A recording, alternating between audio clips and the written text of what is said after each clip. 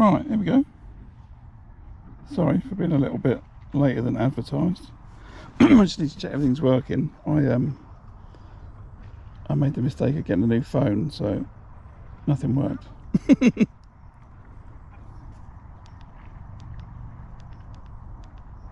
Right, and I suspect most of you aren't awake yet. It's early. What is it? 8:30. Welcome to the River Thames. I'm not ready. I'm setting up. I've not set up my cameras. I've not finished running the depth. My bait's not ready. My side tray's a mess. You can see that.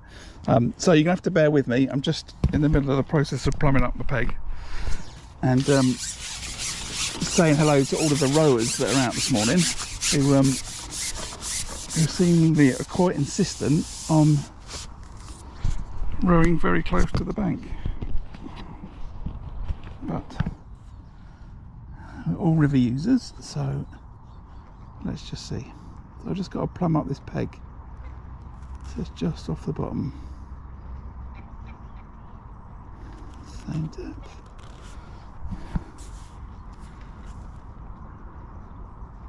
Just looking for a little run where it's going to be similar, although the river's not really moving. So it does go up slightly to my right. So I think if I put my balls in there, maybe they're going to catch in the shadow of that first tree there, or the shadow of that second tree. That's where I'm going to catch my fish. And I'm just going to check what it's like 2 sections closer. See how deep it is.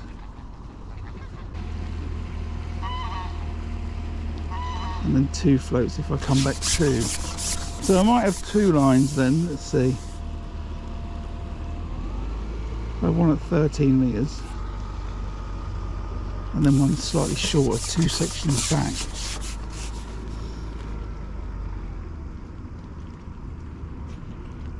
I might put a ball in there. Right. So yeah, you've got to bear with me for a minute. I've got to get set up because I'm not there. Morning Gavin, morning Terry.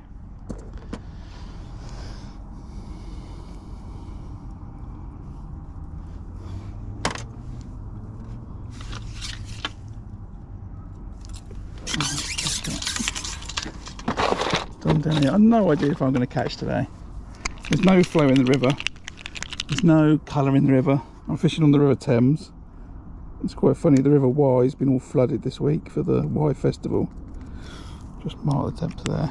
But where I am, in Oxfordshire, there is no flow on the river whatsoever.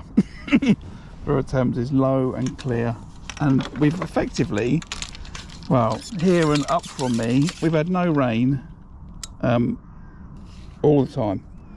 So that's a little strung out rig. I thought that was my bolt rig, but I just realised that's my strung out rig. So I've got a 1.5 gram float, and then coming down I've got just a 1 gram Olivet, and I've got a bunch of number 8s, 10, 11 to trim.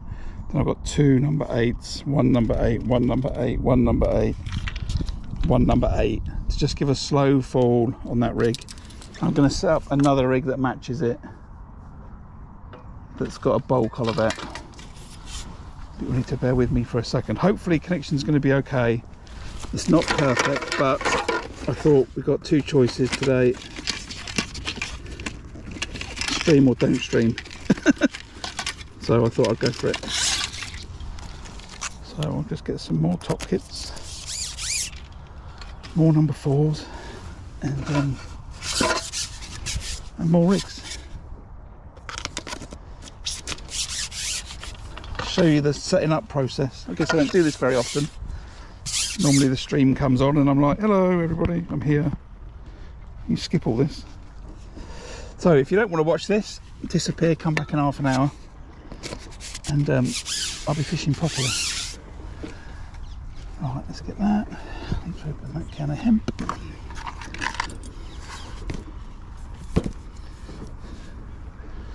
I forgot my extra long cable for my phone as well, so I'm going to have to Morning, Chris. Yeah, no fishies yet, my friends. No underwater camera, but you really could in this Thames when it's like this. I really think I could. And no, I'm not going to buy that horrible one off TikTok shop. It's a hideous thing. So maybe in the future. Watch this space. Right, another egg. So it's another 1.5 gram. A bit more full-bodied. What else is in the box of tricks? Slightly slimmer AS7.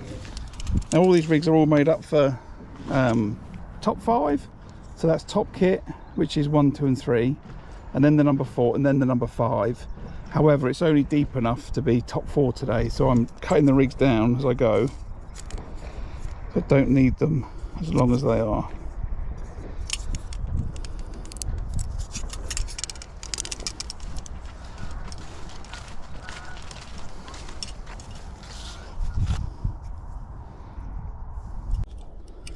So if you want to see what it's like trying to set the pole up for the river, this is it.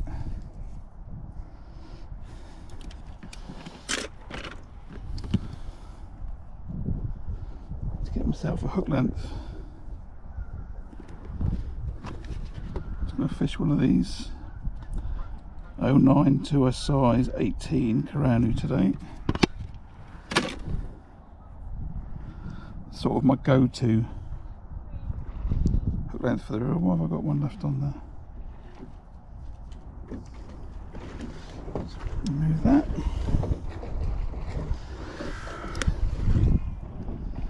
Always start with get.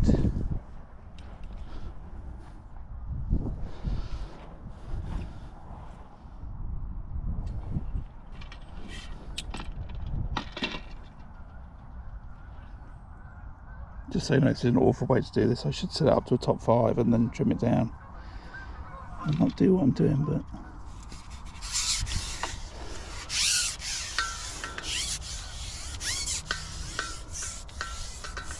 you learn by your mistakes, right?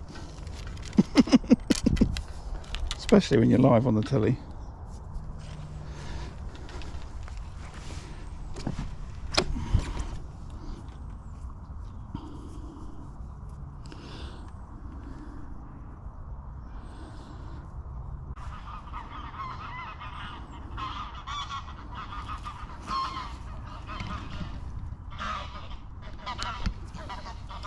I think it might do a little bit of cutting out and coming back.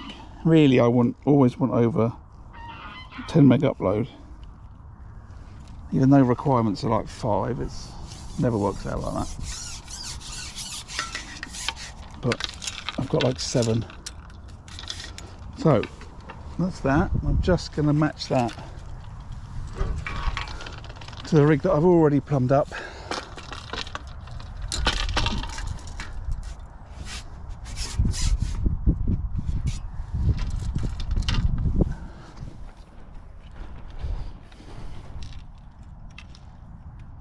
That one.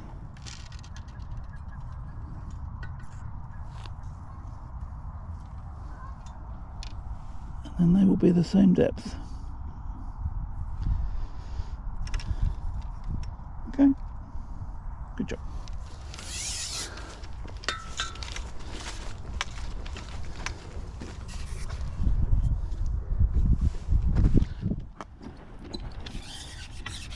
Always check it though. Just so you know, I've matched it, but I've still got to check it. Just save some time.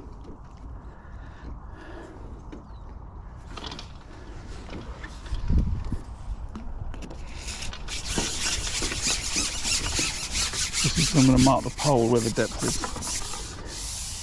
So you don't want to get it wrong.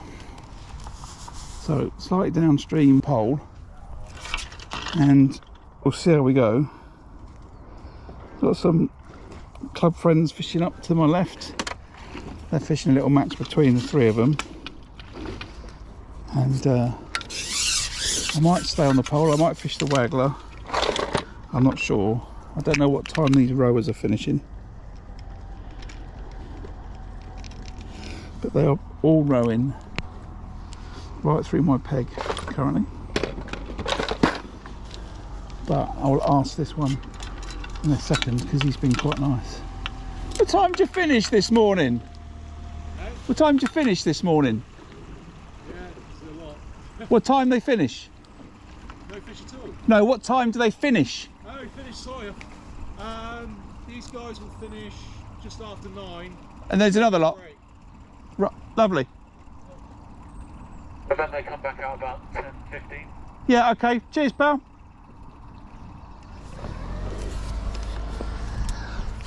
Okay. Rose in my peg all day then.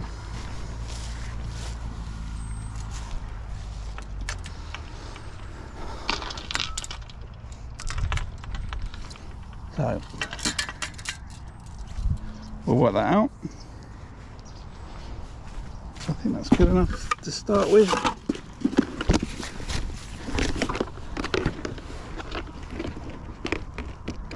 Just tidy up.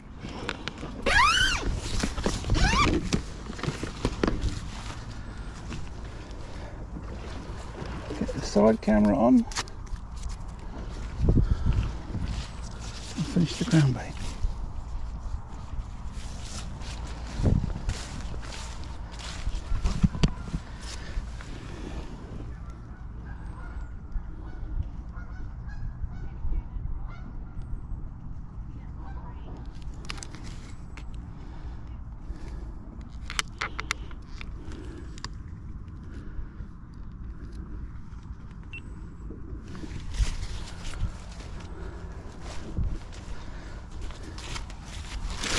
Nearly there.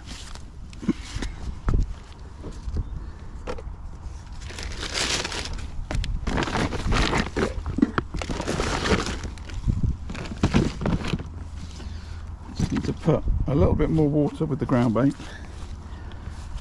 The water that I put in is all absorbed now, so that's all dry. So more of that and a bit more drilling.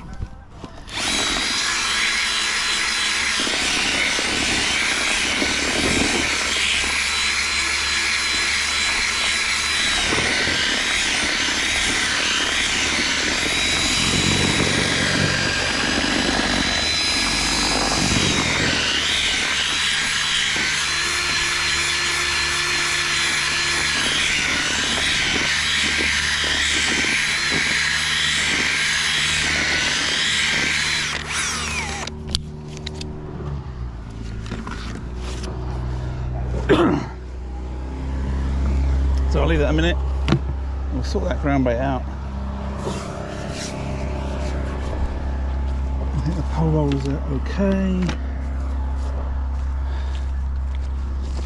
Move this one back a bit. That's all good.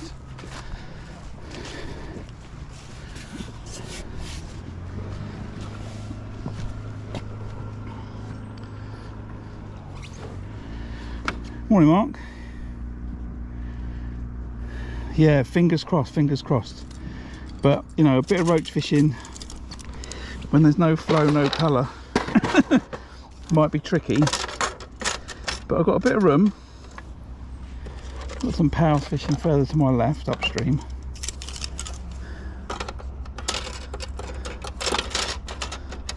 So let's see. Might be firing some caster over the top today.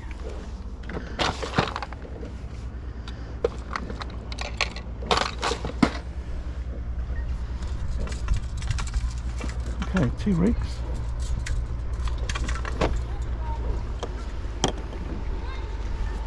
Anything that I've got to still protect myself against some dogs.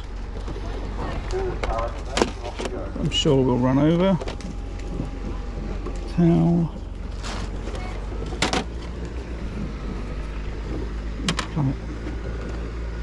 So side tray, what are we fishing with today? I'm going to fish live maggot on the hook, probably.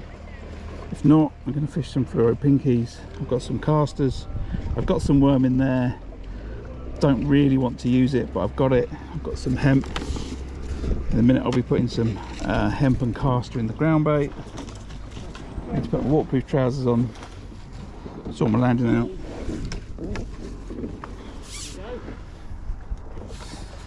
Just gonna nicely sit there. And then should be nearly ready to fish.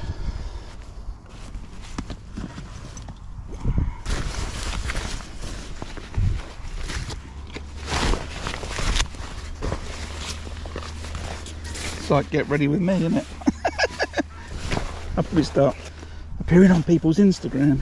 Right.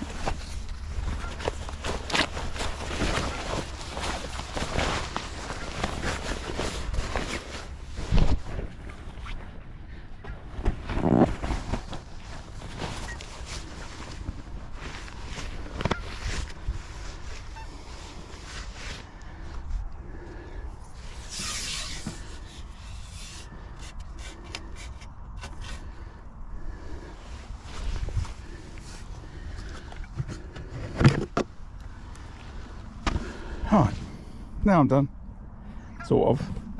I've got no bream rig, no waggler, no feeder. I want to fish the pole anyway. So I think I'm going to put in 6 balls, I think, to start. Maybe drop one short. So 7 balls worth of mix I want, but I'll make up 10. So I've got the ratios for topping up anyway. So 10 balls worth of ground bait.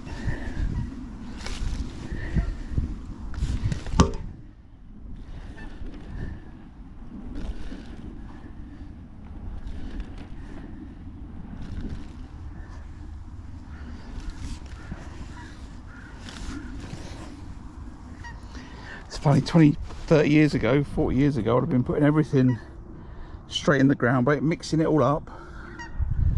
And now 2025, I know, just like a lot of other people, keep your ground bait separate, put your loose feed in here. Then if you want to change it, you can use more, and then you're not committed after you've stuck loads of stuff in the ground bait.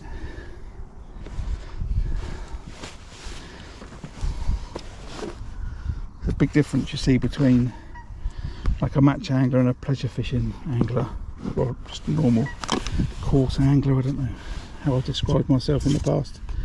So what I want this 250ml. Let's have about 200ml of hemp. I don't want that extra liquid.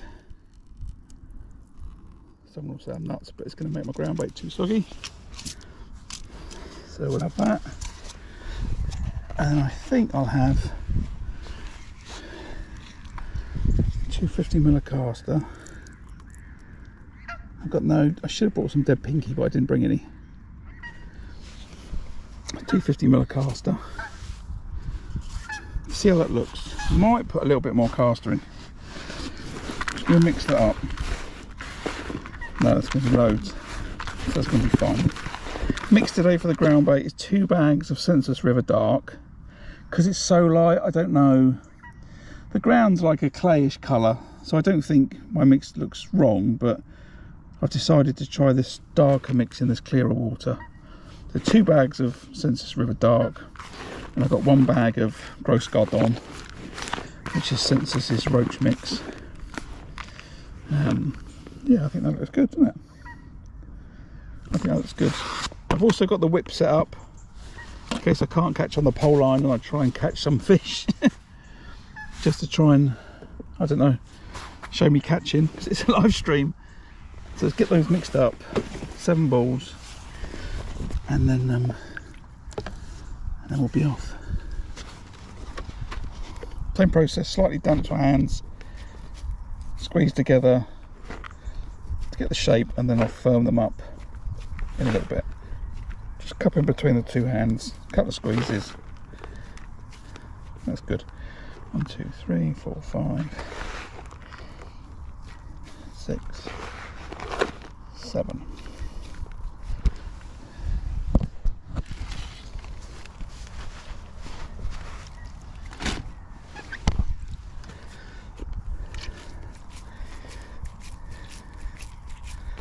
then go back over them again,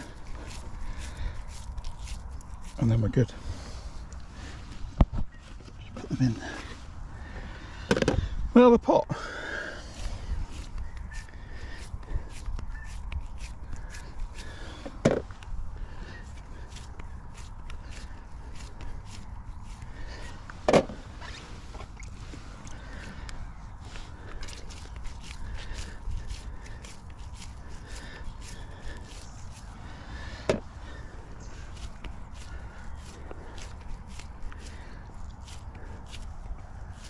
Oh, what's going on there?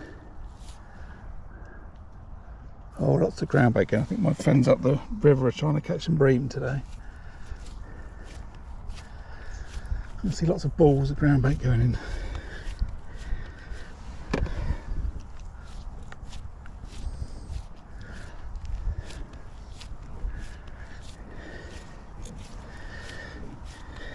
Right, there we go.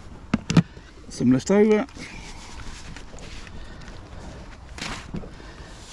I think it's top 4.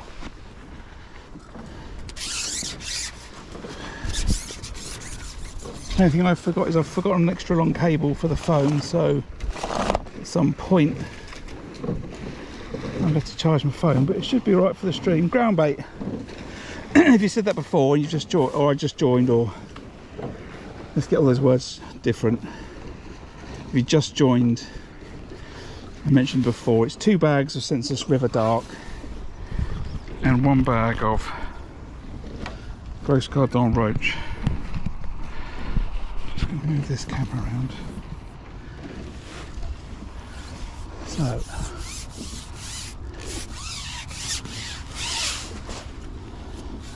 as I said, lots of rowers today. Might cause me some problems. Because the river being low, you know, they're closer to the fish, but on the basis they go everywhere, you know, where are the fish going to go, right? So slightly to the right of where I am, which is where I plumbed it up, that's where I'm going to put the bait.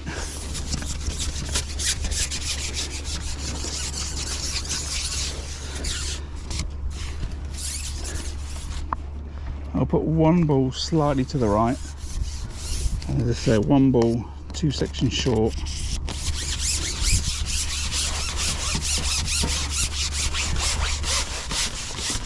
I think the fish, you know, they're either going to sit right over the bait, or they're going to sit off it because a pike sits on top of it. I was pike fishing just to my left last week. You might have seen that short I put up on the channel. Quite a little dramatic video. But I'm going to do some more pike fishing this season.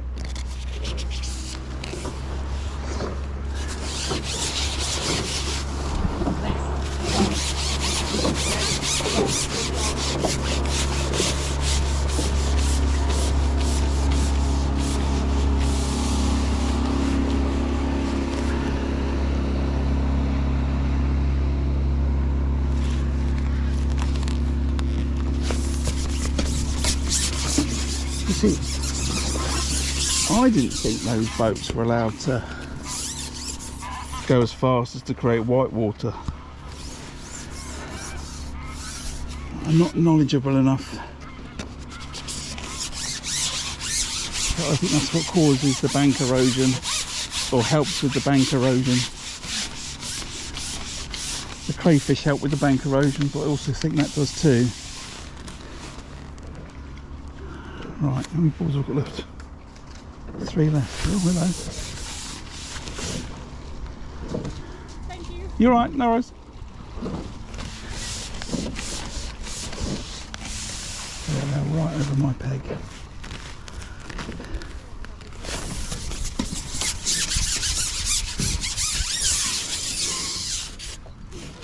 But they're being very polite, and I will be polite in return.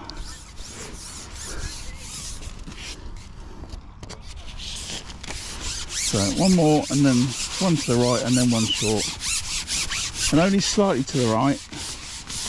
When I say to the right, I mean like 8 inches. I don't mean far.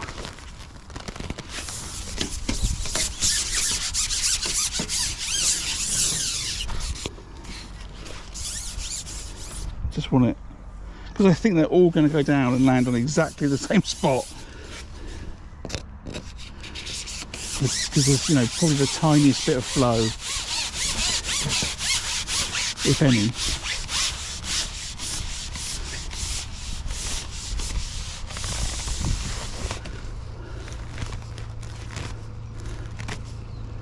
Yeah, just slightly to the right.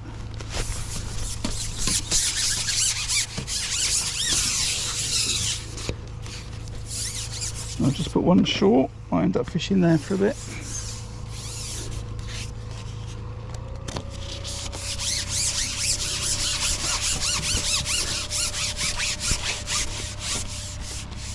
Which is there, I think. I can fish one section back, or I can fish two sections back. Two sections back is that far, and two. Yeah, let's do it really short. There.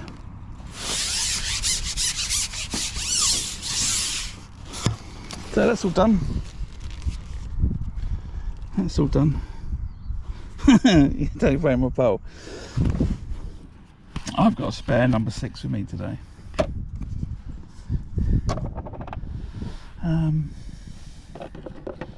If you didn't see it, I made a video and I made a little short of it.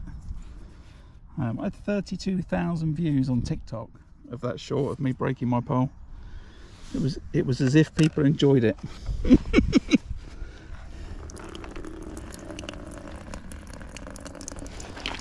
like 1,500 views on YouTube and 32,000 views on TikTok. Right. So what I'm going to do, I'm going to start on a whip. I'm just going to give it a minute. Just let me gather my thoughts. It's a 4 metre whip.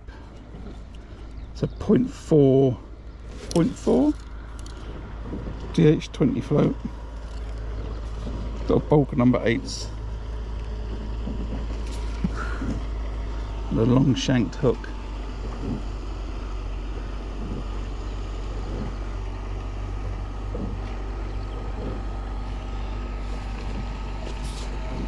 And I'm going to cast that straight in front of me, he says. Straight in front of me.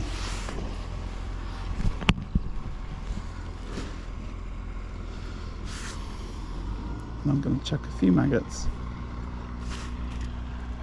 Now on the River Wye they catch bleak that are monstrous. I caught a few when I was doing my waggler video. I suspect if there's any here they're going to be tiny. But just give that pole line a chance to settle. Taking it easy today. This is a nice pleasurable fishing session for me, so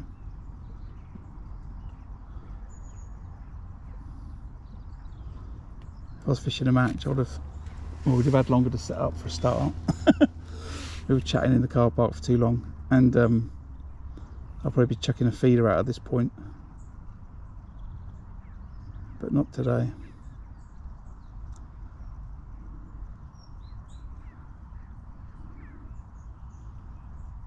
Just trying to sort of make these mental notes that if I fish a match here in the future and the conditions are like this, you know, is there lots of bleak around? Based on this, maybe no.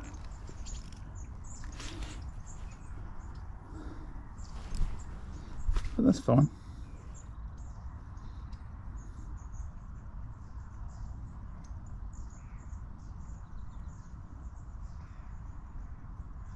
I know fishing short for perch isn't very successful here. I've tried it a few times. I've not had good results.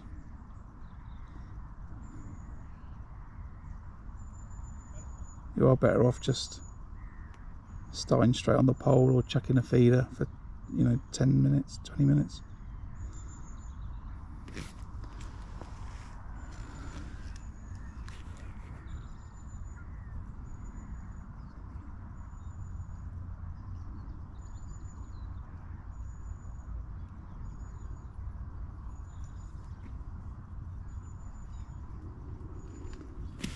Right, a couple more put-ins.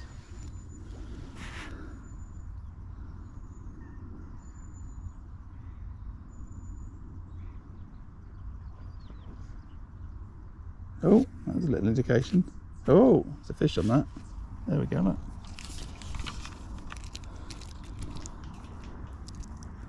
Not a bleak though, it's a little chublet. Oh no, it's not. It's oh, a little bit small. Might be a little dace. Might be a little dace that.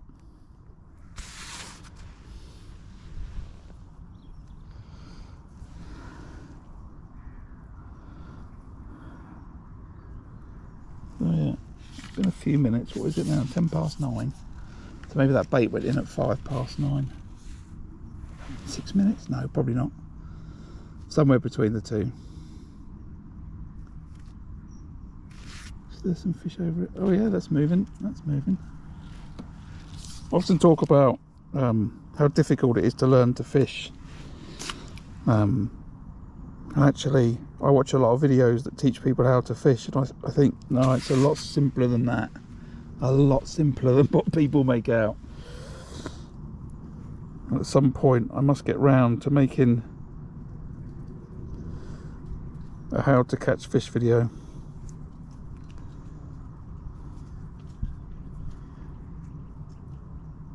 Just from the perspective of someone who's taught a few people how to fish.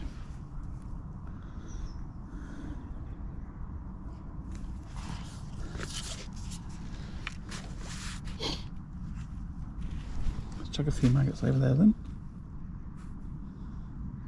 It's interesting, there's no fish there, but just, so I just wanted to look to the left. Maybe there's a little shoal here. There's a bush to my left. Maybe there's a few fish around there a little bit more.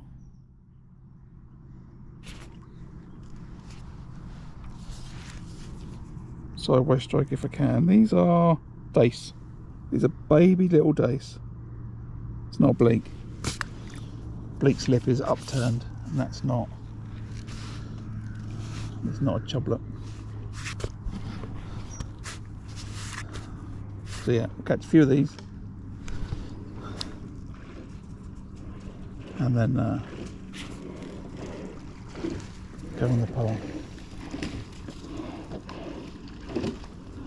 These rows are all straight down my pole line.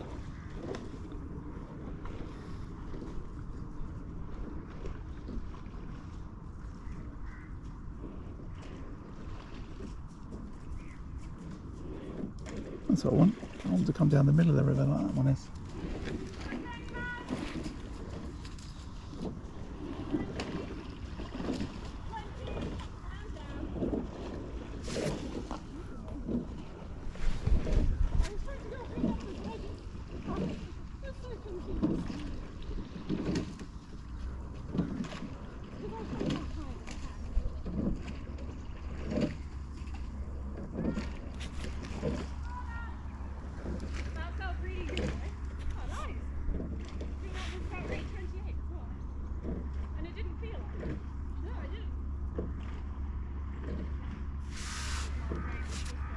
It just shows my keep hand in it, doesn't it? Move that.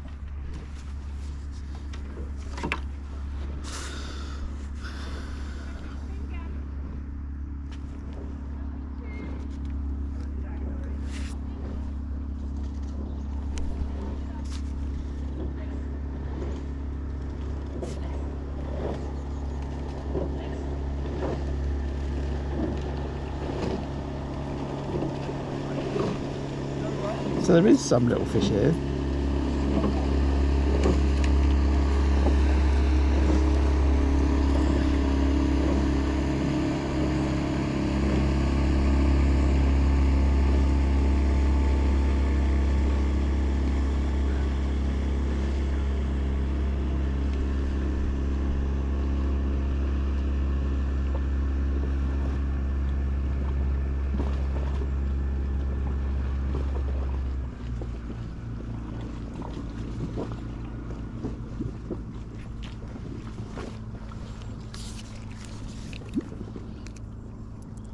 Yeah, they're dace.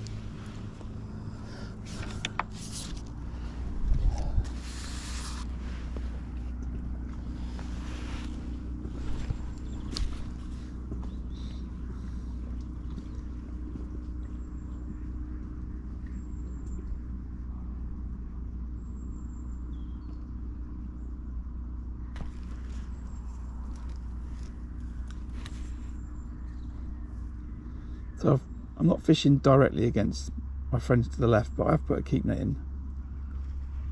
And we will all stop fishing at the same time. I did have dreams of getting in with the platform today, but look how small that fish is. That's like a this year's fry. Look at that.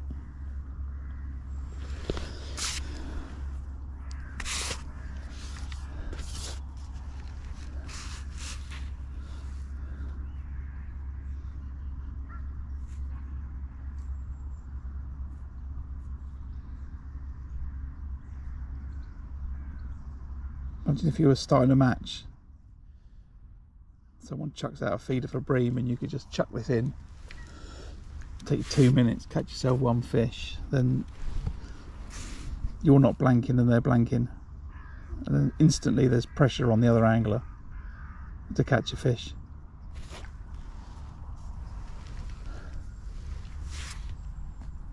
If you're fishing a match, that is, or against your mate. What have I got now? 6 fish? I'll be like 6-0.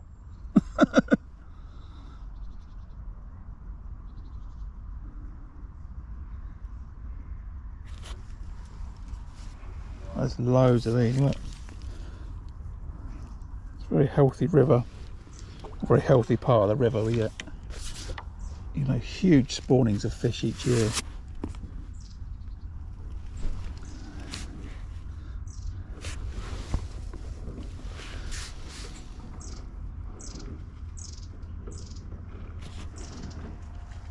Which is also why I think it's good for pike fishing here as well.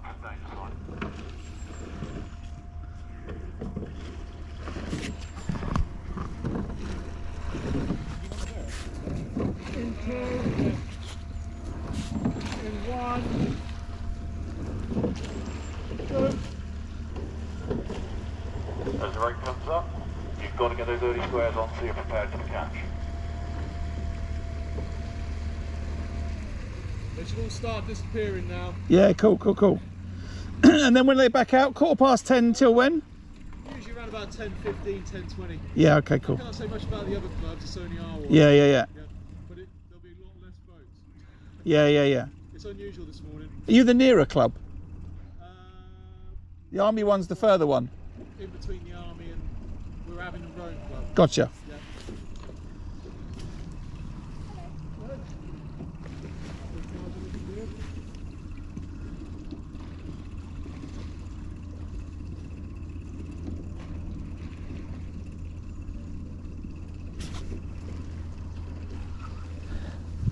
I think I should go rowing.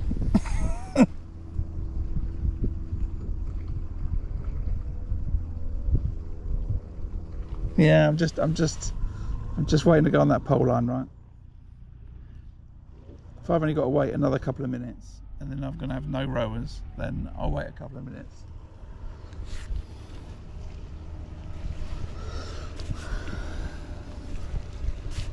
Yeah, so when that quad comes up, that's the last of our boats. Yeah, lovely.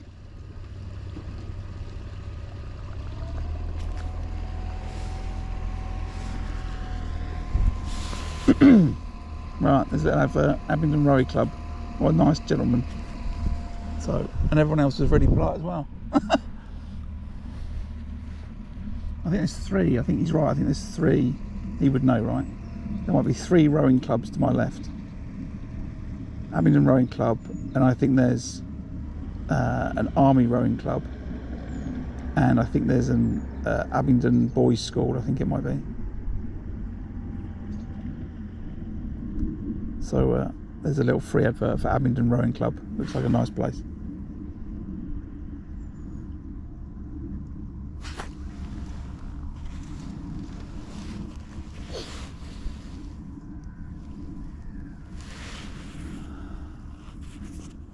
Oh.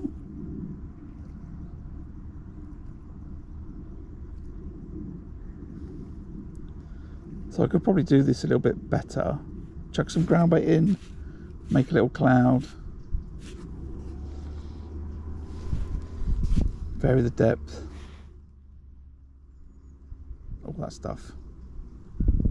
But it's just obviously a big shoal of this season's dace. They're happy to come to the noise. That's what they're doing. They're coming to the noise of that bulk shot. That's what's making, you know, drawing their attention. And then obviously the maggots and falling through the water. Oh, drop that one. So we're going to have one more, and then we're going to get the pole out. That second rig that I made up is on a pink hydro, which hopefully the stamper fish is going to be, that's not good enough, but we'll see. Oh, foul hooked it. Look out there, how many there must be there. I've managed to foul hook that one.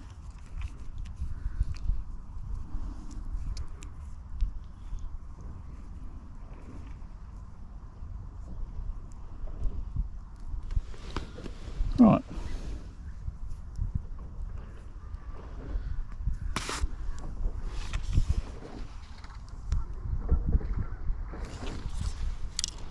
When that quad comes up, that was the last of his boats.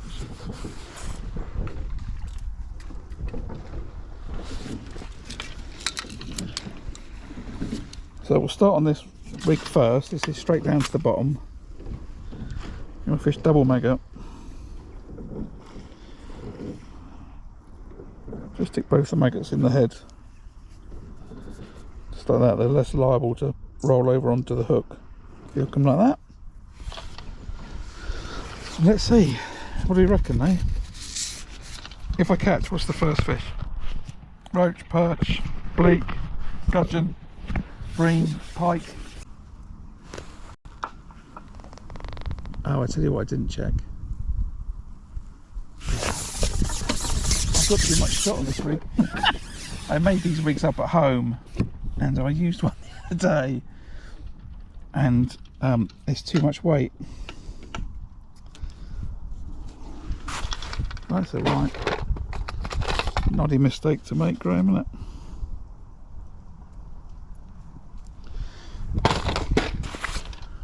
Let's see if that fixes it.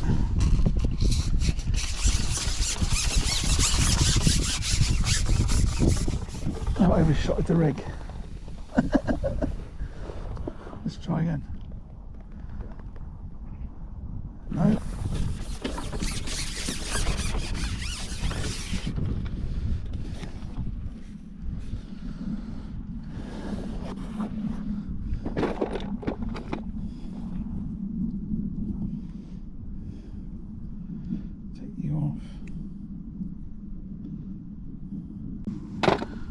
Number 11.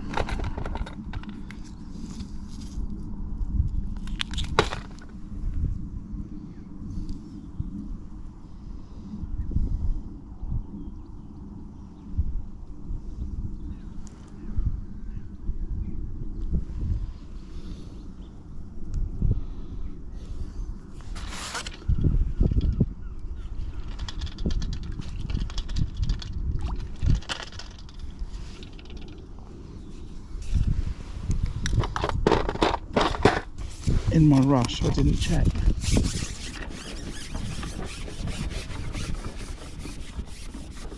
I don't know why I put the hook on there then, because that means, oh, I don't know now.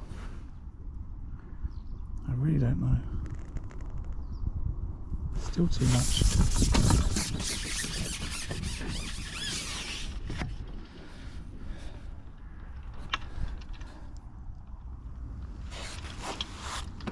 Okay, well, I've got a couple of droppers.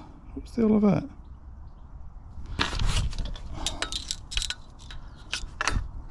Have I got a 175?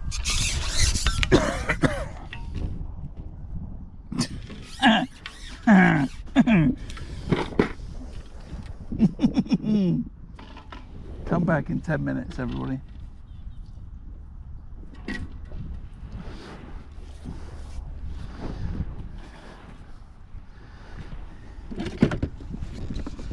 Can't get far with a 175 gram Olivet on a 1.5 gram float.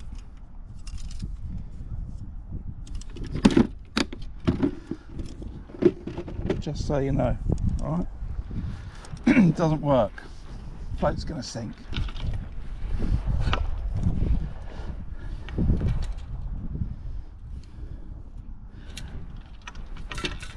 You know what? Let's try the other. Let's just use the other rig.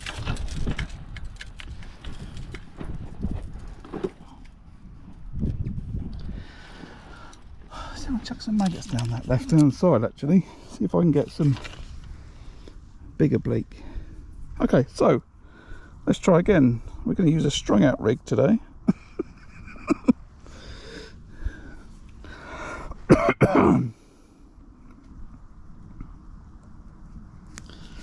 With an O-line hook length, blue hydro, and a size 18 Karanu hook.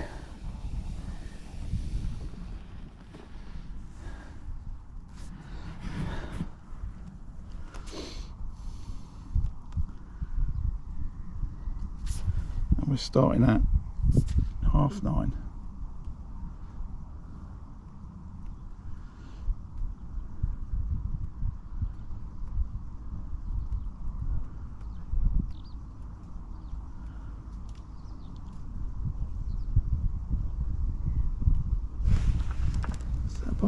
Oh, it's a bit tricky to see. I thought we'd had all the wind we were going to have. Now that wind has made it a little bit tricky to see this bristle on this float.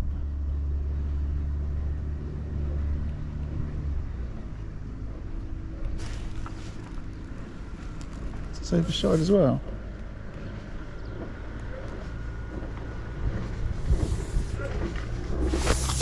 Yeah, just a smashing pole up.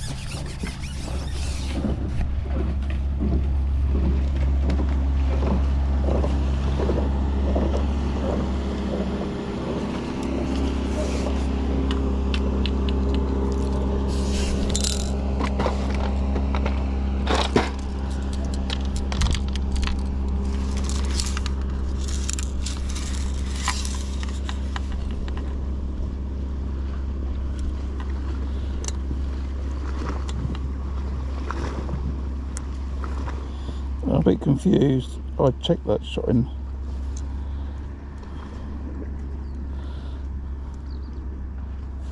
So it might be bites. I'm just going to take that shot off to be sure. I love the way that the guy in the support boat was just herring down the river with his camera in, his phone in one hand, recording them as they thunder along the margin. Good job, fellas, good job.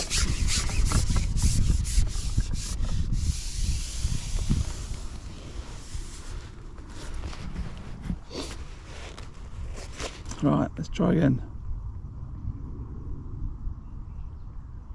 There should just be just under depth there. I shouldn't, and there's no flow there, really. It's in the second shadow where it shallows up a little bit. So maybe it was a bite, I don't know. Okay, it was a bite. 4 maybe, and that's some blue hydro sticking out into that pole.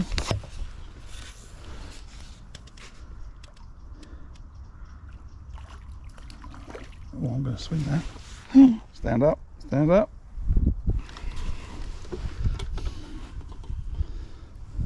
Nice perch, isn't it?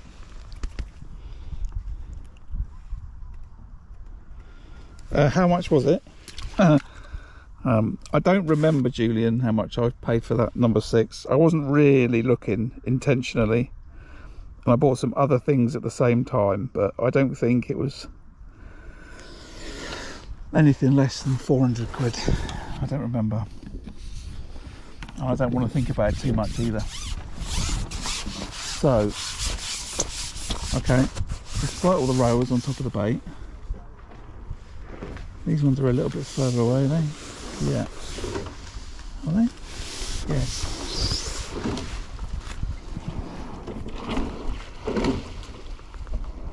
So right, I think that first block was Abingdon Rowing Club. And now I think this is Abingdon Boys School. So, that's a pot as well. So maybe I'll go and pay them a little visit when I'm finished. Gudgeon, what are you doing there?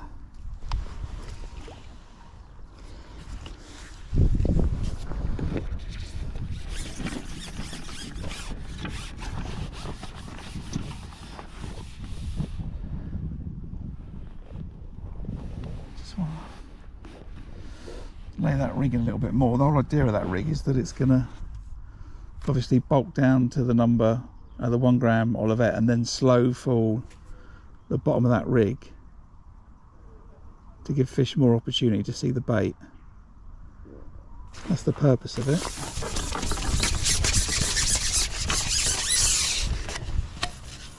We are off. Little roach.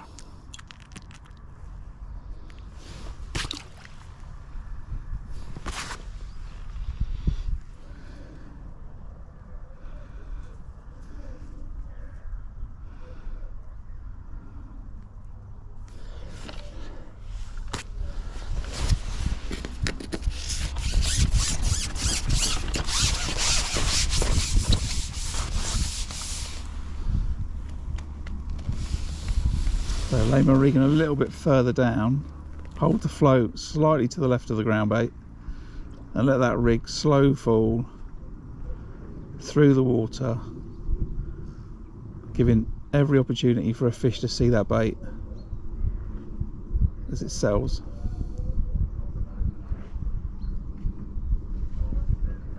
And it'll settle over the top of that ground bait and hopefully go under.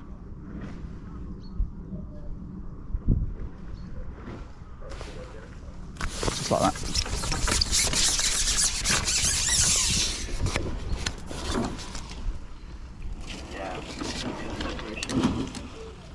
A fat old gudgeon.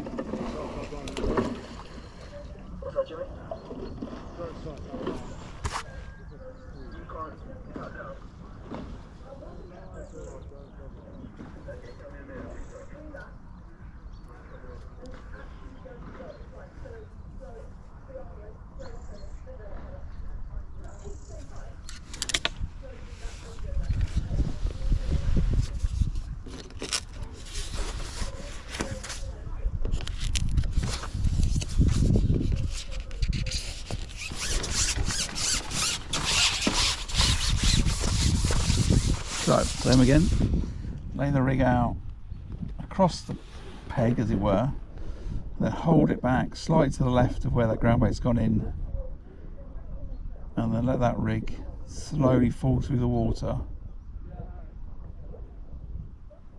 Maximum visibility.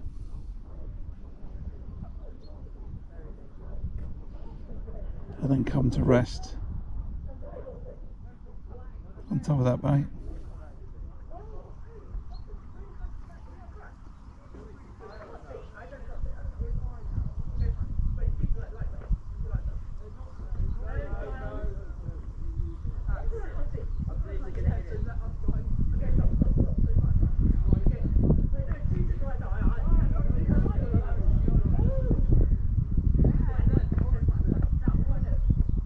I don't think this starts taking their rowing seriously.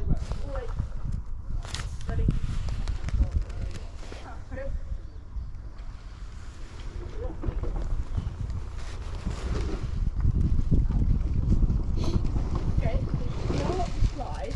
Slow up the slide. Now push. Slow. Good. Oh, that's it. That's it. That's it. Follow there.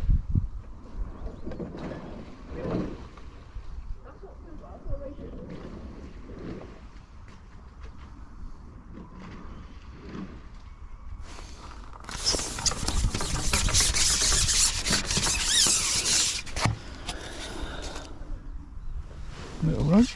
Right, I'm going to move the phone. I think. Give me a second, and then I'll show you the rig in a little bit more detail because it's not the same as normal. If I move that round here, it should be better.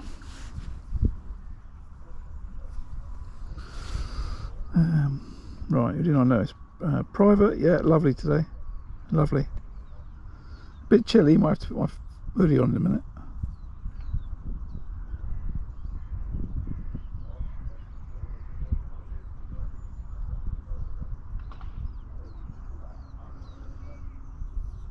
Yeah, it doesn't look great. Right, so rig. Let's go over it. 6-inch hook length, 09 to a size 18 Karanu. First number 8, 6 inches, next number 8, so that's a foot, 6 inches, another number 8, 6 inches, another number 8, so that's 2 foot, another number 8, 6 inches, bulk 6 inches, so 3 foot, 1 foot, 2 foot, 3 foot. So the Olivet's 3 foot from the hook. And the whole idea is that because it's clear,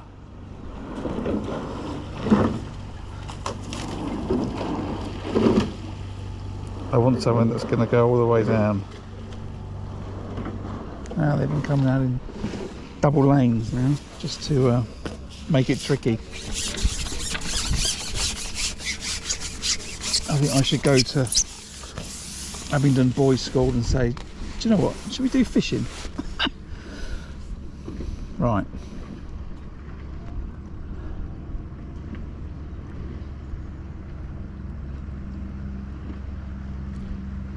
So holding it back so it just falls through the peg and then comes to rest on top of that bait that I put in. Then I'm going to hold it. Oh, I'm coming thundering down the river.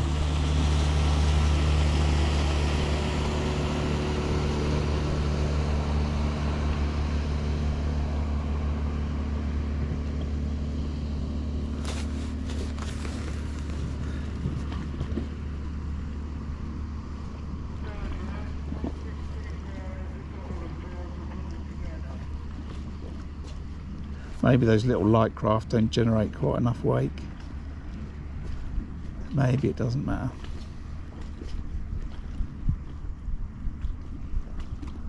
Right. And then and let it go.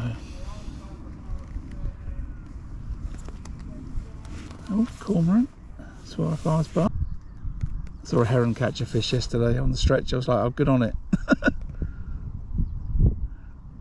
I used to hate herons.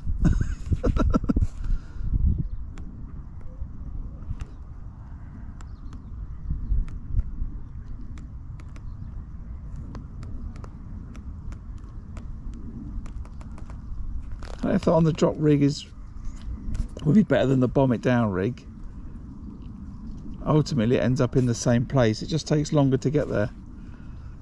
So when I'm pleasure fishing it doesn't really matter, but if I was fishing a match I'd start on a rig that bombs it straight down with a Olivet closer to the hook so you get down towards the bottom of the river quicker. The whole idea is that the fish are feeding on the bottom on that ground bait, right? And then if you struggle, then you put a rig like this on to then slow fall through the water to give the fish more chance to see it.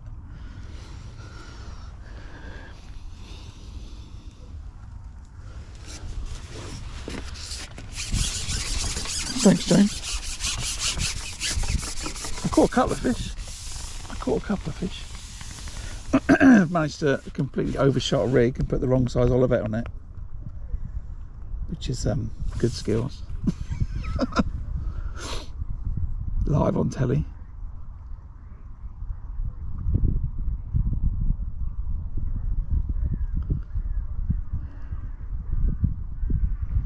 So hold it back, let that bait slowly fall.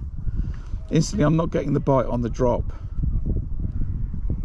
so I think that, you know, I'm not getting it straight away after it settles either, so I think maybe they are just on the bottom grabbing around.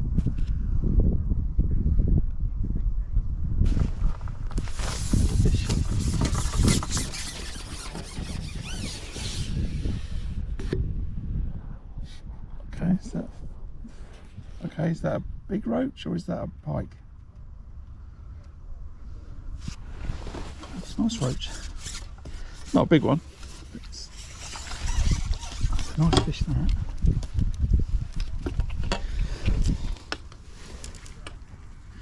That's what you want to catch, isn't it? Look at that. Look at that.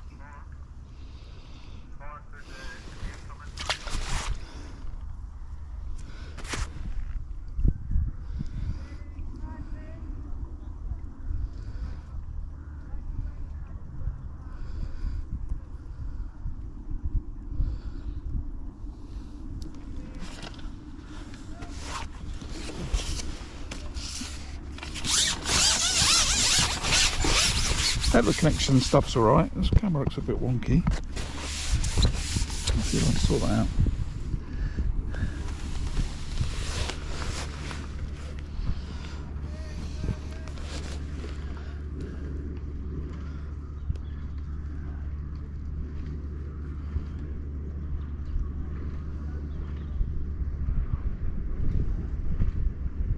That was a lovely roach.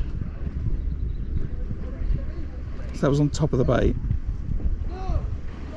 Like I say, I think they're there. They're grubbing around on top of that bait. They're not down the river from it.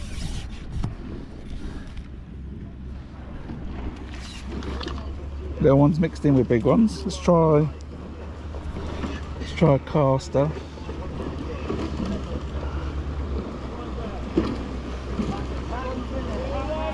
There's a good amount of fish. I'm already thinking about when am I going to top up, things like that.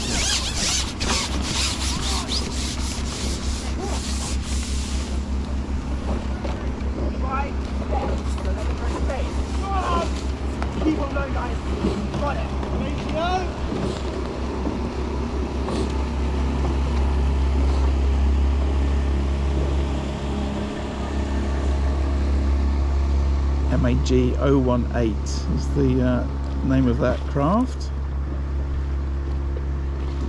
If I decide I need to check out how fast they're allowed to go, 9:45, just so I remember which one it was.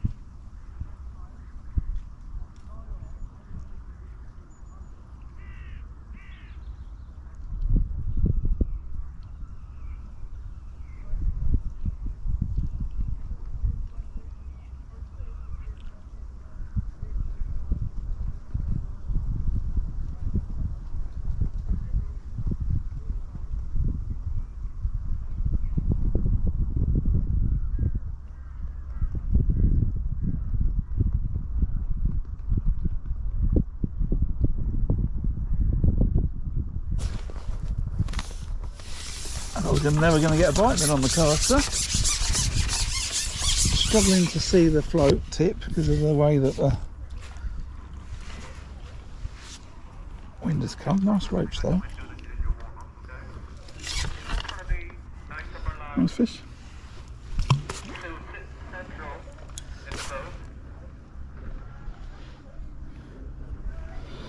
Go back to double maggot, I think.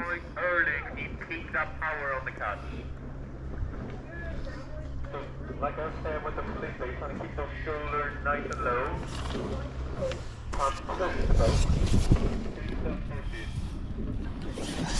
This is going to get quite tricky, this is. So I might need to get a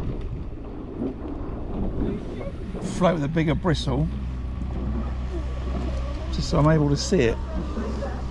There's no real flow, as I expected. Excuse me, no real flow.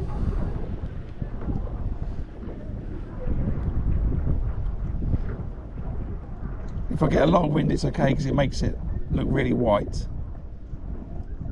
Well, I'm fishing in the shadow, so when you get this little bit of wind, it causes the problem. It's a much quicker response to double maggot.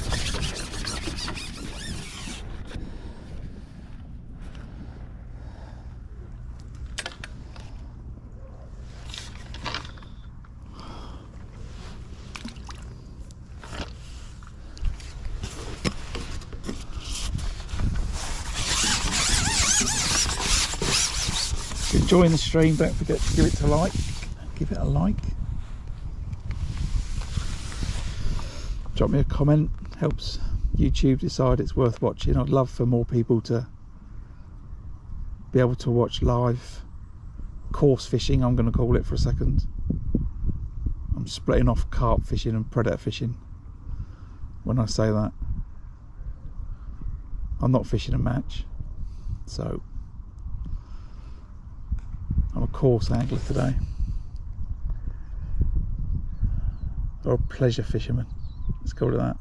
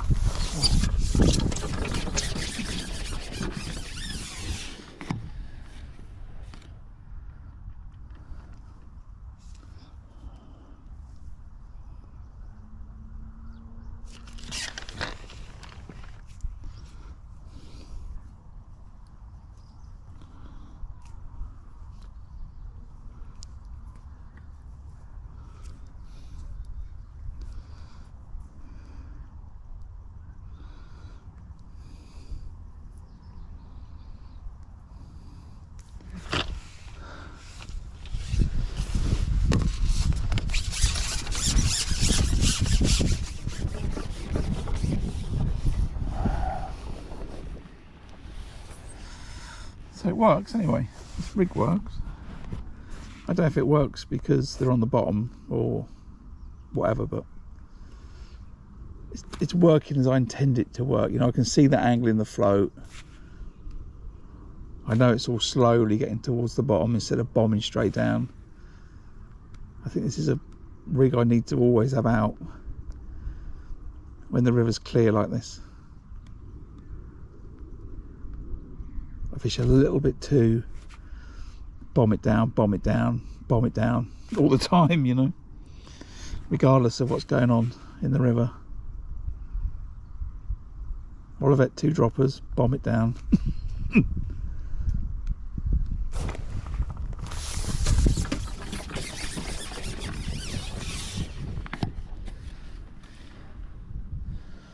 Certainly mixed sizes, aren't they?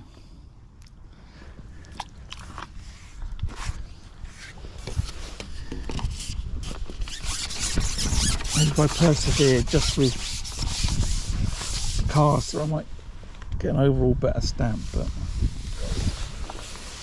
I had that big fish on double maggot, so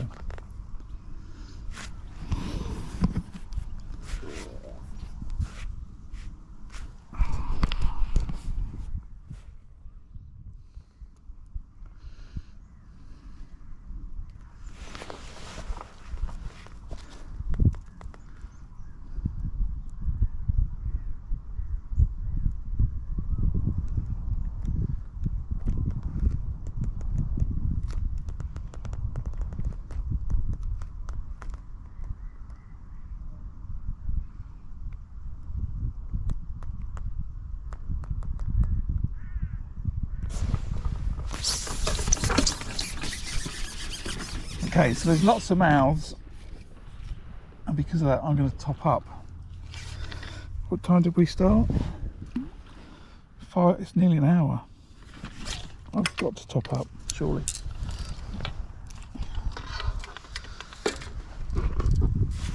So, get another ball, just the same.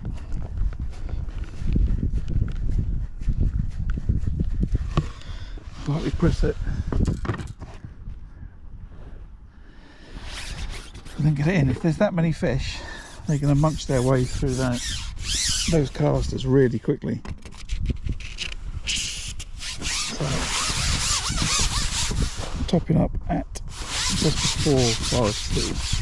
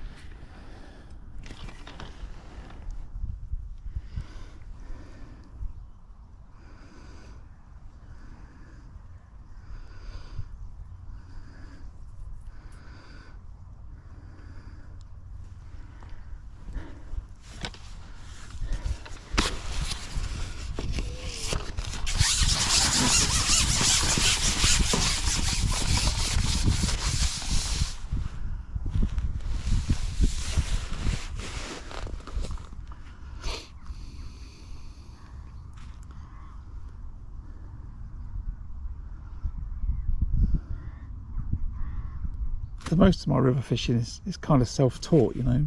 Watch something, try and put it into practice, understand what's going on. A few discussions with people, but not very often fishing with somebody else to try and, you know, have a conversation about what's going on. You know, fish a lot of matches because I like to be competitive with it, but just trying to just think what's going on today and just think how that rig's working. Where do I get my bite? I've started to let it drift a little bit now, and I'm getting some bites, you know, just to the right of where the bait went in. There's a tiny bit of flow on the top of the river, there's practically nothing on the bottom.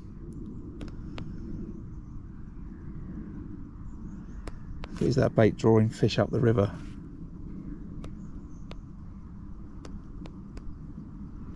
You know, as the smell of that ground bait goes down.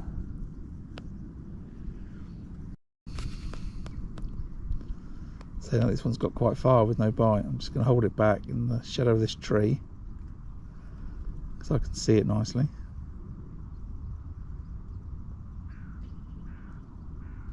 I'm expecting that to create a bite.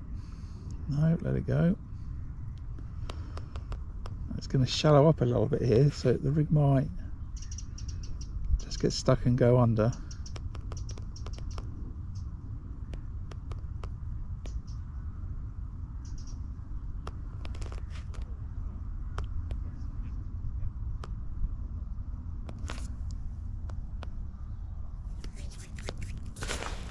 That was a little indication.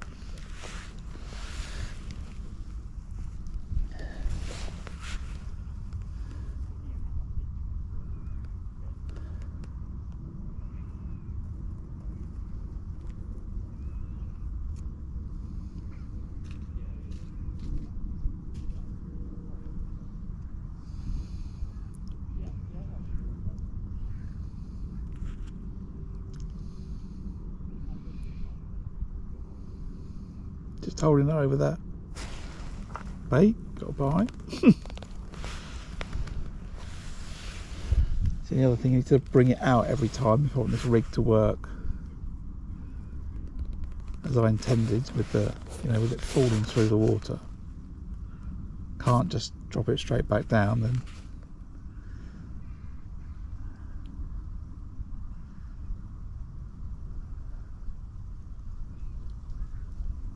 I think what I'm going to do is I'm going to have one more fish and then I'm going to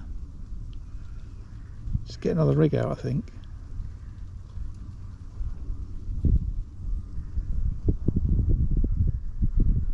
I'll try a bomb it down rig and see if it's just as good. See there, I'm sitting on top of that bait.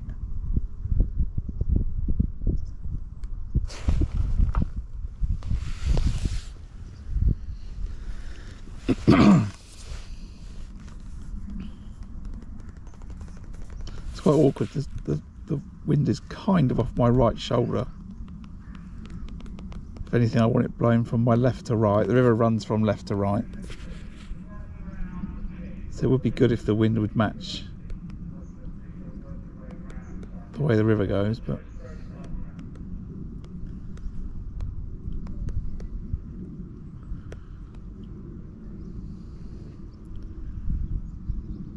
what I'm not getting with this rig, I'm not getting bites on the drop where the float's still, you know, it's not at an angle and then goes away.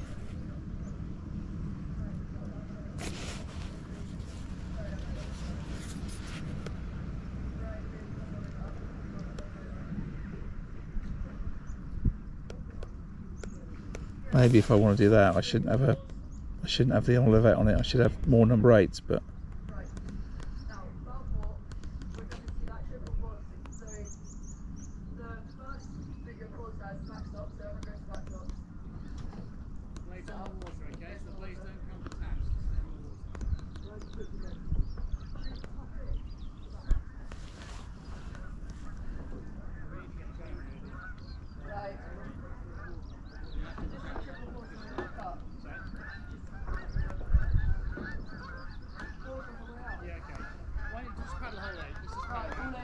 Back stops.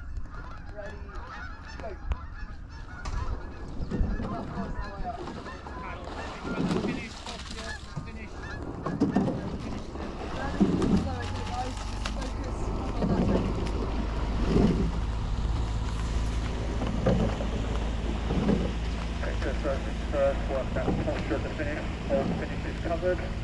Try and pat down. Keep the boat level. It seems to be down here. That's the balance point. Get that point right. Just put the hand away, rock over. Feel the bit. Stop. Move the boat stop. I'll let it carry on. Yeah, that's got pithy.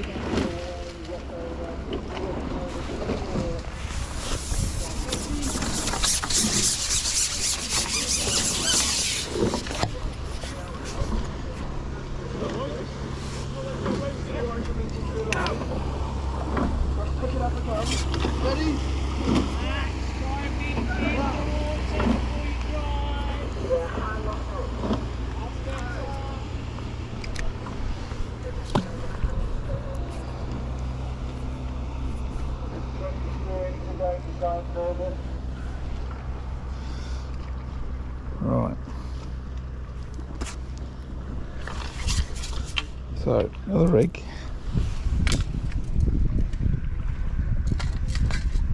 But I'm going to bomb it down. I just need to plug that phone in for a bit, I think.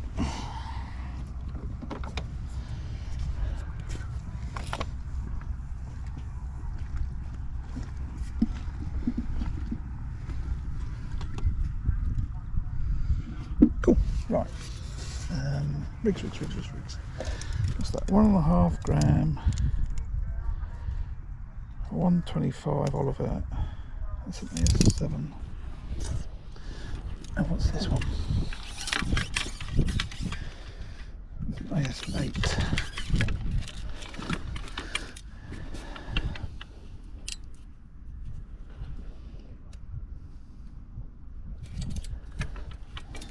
Got an AS. I need AS8.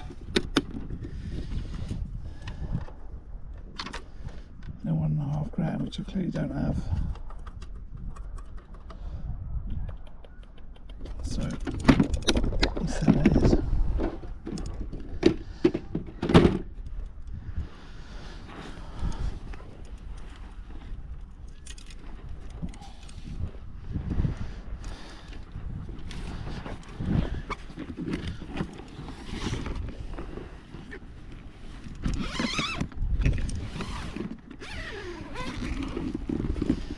Why didn't I want the other one?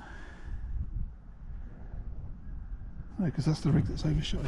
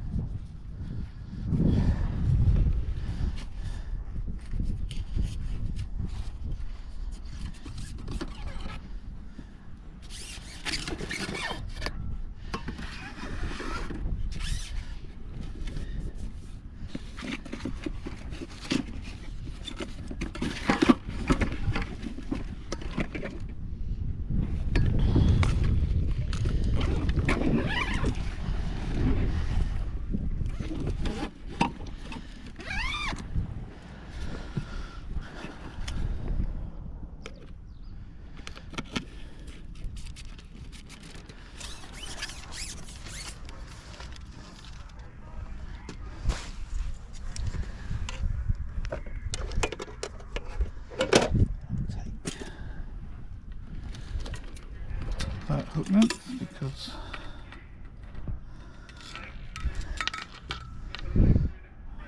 I could have taken that number 4 as well, couldn't I? Excuse me, I'm just talking to myself.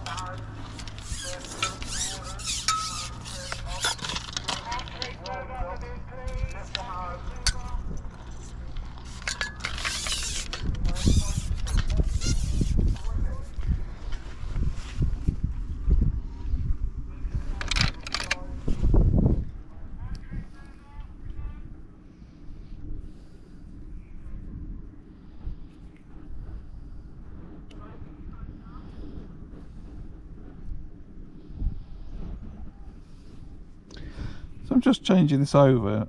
If the fish are just sitting on the bottom, taking the bait from the bottom, and they're not, and they're happy just feeding over the bait, then I'll catch them much quicker if my rig gets down quicker.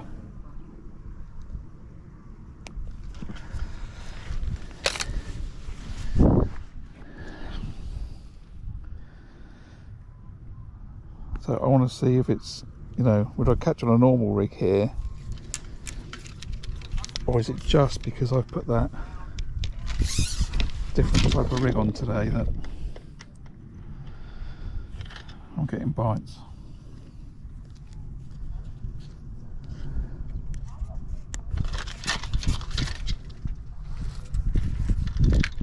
Right. That's a good one.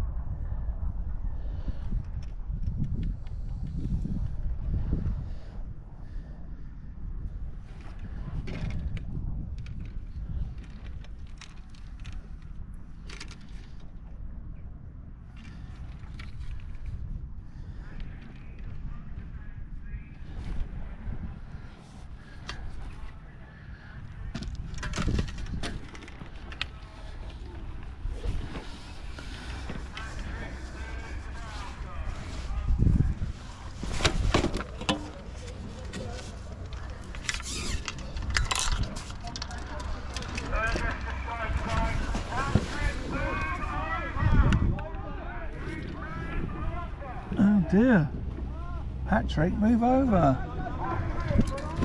Oh, what's going on? What's going on? What's going on? It's all kicking off. It's all kicking off. They're going to crash. Rowers are going to crash.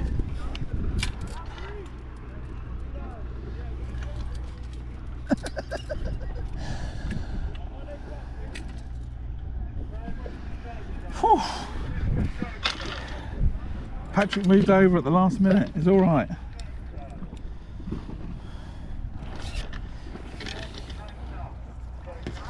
Just going to quickly check that depth of the plummet. I'm sure they won't mind this lump of metal landing near their heads.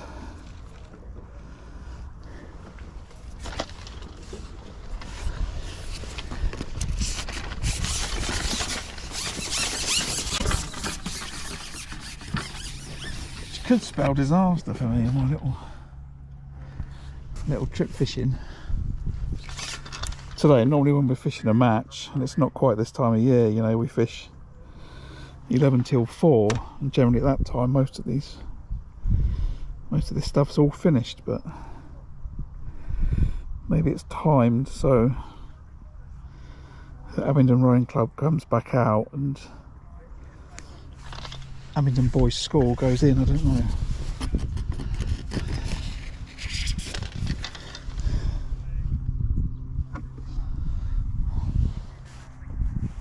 Otherwise maybe I'll start fishing for a rower. Right, so let's have a look.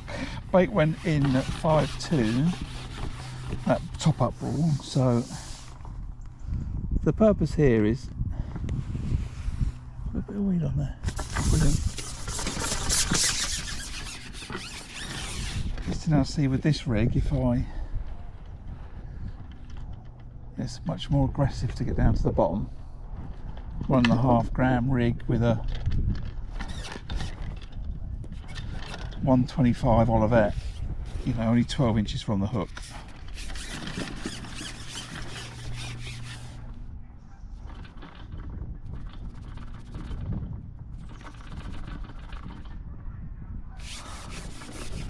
When I lay it in, it's going to get down a lot quicker.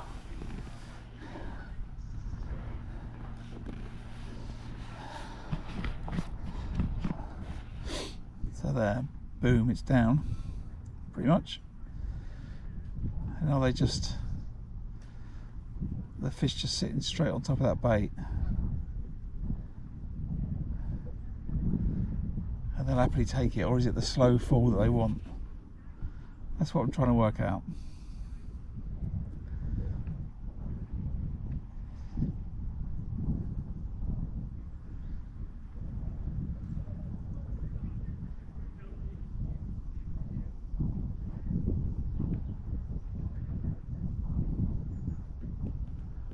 Okay. Obviously we don't fish now. While I've been setting up that other rig, that's where a pike moved in and spooked everything. Now I won't get another bite. Okay, let it run a little bit down the river.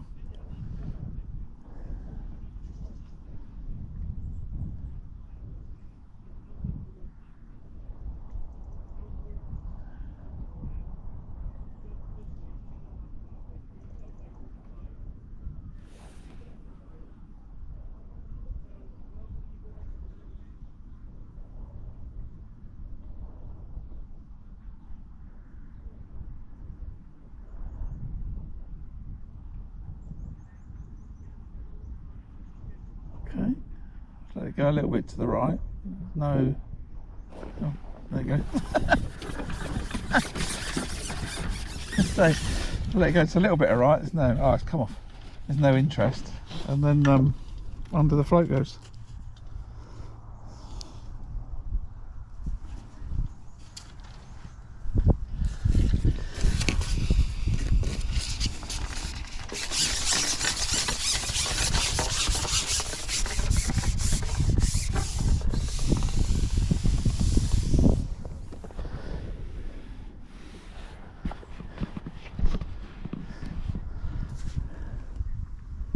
Yeah, you could do all sorts, Julian.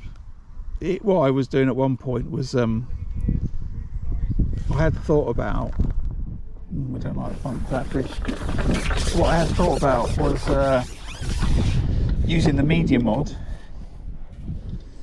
with a radio mic, so I could have it set up like to the side, but you still hear everything that I said on the stream. But that's what you have to do, you know. If you go and stick the camera, you know, far away, then why is that float getting? What's wrong with that float? If you put the camera far away, then it won't pick up your voice, so then you've got to use a radio mic and then connect the two, and then, you know.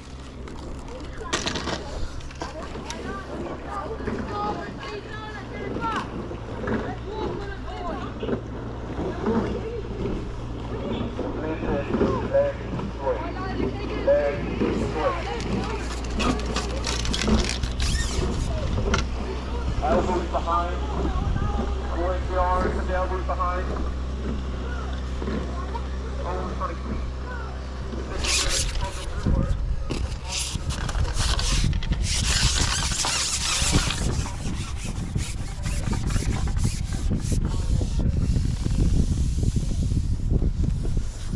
Right. Let's try again. Could be that there was so many mouths they would chop their way through that bait. That ball that I put in is going to do nothing. That ball that's gone in is going to be eaten now anyway, 20 minutes later. And I need to top up again, but Let's see if I can get some fish.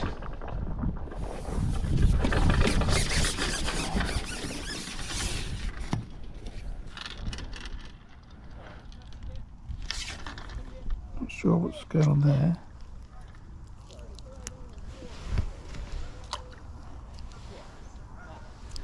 Oh, it's not. Oh, I thought it was one of my buddies putting a load of bait on that far bank. It's not. It's actually another angler. It's fishing on the.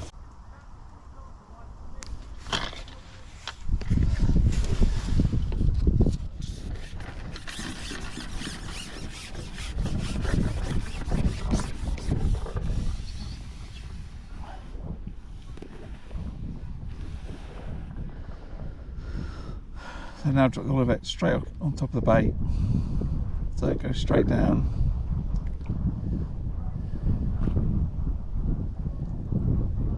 How quickly does it need to be fishing, you know? Wind's moved around, it's now blowing upstream.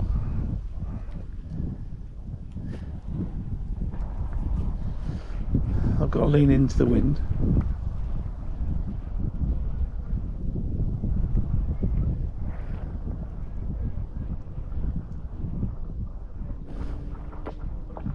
Why is that? Just a nice sail away bite, and I've just not connected with it at all.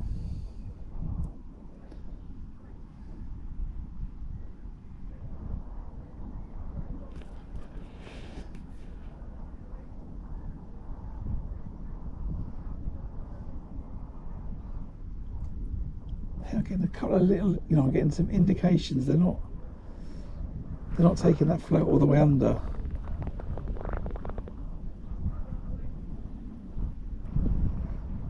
Makes me think about small fish.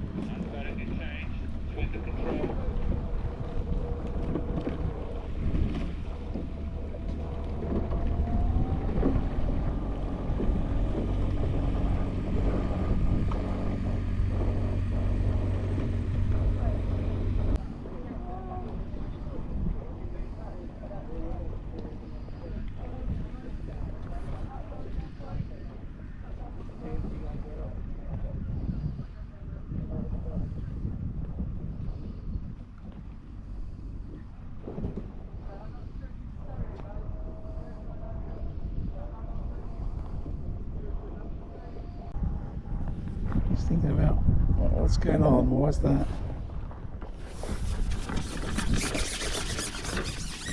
Why is it not going under? Is it because they wanted that other type of rig? Is it because they've drifted off a little bit?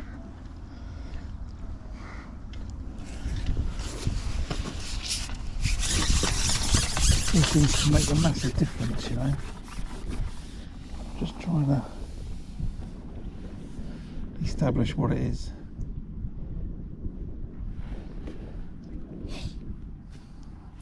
Should have tried the different rig quicker.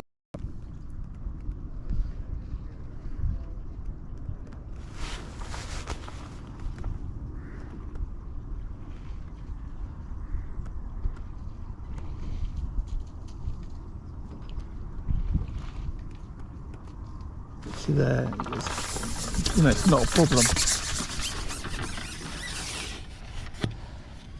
I'm more likely to think that I need to top up again.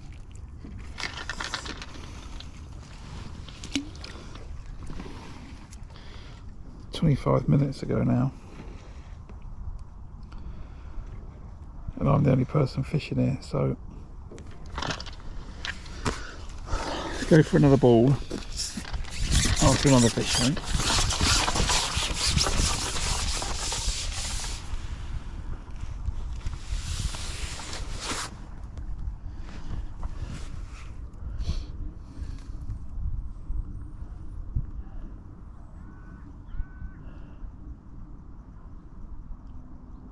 you know, as the bait runs out, you know, the bites will become slower and slower as there's less fish drawn to the area, but they start swimming around.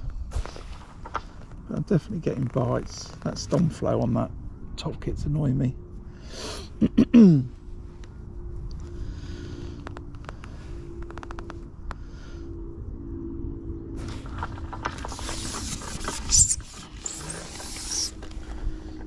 I've got 2 blue kits, and I've got one with a Dacron connector at the top of the pole and one with a Ston flow connector, and it's for the kids because the kids find it easier on the Ston flow to connect the rig, but it's noisier and it hits against the top of the pole.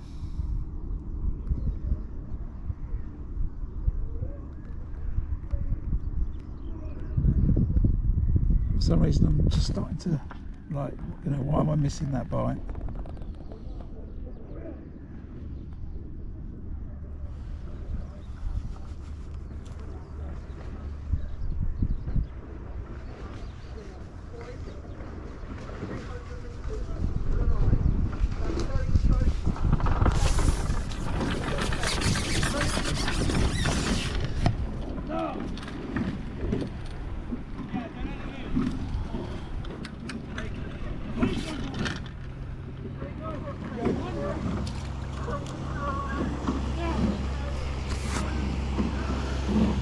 So these are the things I'm thinking about. No, not today, not this week, Julian. I'm busy doing my family stuff tomorrow, which is why I'm out today. Quick reminder, if you're enjoying the stream, and give it a like, I'd appreciate that. Drop me a comment if you're watching, just say hi. It all helps with the analytics for the stream. And also, if you're watching and you're not subscribed and you're enjoying it, then, you know, hit the subscribe button, turn the notifications on. You'll get a notification then when I go live, and you can watch some more, you know, live fishing. See there, I'm getting bites. They're not as positive as they were earlier, but I'm right, you know, they're on the bottom and a nice quality roach, and they're happily taking that bait. I just wonder if actually what I should do is put another number 11 on, dot that float a little bit more. I don't have a lot of waves to deal with, so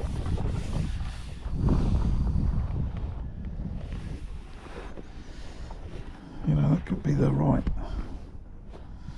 thing to do.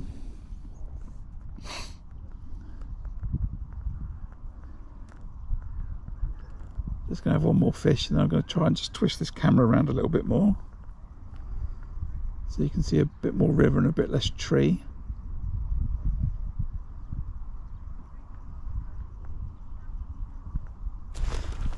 So yeah, see, I'm getting bites, but they're not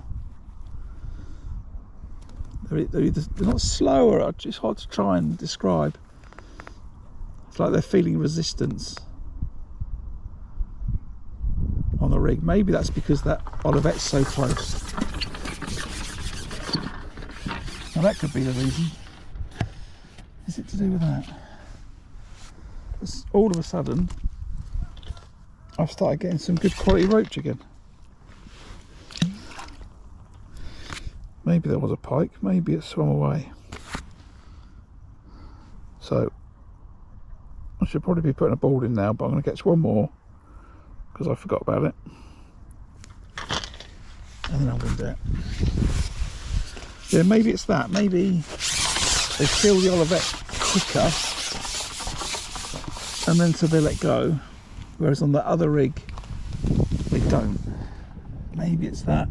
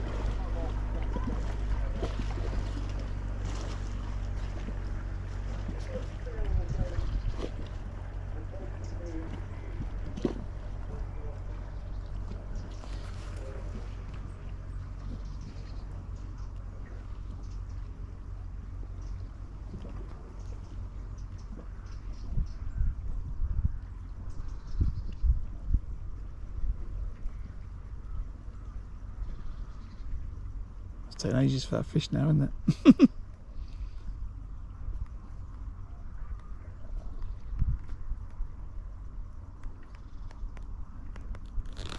If I was fishing a world championship now, the runner would probably be screaming at me to top up and stop wasting these minutes.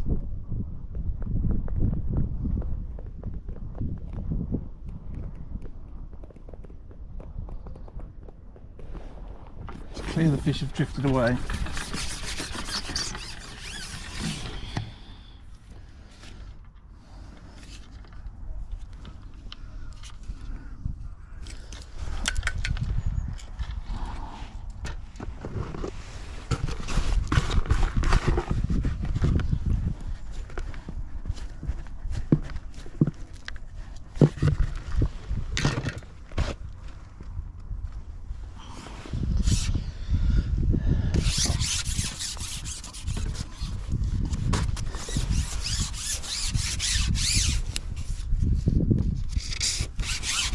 Oh, come back, stream, come back.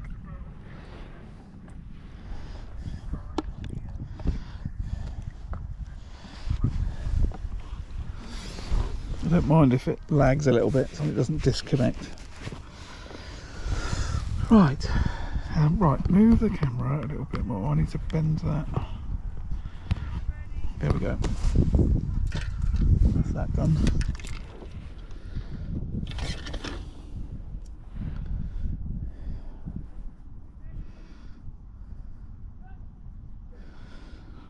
As I'm putting those maggots on, I'm just, you know, thinking about that hook. Is it slightly blunt? It's not. That's all fine. That wasn't the problem.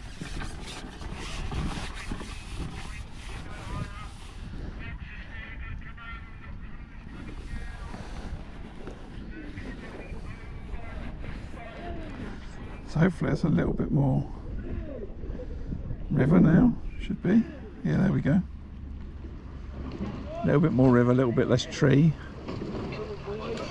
I should change this video to be roach and rowing. Oh, we've got like a race going on now, what?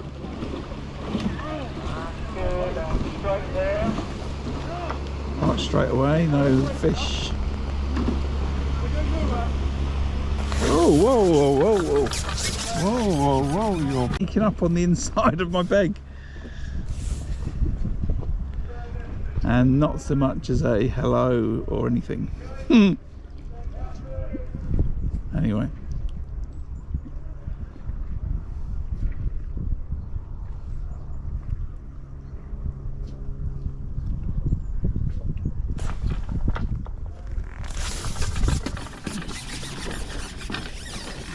So why am I bumping those fish?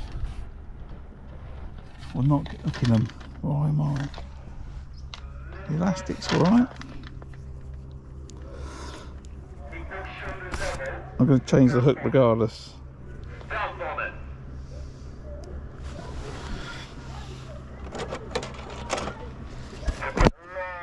long with it. Get compressed. Arms away. Hips over. Hips over. Use your hips. Hips, hips, hips.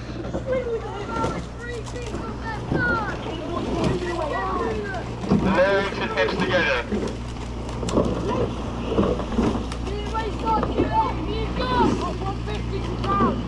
Real 20. Real 20.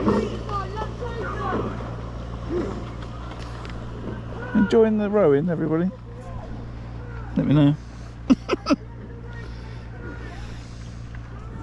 Should I fish somewhere else today?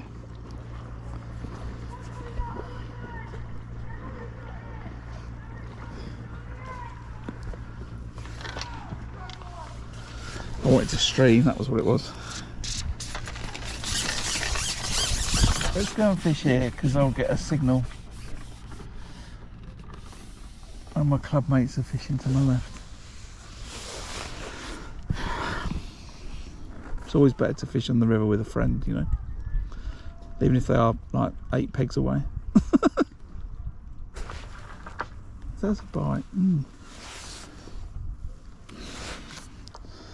See how much quicker I get that bite because it's bombed the rig down. Still missed it. I've just changed the hook length.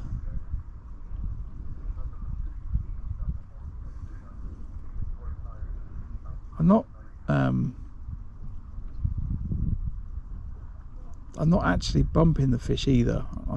It's not like I'm hooking them and they're coming off. I'm not hooking them. And I wonder if it's just because the river's not flowing. They're just sucking the bait in and then rejecting it. But these are lovely roach. Real quality. Oh, hello.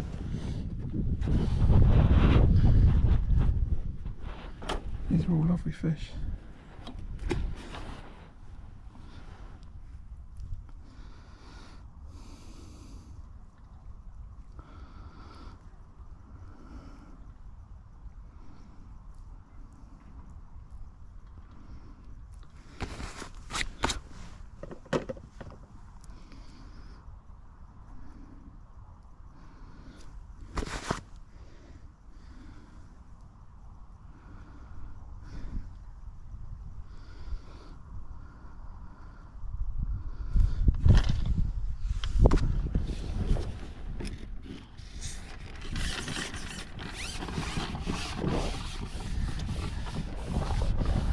So I think I'll have one more and then I'll put a caster on again.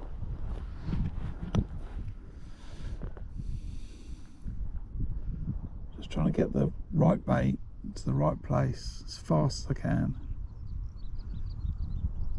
to get a fish as quick as I can.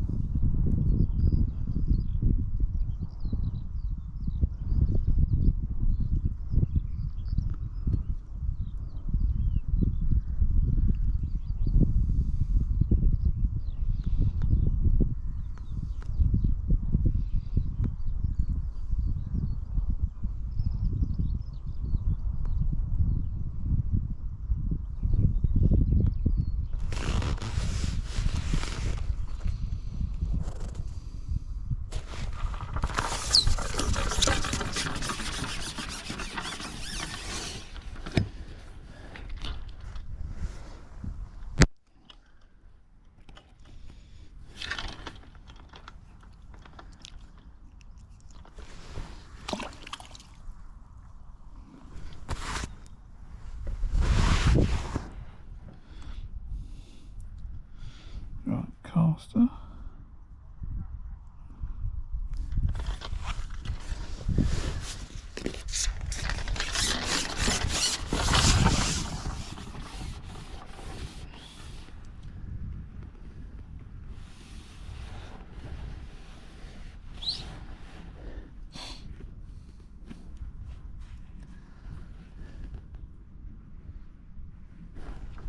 Said that straight away, innit?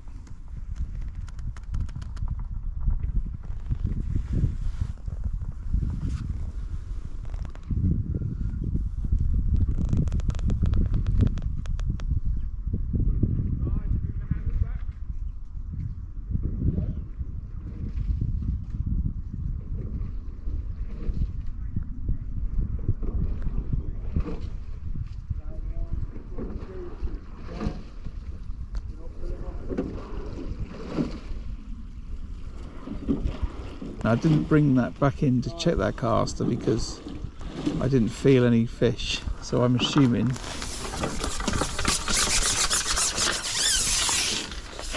that it was okay. So I've just pulled out of that fish, the elastic's come out, and it's pinged the fish off. It's not set that tight though. I don't really think that should come off like that.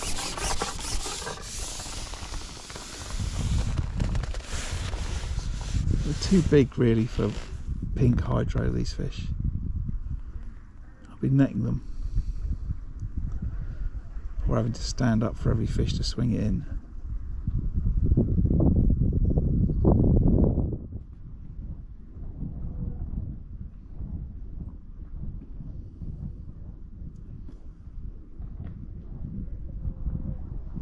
So yeah, it could just be because the river's not flowing,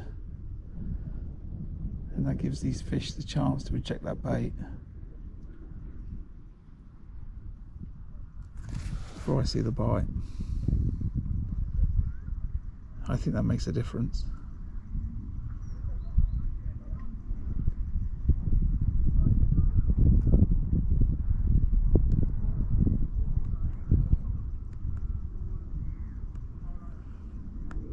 See, now there's no bite on that caster. Benefit of this rig is I can let it drift a little bit like this. I was going to say, and then I can drag it back over the spot and it resets a lot quicker.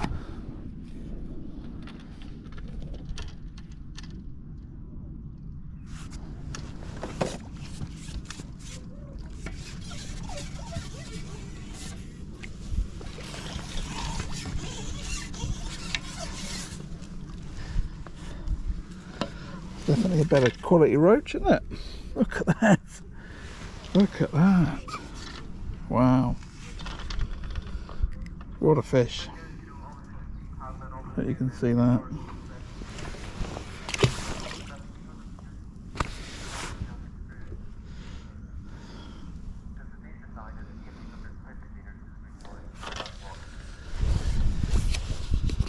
I did wonder for a second if that fish had been grabbed by a pike.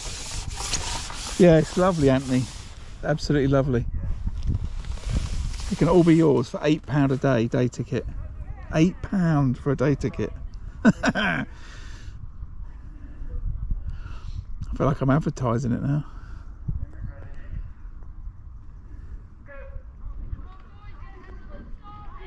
Oh, we've got the race coming on. We've got a race coming on. Roach and rowers. This is like being at Henley.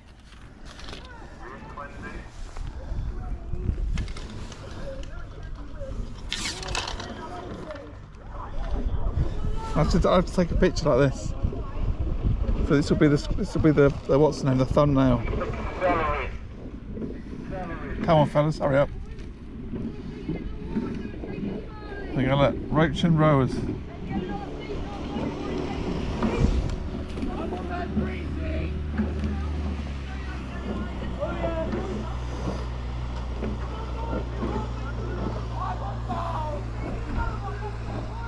Morning, Martin. I am on the River Thames at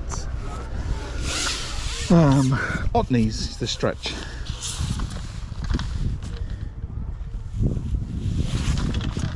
Yeah, private. It's mesmerising, isn't it?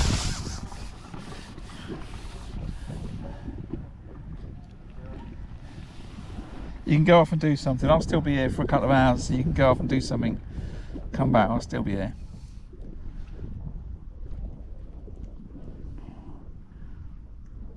But yeah, they've definitely had those casters, those last couple of fish. I've got no bleak. I'm trying to think about this. There's no bleak, so I should maybe be more confident of fishing caster.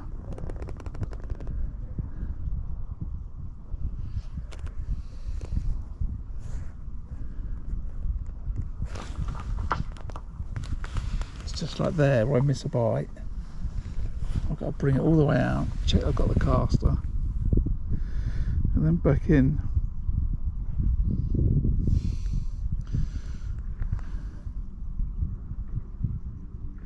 There's this boat. Is this boat I've got to watch out for? Where are these? Further out.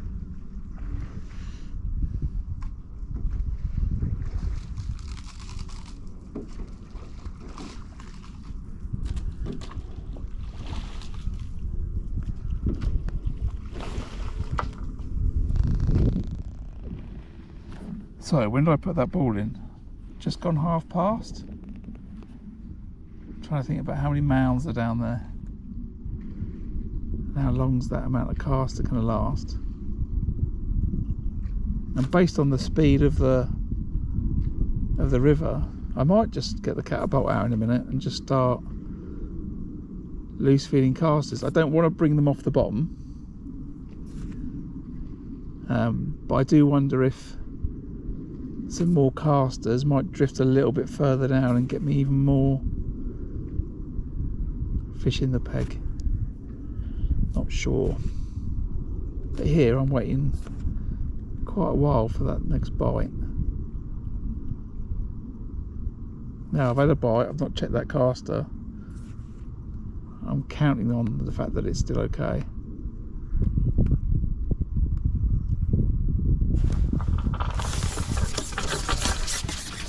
And I think it was.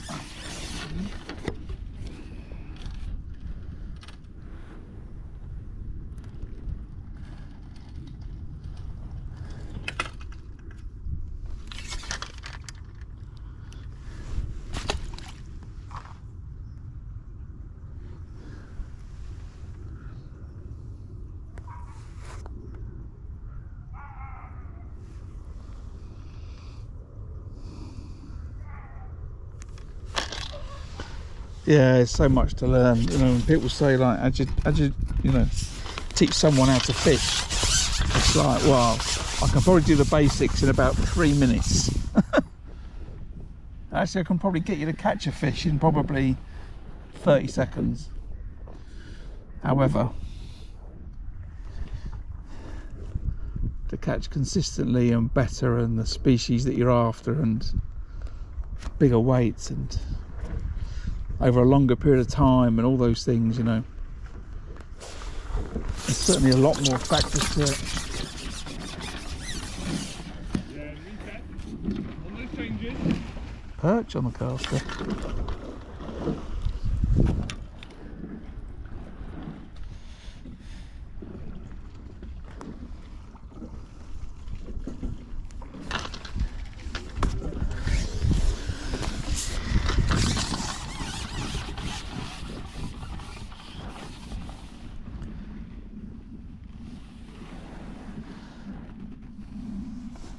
Anything I'd love to be able to do is I'd just love for another camera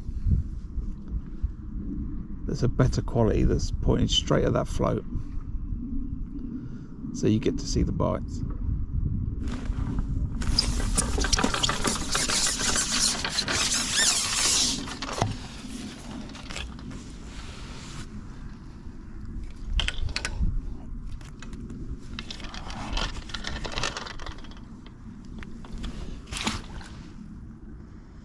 I could do this all day. I was saying to someone the other day, I've said it before, I think, that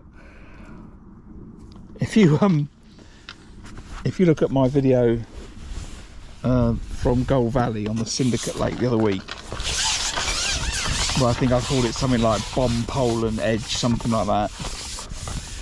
I catch 2 big roach, bigger than these roach, not as big as the biggest, but bigger than that fish. I catch them down the edge on double corn, and I throw them back in, and I'm like, I'm disgusted. I don't want you. You know, I'm trying to catch a 15-pound carp.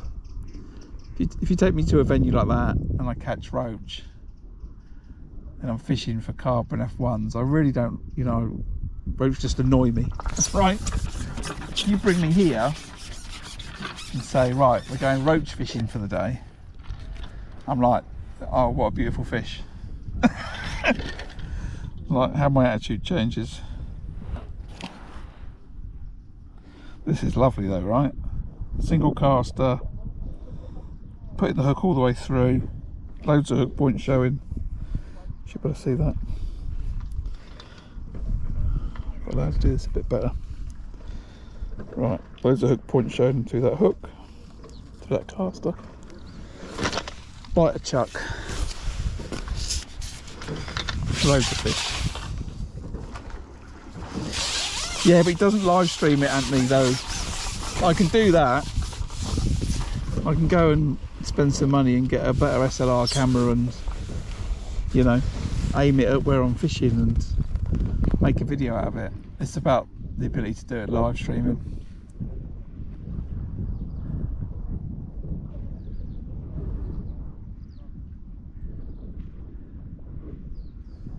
That's the thing.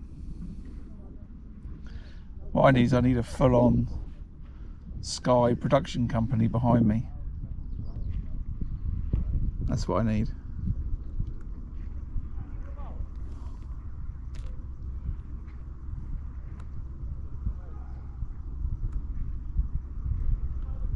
So yeah, not sure. Fire some casters with catapult. Can we fix this light? Because I can't really see that float very well.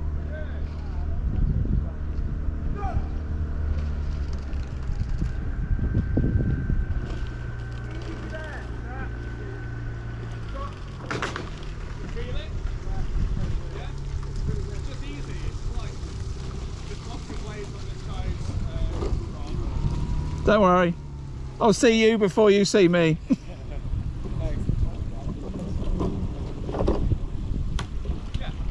that is what we're looking for. Not to that level of extreme. Obviously we're carrying a bit of momentum round into it. We're not making it quite so separated. But from the hard side,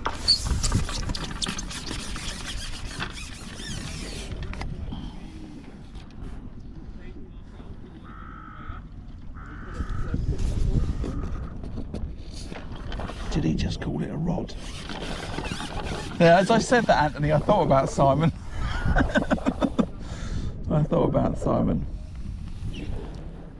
I've got a reply to a friend of mine, actually, Will. He's got a production company. I'm talking to him about doing a posh video, or a series of posh videos. Let's change that caster now.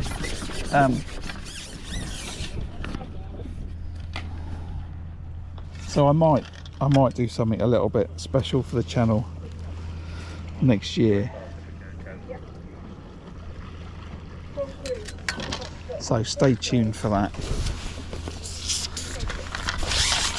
So equally I might swap this second GoPro, like you say. Swap this second one for a zoomed camera. We'll see.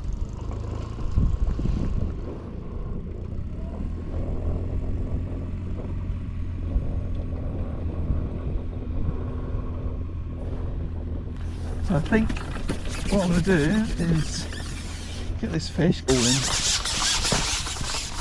and just keep this going in, because that's quite a while again.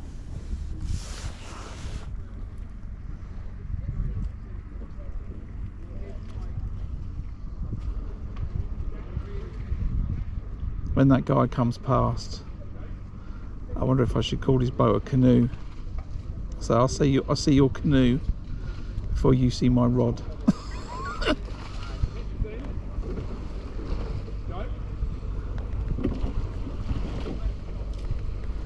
Or is it a rowing boat?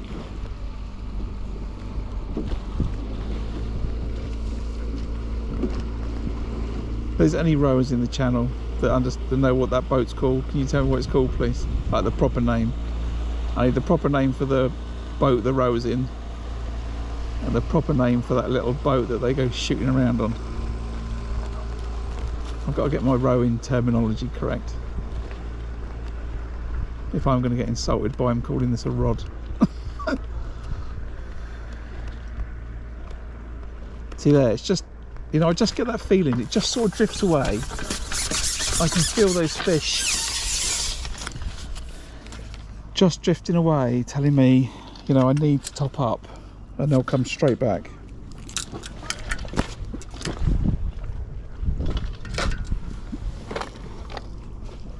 This time I want to make up just a little bit more ground right there.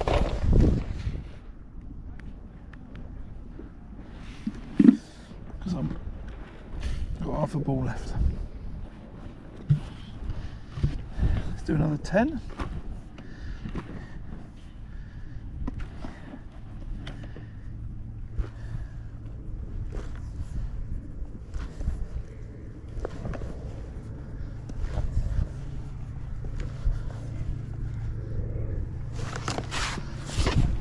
do the same ratios because it's all working. So 200 ml of hemp,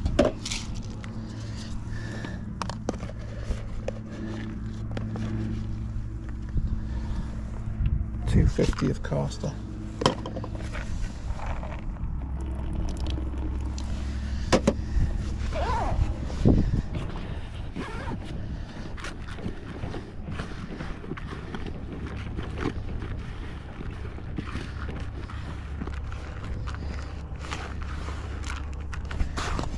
Is that all right?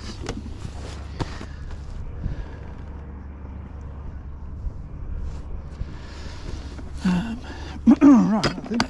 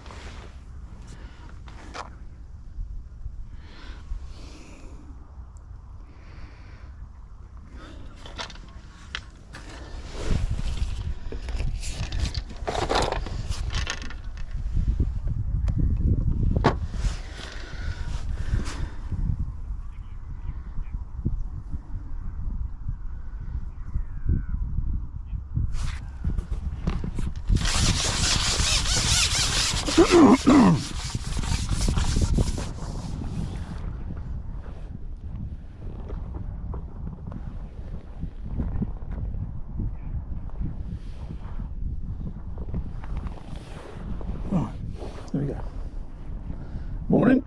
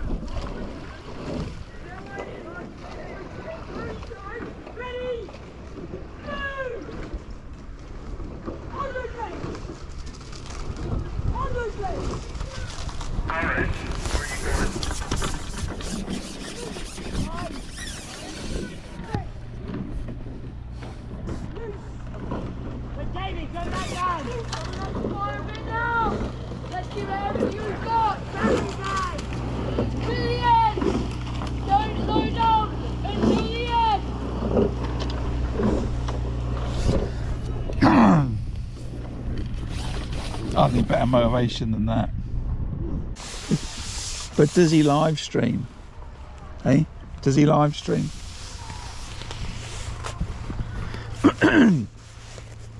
I'm just reading your comments, Martin.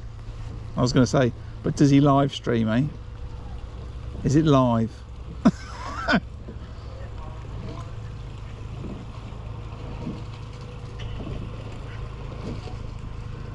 Or is it as edited as an episode of The Traitors?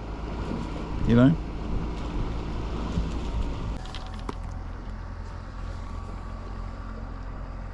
Why is my connection cutting out?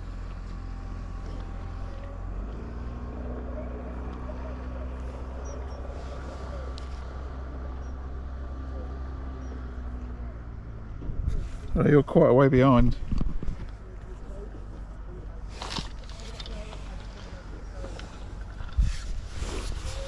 I think that's going to lag out again in a second.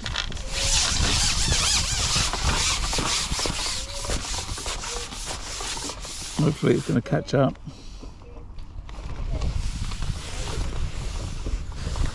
You're one put in behind me, I think. Make sure your connection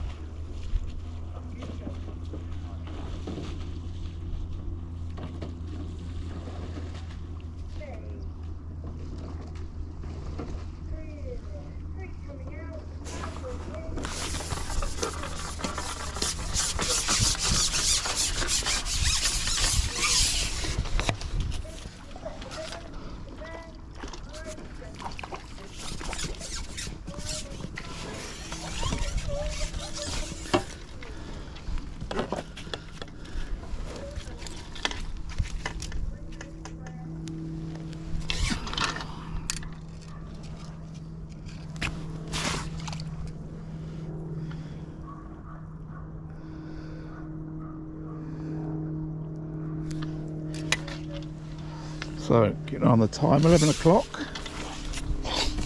and I've just topped up, so I'm going to leave it no longer than 20 minutes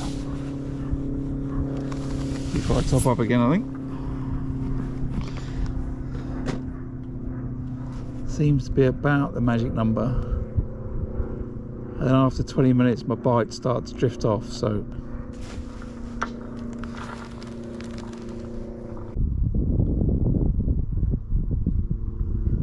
I can see it's lagging.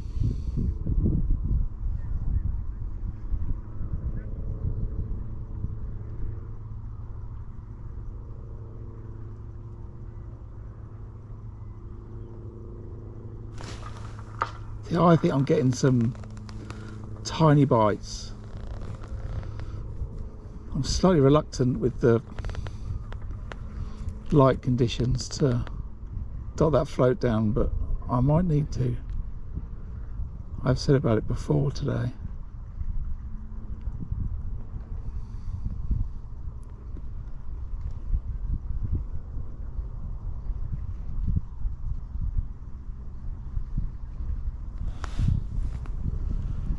Trying to ask myself the question of how many more fish do I think I'm going to catch if I do. I don't have to wait too long for a proper bite, do I? See there, I just had half a bristle. That bite was half a bristle.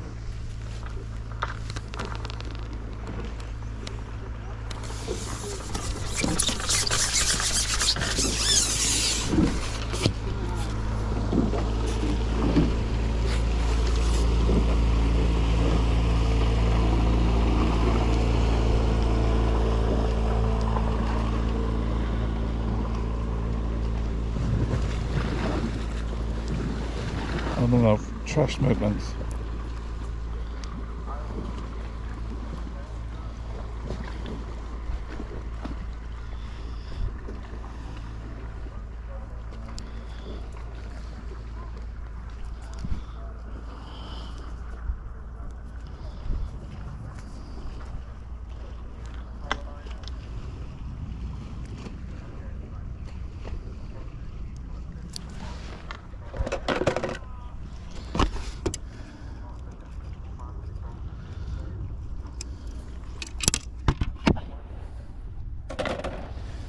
Oh, you're pretty much back with me now, so good. Right. So as I was saying, yeah, I agree, John's content's great.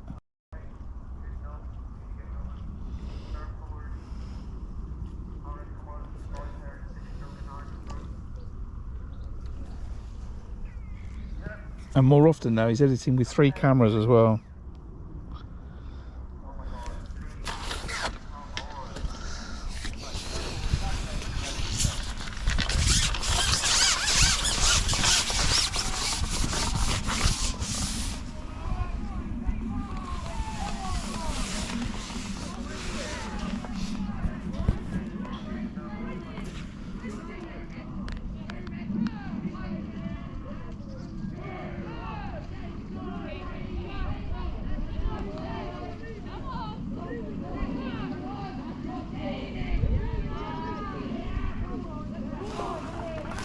So yeah, they're definitely a little bit finicky at times, and I'll get like half a bite. They'll take it down half the bristle. That's a rudd.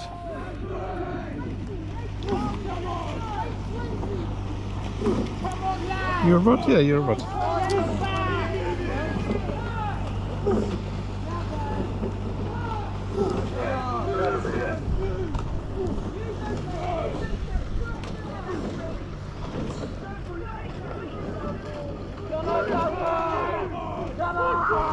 So I'm quite lucky, right? Because I get to go to the this year I got to go to the Henley Regatta and watch the rowing and, you know, enjoy the atmosphere and stuff. And you can just come here. Maybe the atmosphere is not going to be quite the same. It'll be cheaper though. Just about £8 and sit on the bank.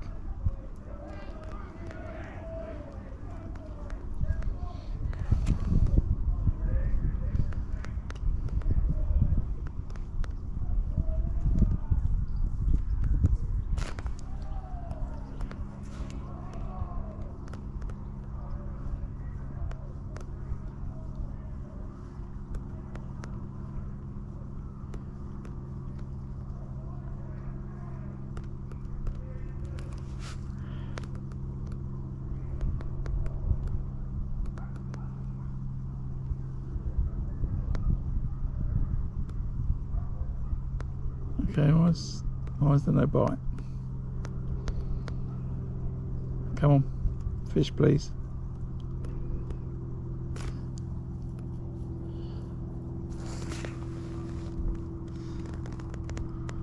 Drag it to the left. Can someone type something in chat so I know things are all right? There's been a bit of a bit of lag and stuff.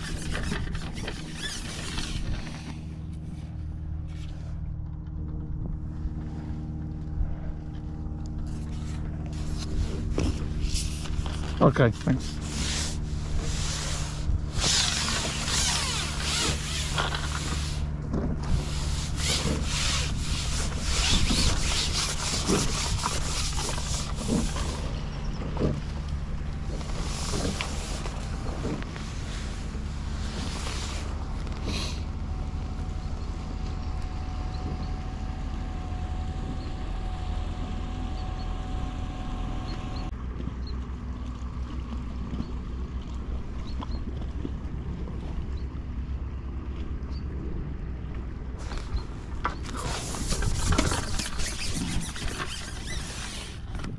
Alright, I'm going to dot that float down. Number 11 maybe.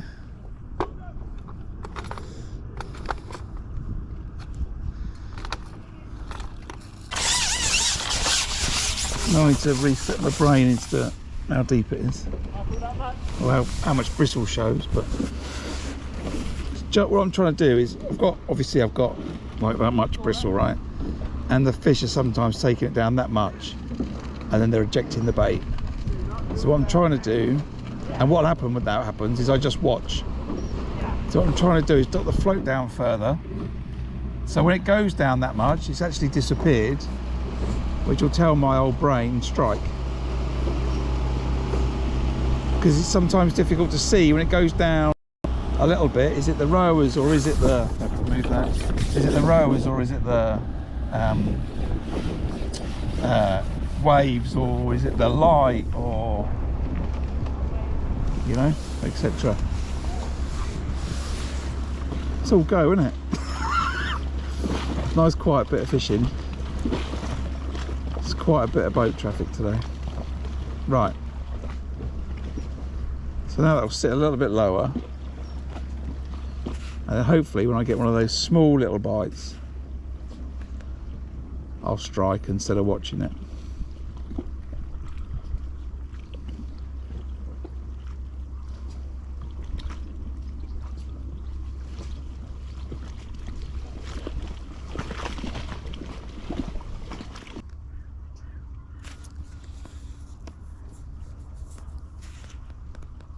Why don't they want that caster?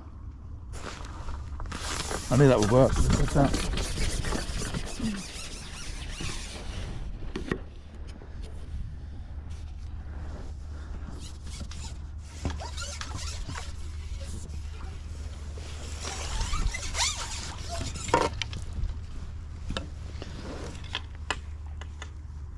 Another nice net roach.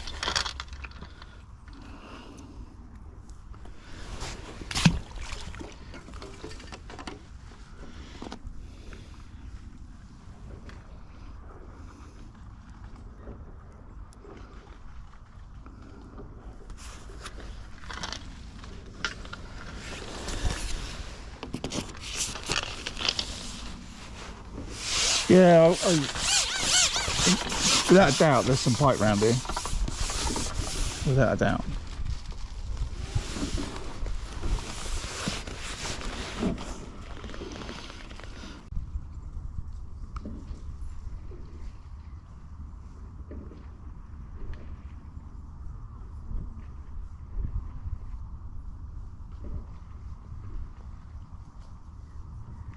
I'm actually surprised, Martin, I've not hooked one by now.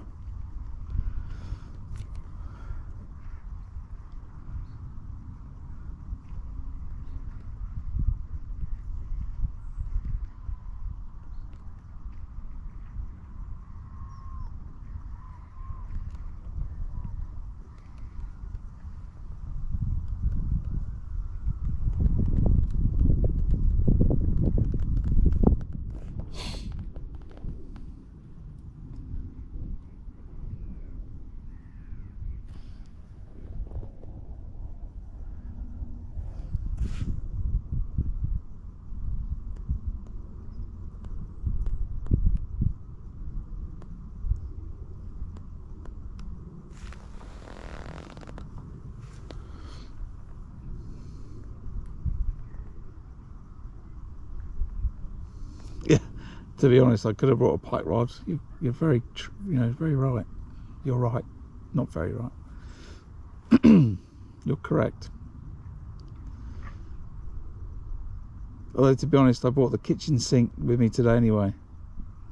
After telling myself I was trying to lighten the load. Because I had visions of getting in a bit further upstream with the platform. And then I decided, because I said I'd turn the stream on at 8:30, that I was going to move down a peg. Try and find a slightly better signal and get a bank that's not so cut out.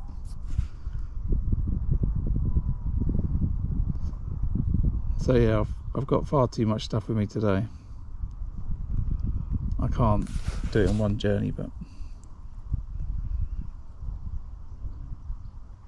it's not a problem. I'm just wondering why it's just gone a bit quiet. Is there not so many fish there?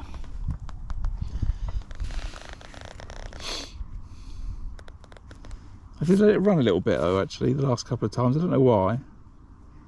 Instead of holding it tight back over that bait spot.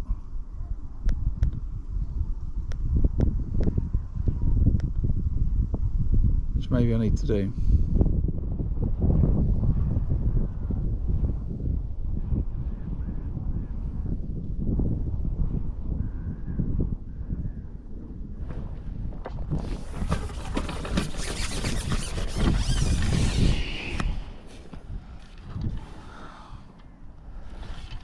Let's just put a double maggot back on.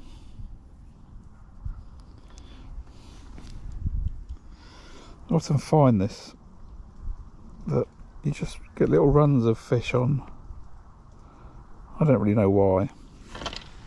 I get runs of fish on. It seems to be the case. I can't ever sit here and just consistently catch on one bait.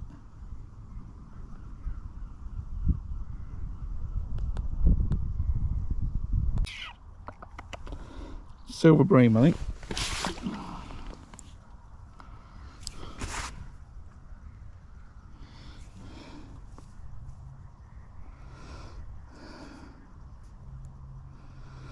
Okay, well they normally come in if I put more ground bait in. Now when I'm putting like 10, 12 balls, I can quite often get a lot of those fish in the peg.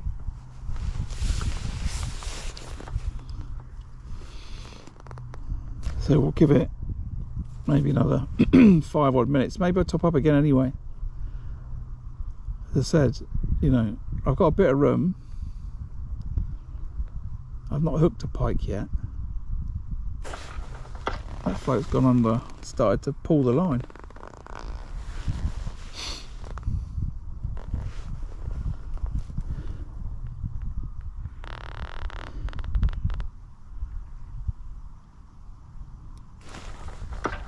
Okay, what's going on with that?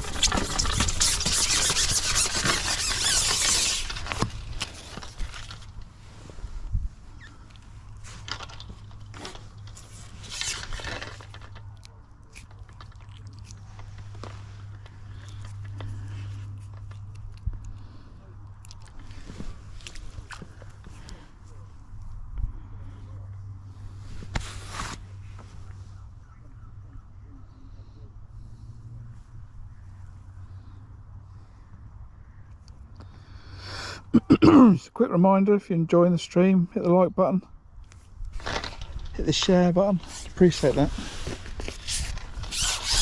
Check this rig's not all falling apart. That's hilarious. If I do that, I've pulled out of the section.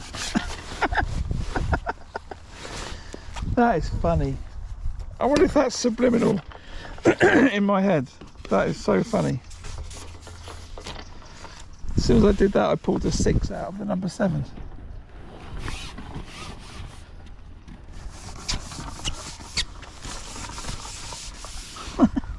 hilarious.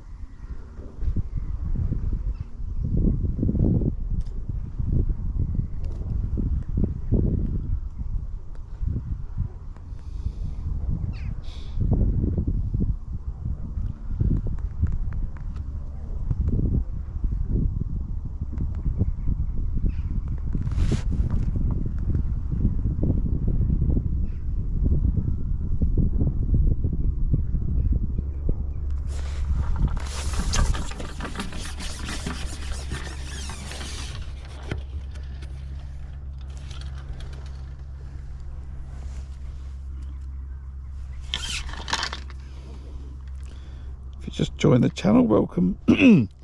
Welcome to the fishing stream. Catch me on the River Thames today, roach fishing. And I've just flipped back to double maggots after having a run of fish on caster. Fishing the pole, 13 metres. It's about 10 foot deep, I would have said. No flow, clear. Leaves on the bottom all over the place, and suddenly a little bit of a break in the rowers, which have been going up and down for a few hours.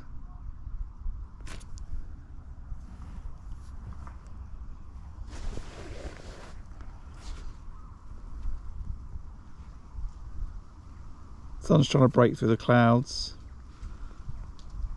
5 to 10 mile an hour wind. It's nice off my back. Again, that's, even though I've dotted that float down, there's still, those bites are really sensitive. This is a 1.5 gram float with a thin tip. It's not a thick tip in the top at all. Okay, what's that? I think that might be a pike. Is that a pike or a big roach? What is that? That was just above the bait. Foul of the fish. No, it's not. Oh, I think the line was wrapped around it a bit, so it was coming in sideways.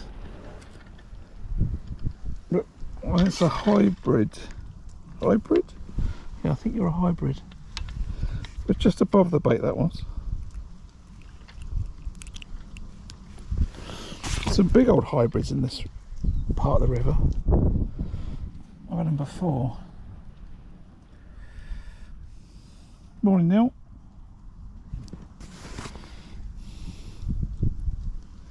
You come to see what real river fishing is like. He cheekily says to the published specimen angler.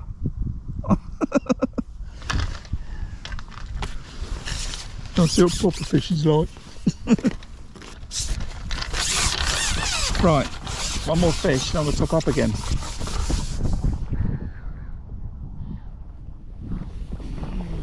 I think.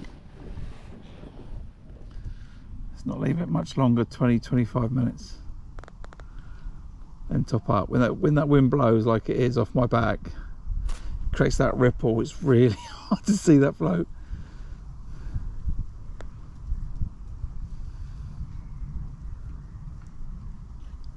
That is horrible. I need that to be like a carp bite on the bomb where it just goes under and pulls the elastic out. When I'm saying that the fish have been really finicky, just giving me slight dinks on the float, it's not ideal.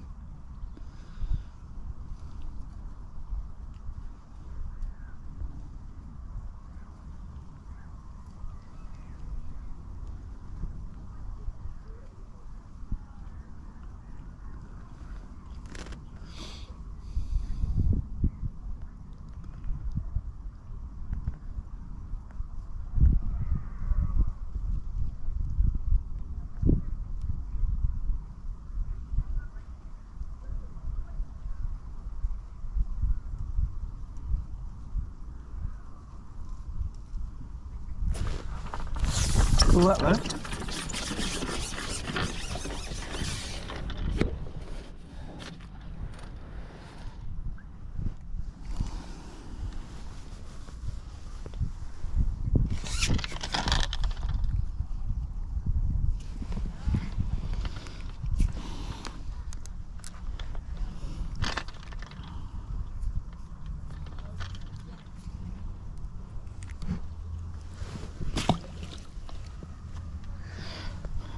Yeah, I've just clocked that, Megan. Thanks for that. This one's blown up the line. I just saw it. Thanks. Top up. It's going to top up.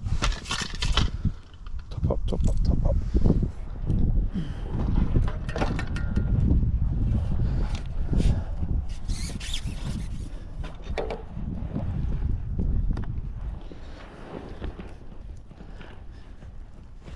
Just a ball, you know, proper full-on ball, cup size. That's what I think they want.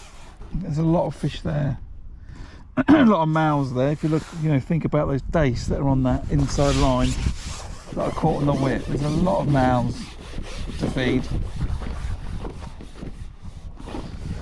I think sometimes the worst mistakes we make on this river is that we don't put enough bait in.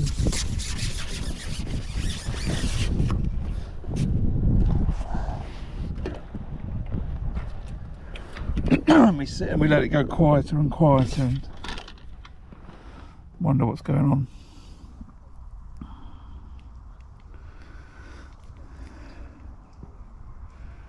Right, so what are we? Just before past.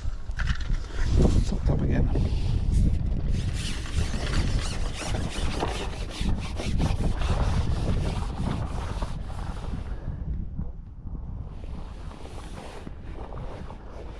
A bit chilly. I might have to put my hoodie on in a minute. Which he says on, what is it, 8th, 9th November today? I can't remember.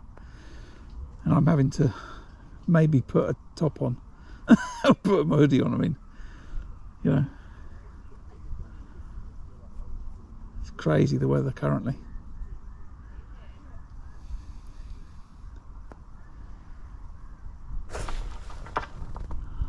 Missed that right.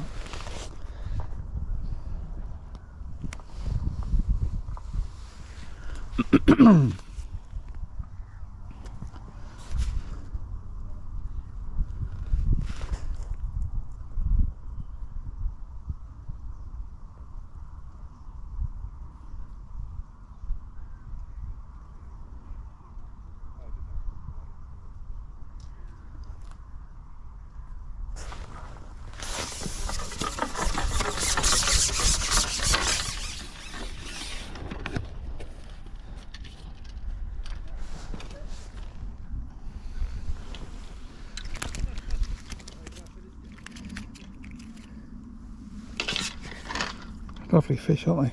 You know, and there's lots of them. There's a club match tomorrow on the far bank, and I suspect they won't come this far down because it's the longest walk we have as a club to get opposite me. But it's really worth it if you watch if you watch John Arthur's Thames Festival day one that he put up yesterday, maybe it was, on his channel. He was fishing about 8 pegs to my right on the far bank in those trees. So we have a few sections on Culham Reach, which is the far bank. We have the wires, that's the first sort of section. And then we have a section called the woods. Then we have the reeds, and then we have the trees. And John was in the trees at the end. A couple of pegs before the end, actually. Like 3. But yeah, that's where he was. So it's not far where John was that I'm fishing today. And since John recorded that on that Thames Festival,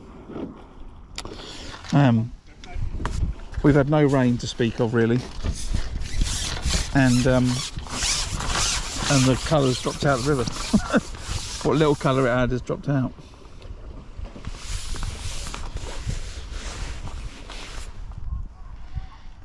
I keep feeding this little inside line for bleak. I don't know what I'm doing. Just feel like I'm feeding an edge line at a commercial.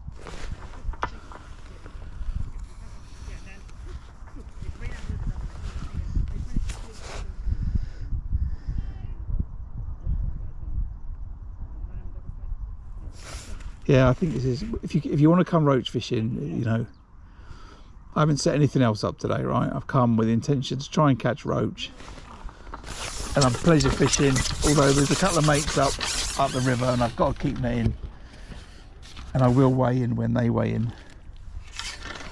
But yeah, I've not set the feeder up.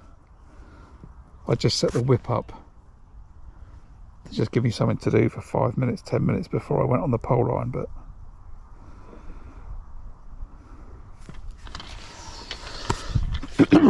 just trying to work it out. Excuse me, I've changed my ground bait mix for today. I've switched to, I normally do Census River Light, Census River Dark and Census Roach, or the Gross Gardon. I normally do 3-bag mix.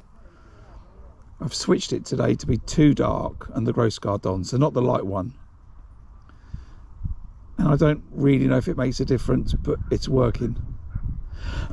So now when the river's clear like this and I want to catch some roach, I'm going to use the same mix.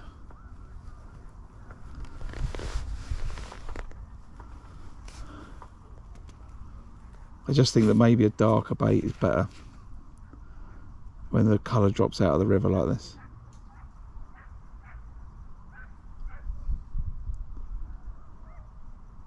Normally, you know, as it would have been on previous years, the colour drops out and then the flow comes and it floods within about a week. But I don't know when this river's going to flood this year. We need a lot of rain above us on the upper Thames. But the ground dries out so fast. You know, it's the beginning of November, my grass is still growing at home. You know, the water, you know, it's not waterlogged at all.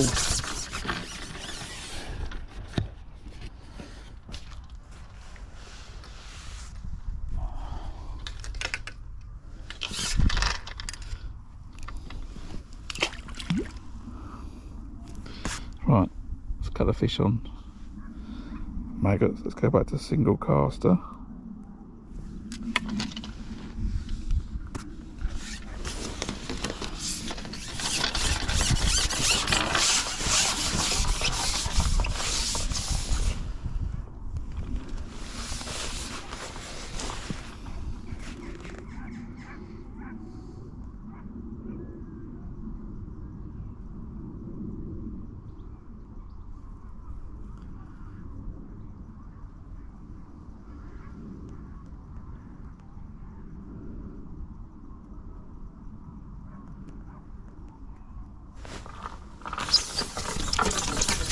When that wind drops, I can see those tiny little bites a lot easier.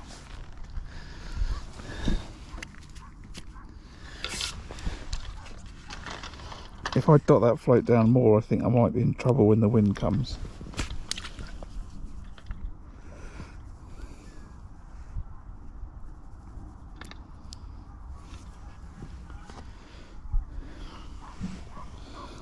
Yeah, what a bit of lovely fishing, eh?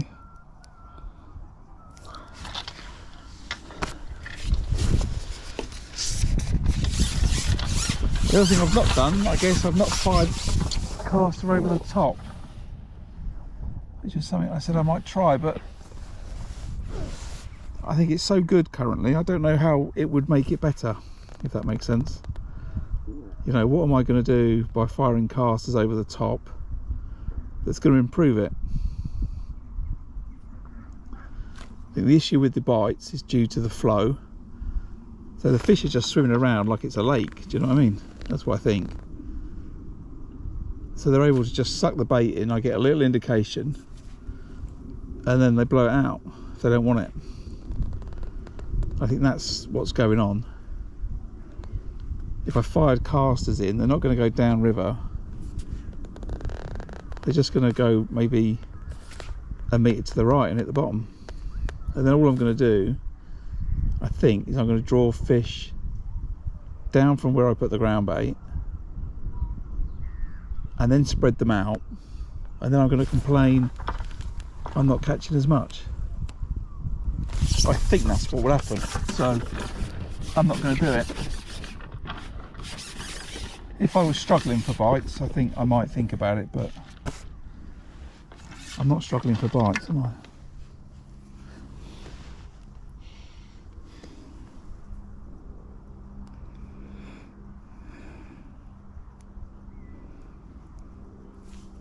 But feel free to disagree. If you think I should fire casters in, let me know.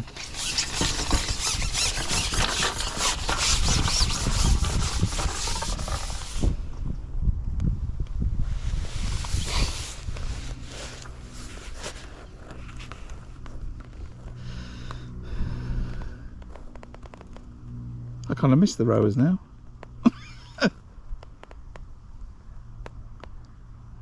I think I did a 10 out of 10 job for listening for them and then shipping my pole in where needed today. I had one little close scare. It's the only problem when I get a bite like that on a caster and I don't get them. I'm like, have they shelled it? You know, have they burst the caster? But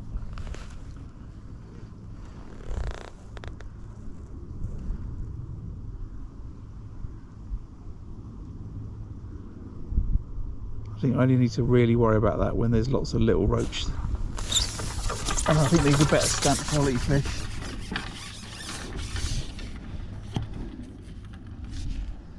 I don't think these are better stamp quality fish.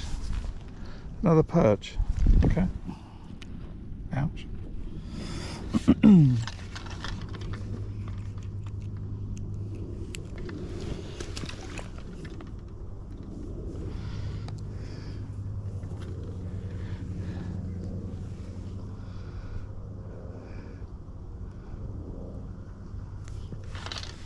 Just hooking that caster all the way through. I'm not burying the hook in it. I'm not a big fan of fishing casters in that way. I think I just was brought up with having the hook point showing, not buried in the bait.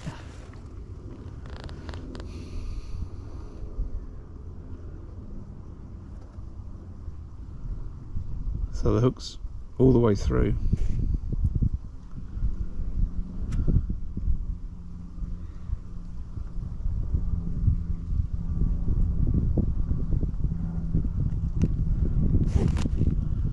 Perch has obviously decided that the fish is too good and he's not going to put any chop worm in, so I'm going to have to just start eating whatever he's chucking in.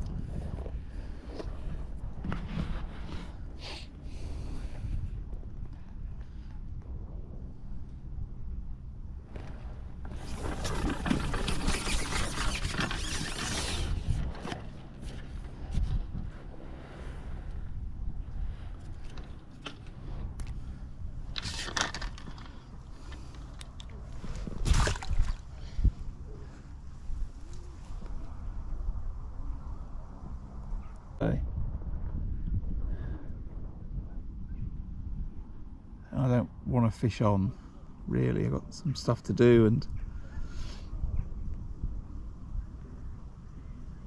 it'll be nice to get back and be able to put the gear away nicely instead of slinging it.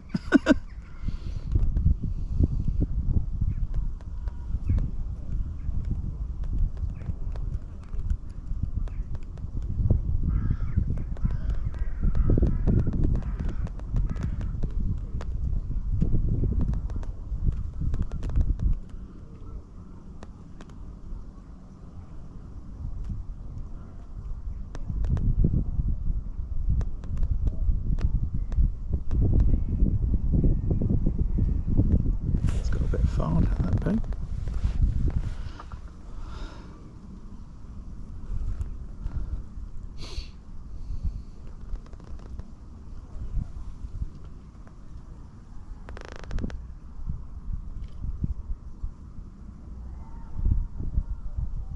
I've noticed there's a few fish started topping in the middle of the river as well.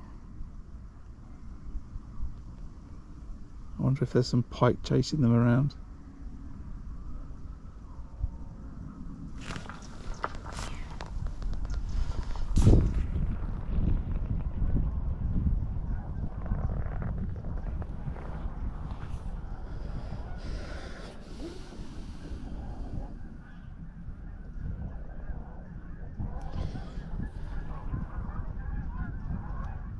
Yeah, and what are you fishing for, Neil? I think that's probably the question too.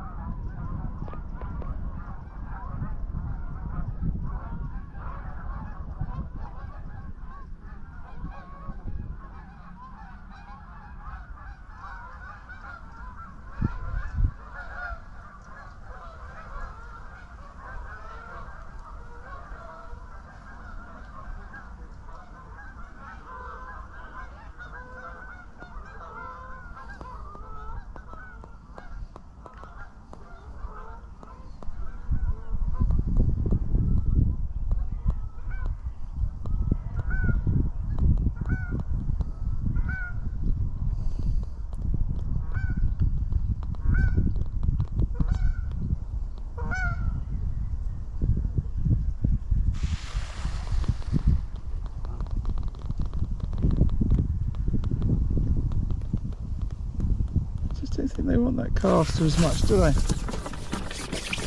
Not at the moment. Right, I'm going to switch to double. Oh, it's really... that doesn't look good.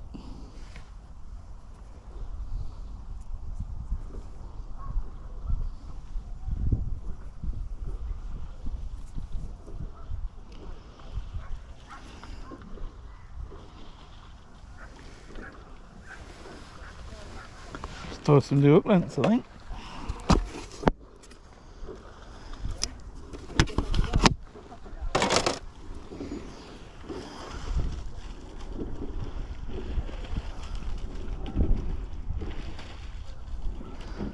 It's another thing that's just worth mentioning. I switched to using 09 hook lengths quite a while ago off of 011, and I'm sure it helps me catch more fish. I've got to cut that tag off, it's a bit long.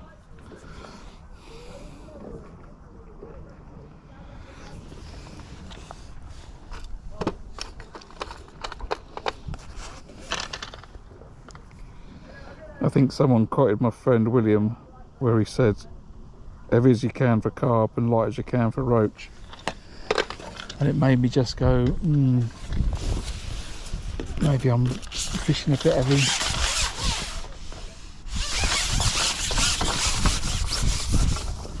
Right, go in, catch a fish,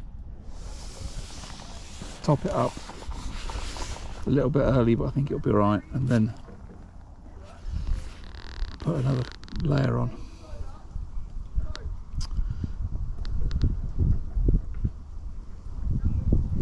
So a little indication straight away. That's what I mean, they just suck it in and blown it out. I think because the river's not flowing, they're not, I don't know if it's that they're not as committed to it, or because they're not moving around so much.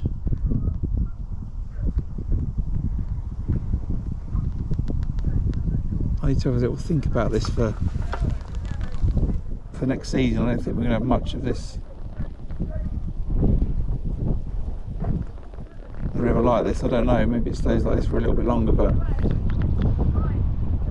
definitely for next year and future years, if the river's not moving,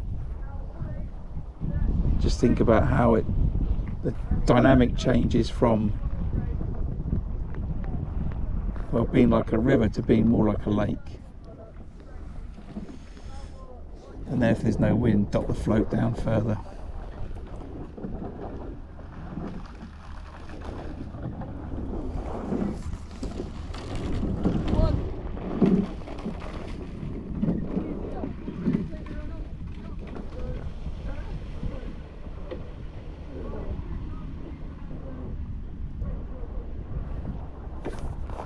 Why is that? Why is that? Called out that. Oh, you're off to the Y? Oh, I don't know. Just chuck anything in the Y at Hereford Town Centre, Neil. I really don't think it matters what you chuck in. The place is solid.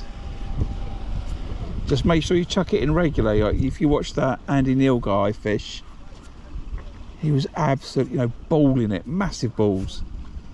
And then I watched someone else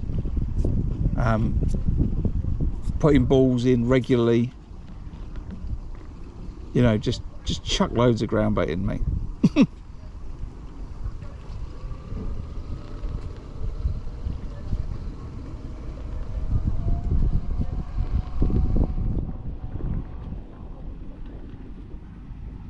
As long as it's not coarse carp or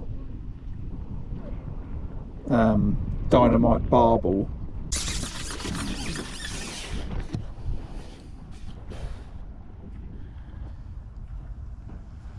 Yeah, it's all right.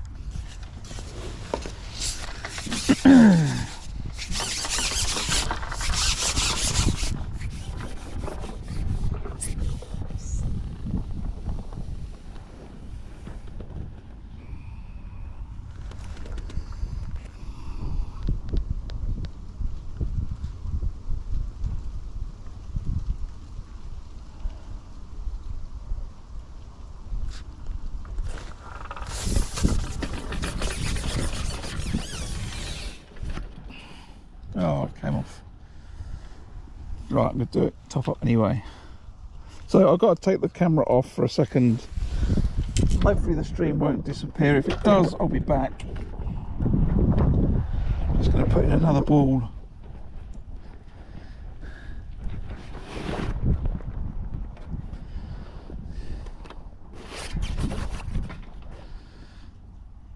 And then you'll have to talk amongst yourselves for just a minute.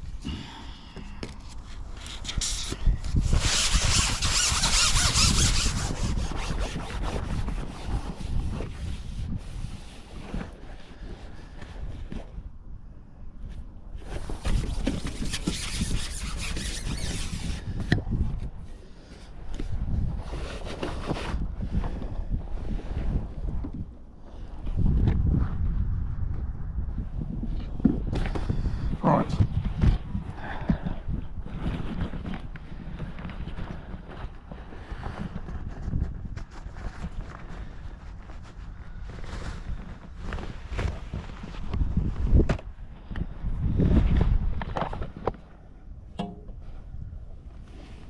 Stay there a second, you lot.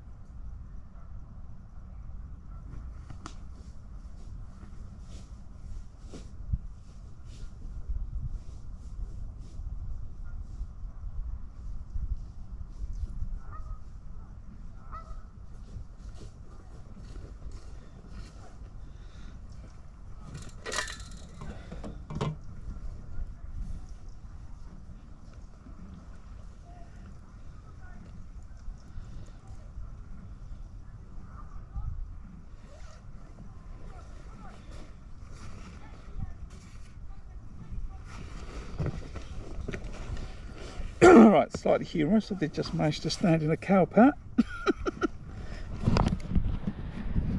Good job.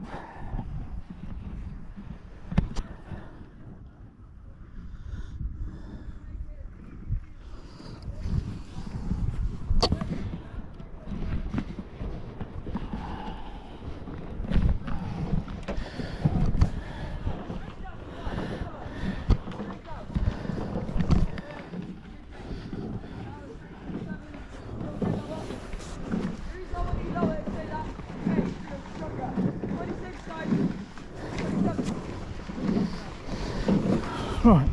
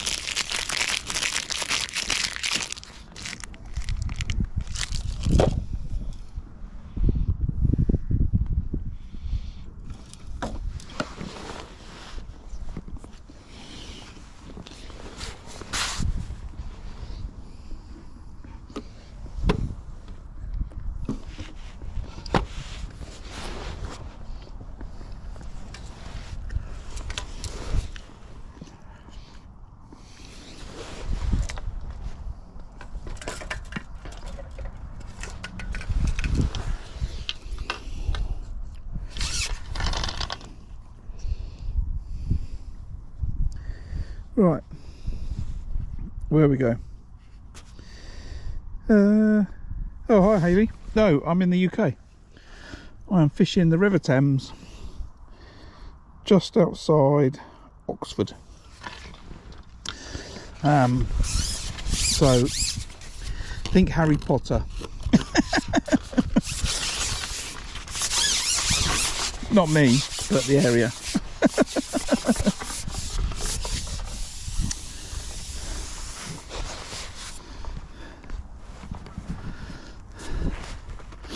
What have I pinged up in Australia? It must be my friend Lisa. No, I certainly can't, Hayley. Unfortunately. Asking to be moderator is probably taking one step forward to getting banned.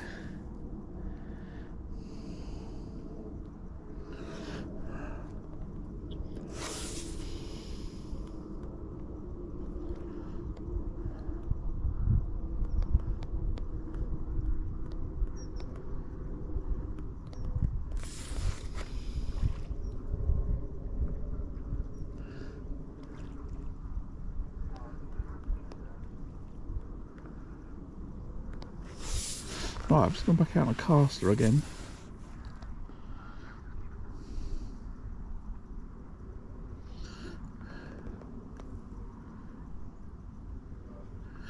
Oh, is it full for Syndicate tomorrow?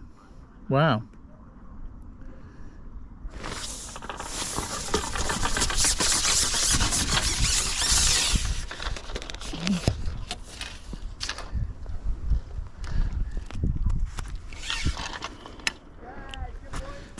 Julian, go and get in the car, drive to Didcot Angling Centre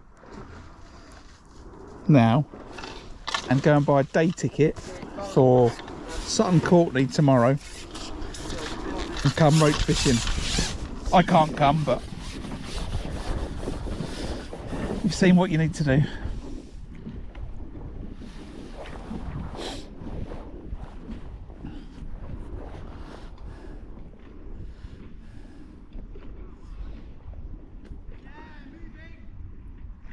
So, right, where are we? 12 o'clock. We've got about an hour and a half left to go.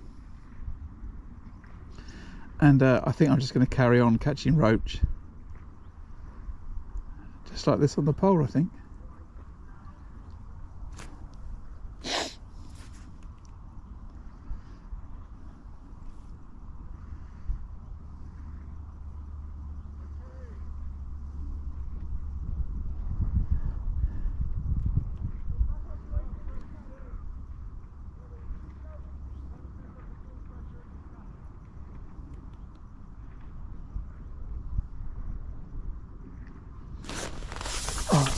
Give me 1 quick second.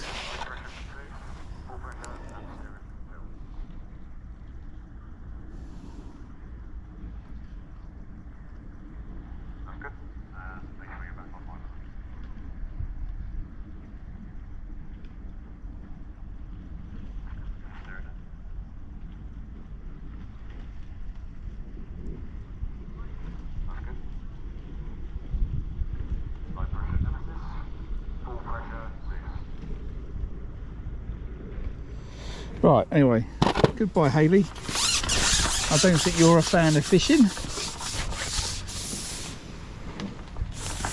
So, unfortunately, you've had to leave. I really should actually I should give some of you moderator abilities, although I've got Nightbot set up. But yeah, anyone that comes in the channel saying, can I have moderator status please?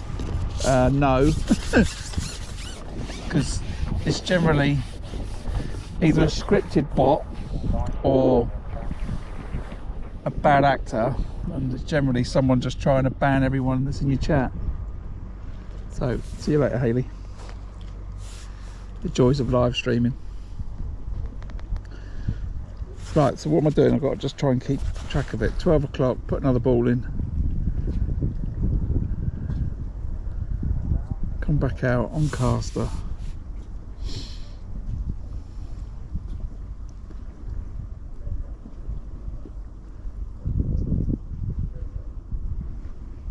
Maybe we could get... Yeah, Bonnie. That's the question. Pressure ready.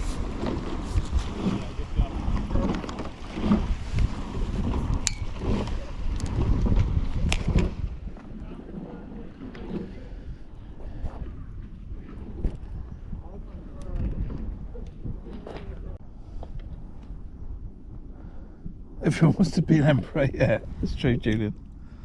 That is true.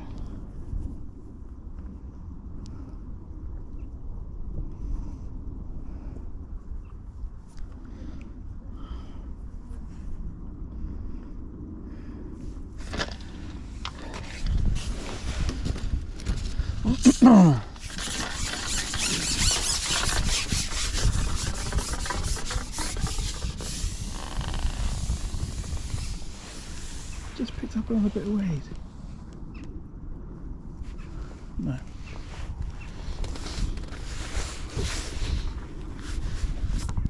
Maybe if I put the caster, maybe I could fish with that strung out rig again with caster, but I think, let's see, I've just bombed it straight down with double mag up.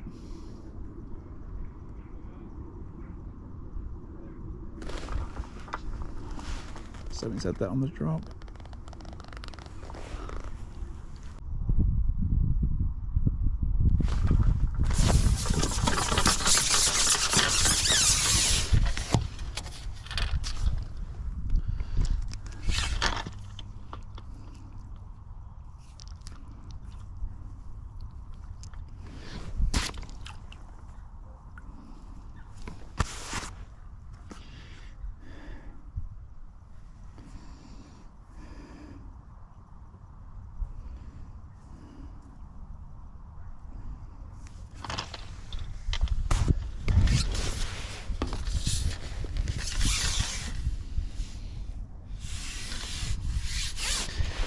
No, I didn't fish the May Fest. I fished the Spring Festival, the Spring Spectacular.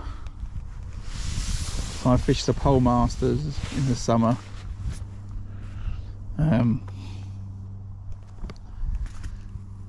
So yeah, they're the two festivals that I did at Tunnel.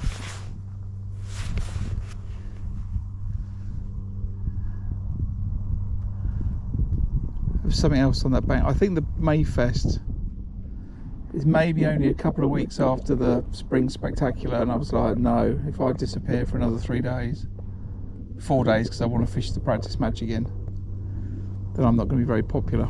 So no, I'll do the same again next year. I'm already booked in for the Spring Spectacular and the Pole Masters again. Learned a lot last year actually about meat fishing. Hopefully I remember it all. I have to watch my own videos back, but yeah, I'm definitely a little bit more geared up for that, I think, next time round. It was so dominant.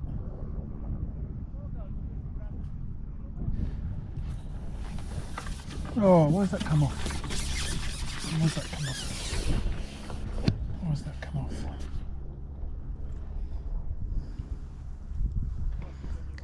I should probably go and look on that little short line again, shouldn't I, at some point, before I go home.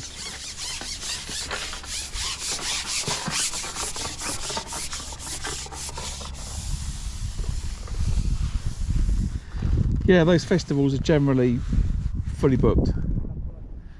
And then what happens is you just have to wait for an opportunity for someone to drop out,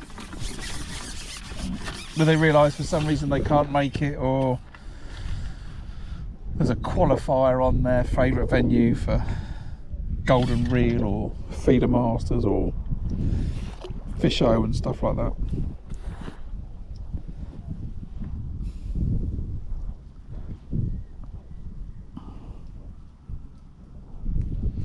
Equally, they've got so many matches, you can just go and fish 3 matches on your own in a row.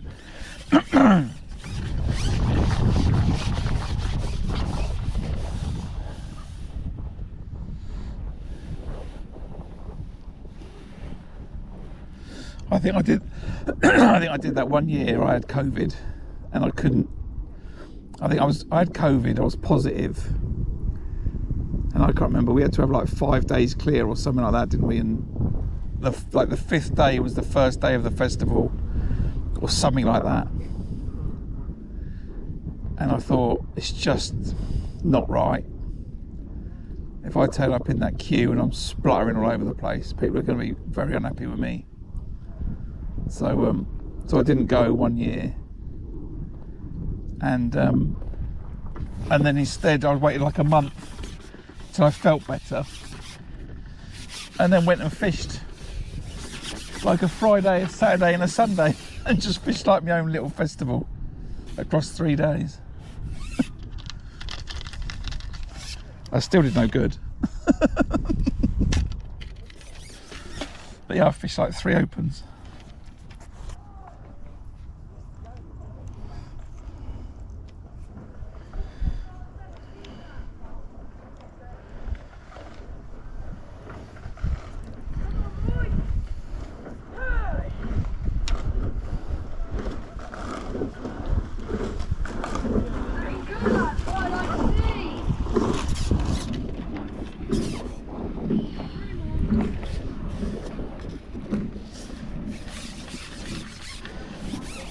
Right, let's get back on double maggot again.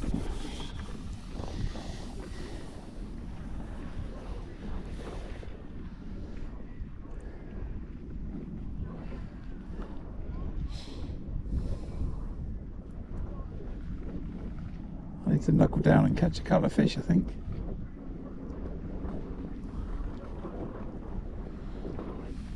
Oh, you're close. You're close.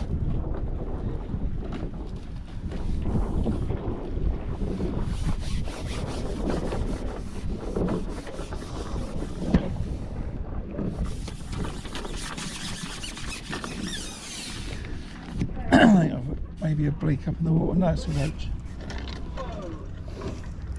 So that's solid with fish. I just have to move the rig around in the peg. Something wrong with this flow. I don't know why, but it keeps tangling up.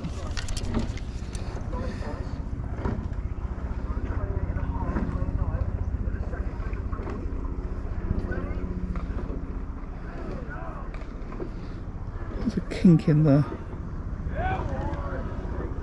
the line maybe, and it's just causing it to. There's no other problems, but the tail rubber over the end of the float stem. I think it's maybe a bit tight on the winder, and there's some kinks in the line up there, and it's making it more prone to tangles.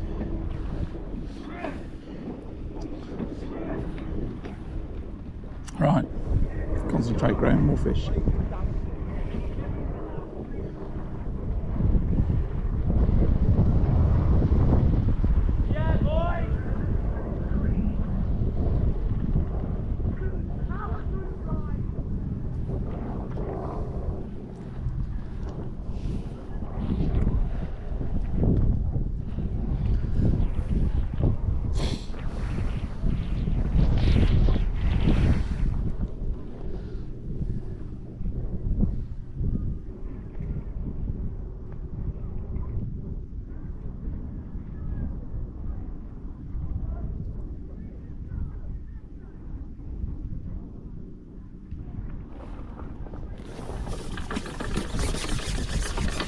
So if I came and did this again and the weather was the same or slightly less wind, I think I would try and dot that float down a little bit more.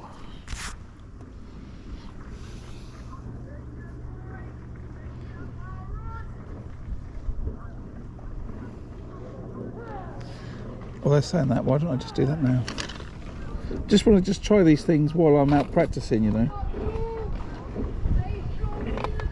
Stick a number 11 on it.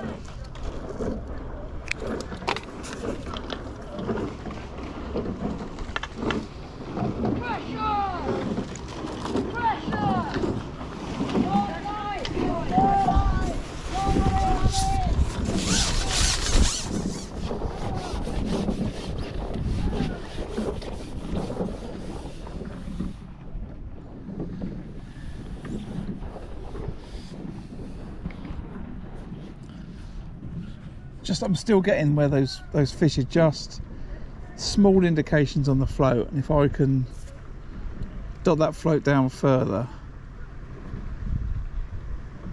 they're more likely to be cause a situation where the float disappears and I'll strike. But I'm sort of putting myself at the hands of the ripple a little bit more.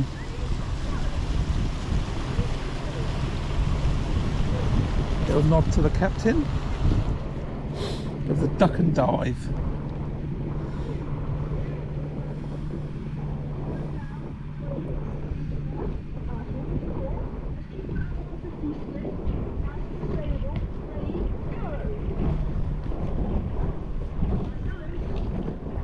I don't know where this float settles to now. So I think it's maybe about there then.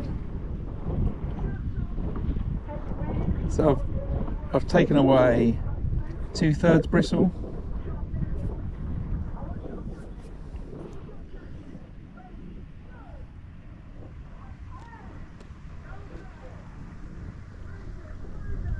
So maybe I should have used the number 12, not number 11, but I can see it, which means there'll definitely be a time when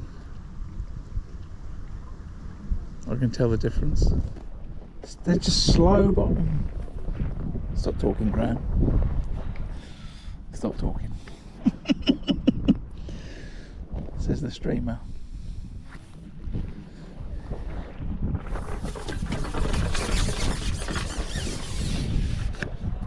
I'm half thinking about what I'm doing fishing, and I'm half thinking about what I'm trying to say to everybody.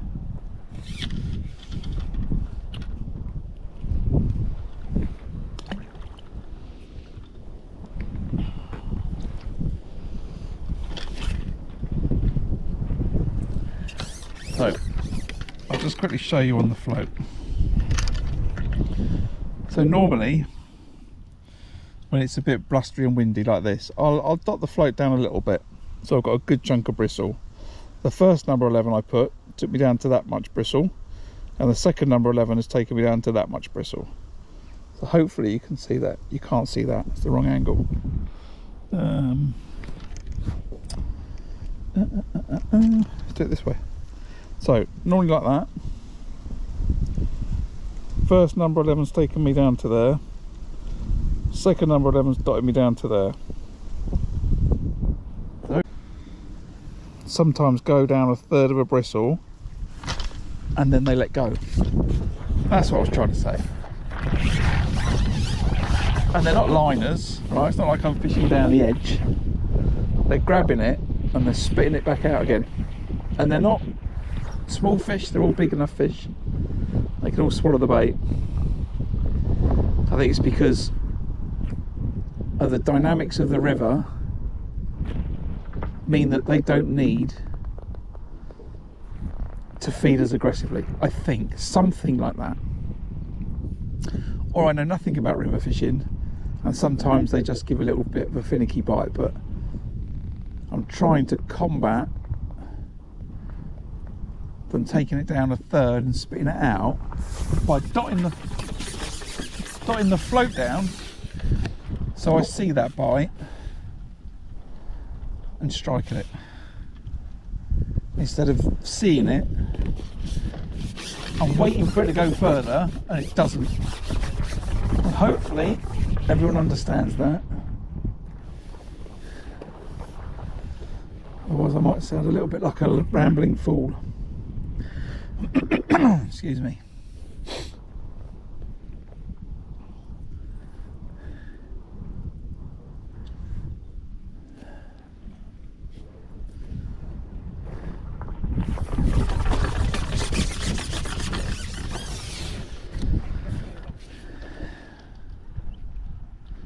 Now, what we're going to find out in a second is it smaller fish? So, now we've got to do a quick stamp check on the quality of the fish. Do I now catch a load of little fish? Because they're the ones doing it. Let's see.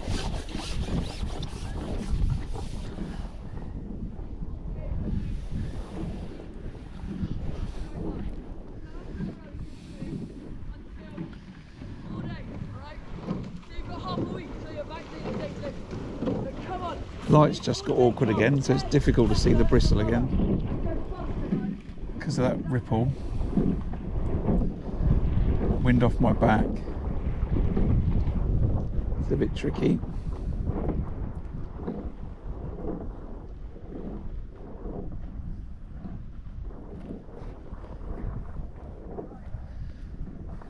It may be because I'm getting a lot of those bites when I hold it back. And maybe they grab it and they feel the tension, and then that's what causes them to spin it out. Instead of when you run the float down, you know, quite often there can be a little bit of a slack between your float and your pole, and so there's less resistance.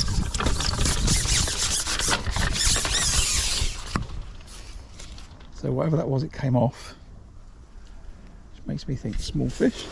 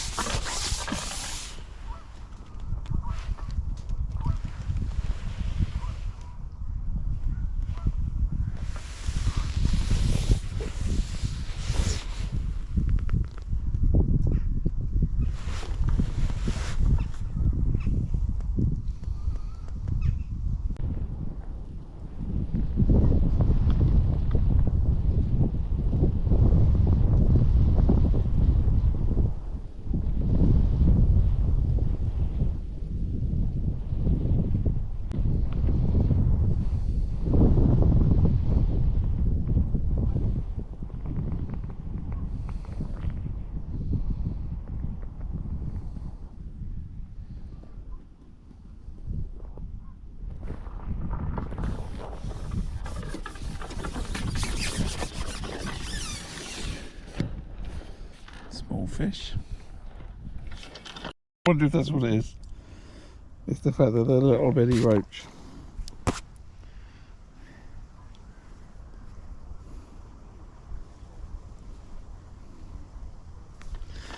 And instead of the bait staying down there and me not hooking them, now I'm just going to hook them. Interesting. Interesting. Well, you know, that's that's what you come pleasure fishing for. Try some stuff out.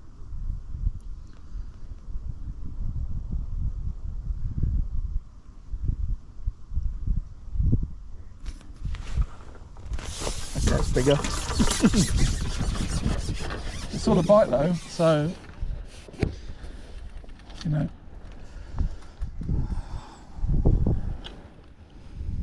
I'm very happy with that. It helps solve the problem that I had anyway.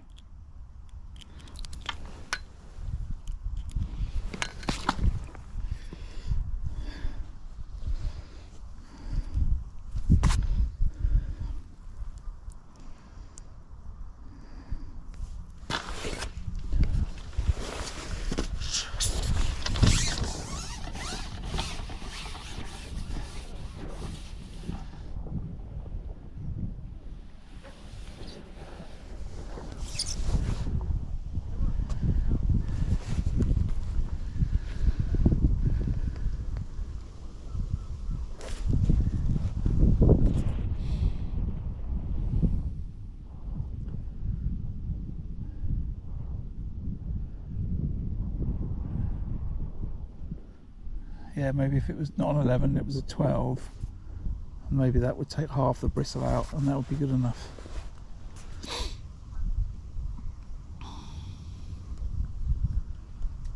Something to think about.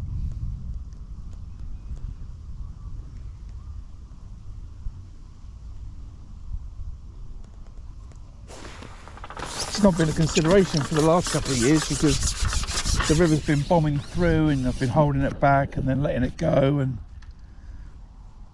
you know, that makes it all different anyway.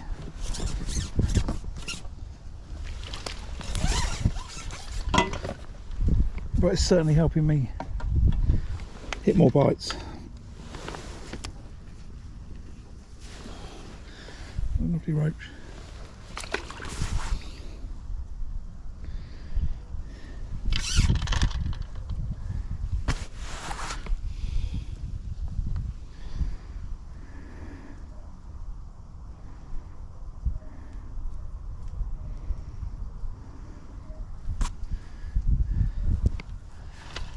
Still chucking maggots on that inside line.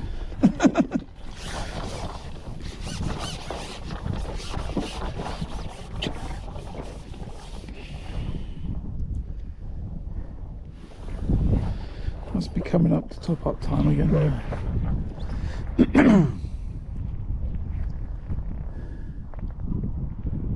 I would like that wind to drop down a second, but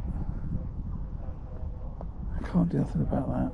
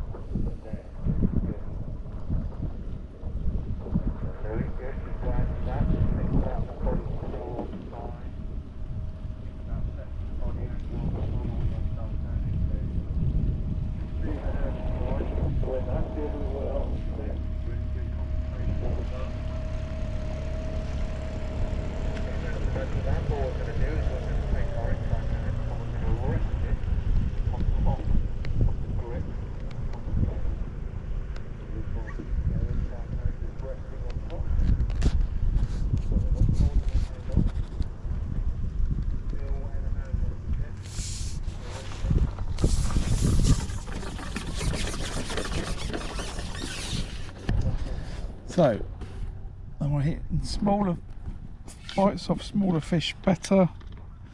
That's why I've just had 3 and 4 put-ins. Or have the stamp of fish gone down? Let's put another ball in.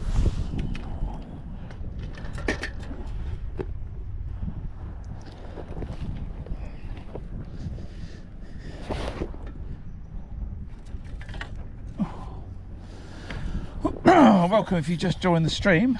You catch me fishing for roach on the River Thames today. I've had a great session. Plenty of good quality fish on the pole today.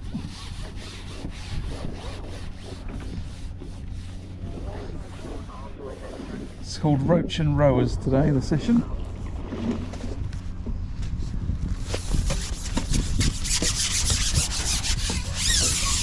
Because I've had lots of both.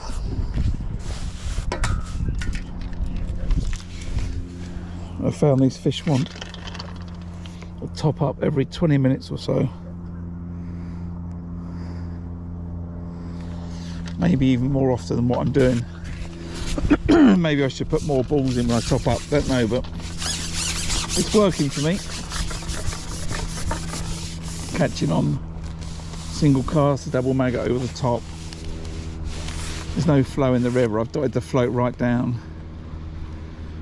I'm just unsure if that's helping me hit bites from smaller fish or just helping me hit bites in general.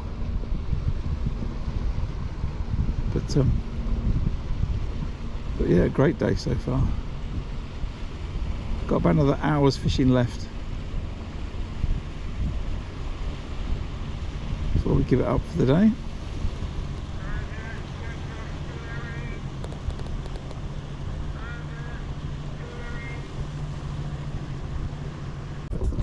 Right over the top of that ground bait. I don't think the bait's moving at all. I think that's where the fish are, and then sometimes I'll let it drift a little bit further down.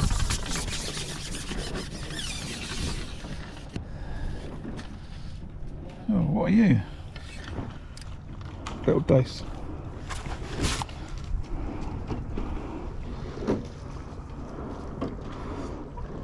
So now I'm a little bit of a quandary really, because I was watching that float go down and then come up and thinking I've missed a bite. I've dotted that float down and my quality of fish has dropped, no doubt about it. I think maybe what was happening then was small fish were grabbing it and spitting it out, and then eventually a bigger fish would grab it, and now I've got better at hitting the bites. I'm catching more small fish. It seems to be what's just happened.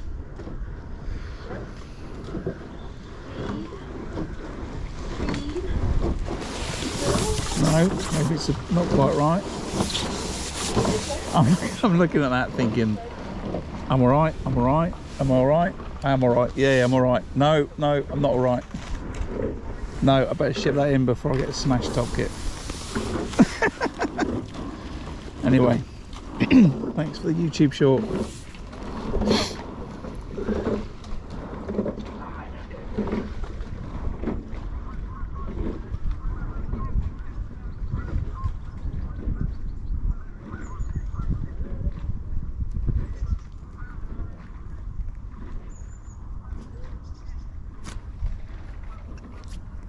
I don't know how close that was, but I reckon that was pretty close.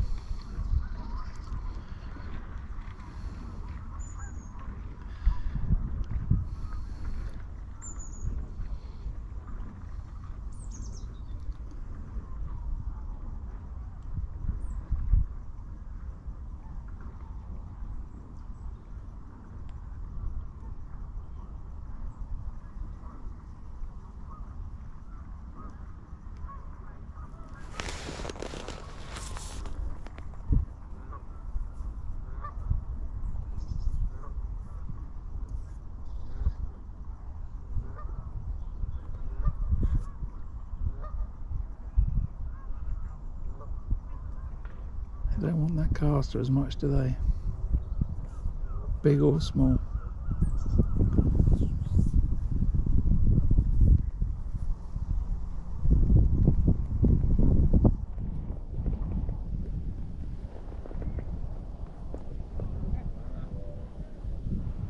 Had that one good run on it, and then I've had odd fish, but definitely better with double maggot.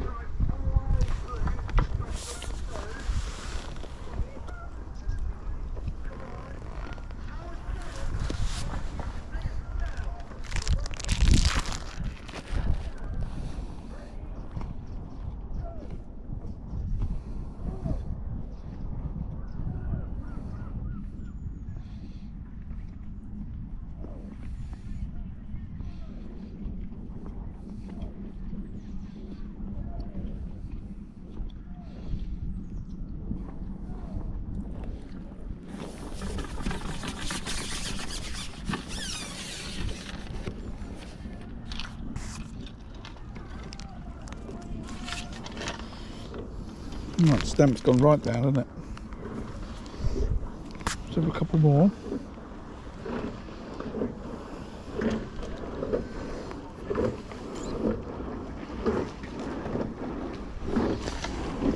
Thought just have another fish and have a little think about what to do.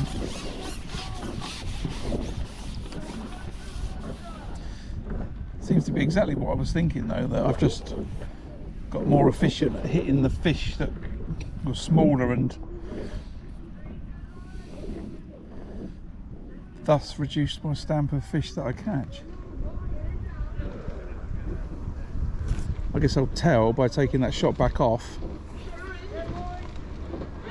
hitting those bites less often, and see if I catch better roach.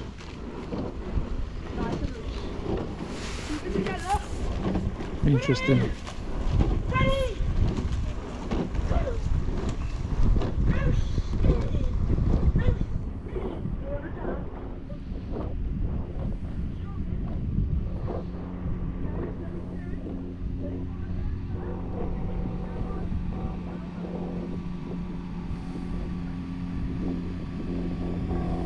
He loves that, doesn't he? He loves that. Thinks he's driving a speedboat. Go on, mate.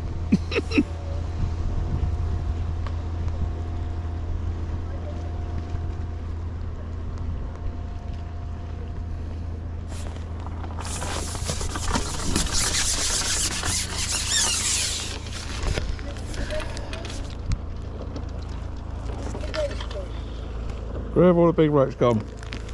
The other thing that could have happened is a pike could have turned up, which will make the big old roach go, we're off, and then just leave these smaller ones.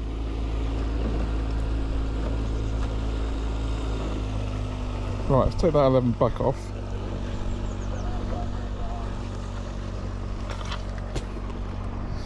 So now I'll miss some bites, maybe.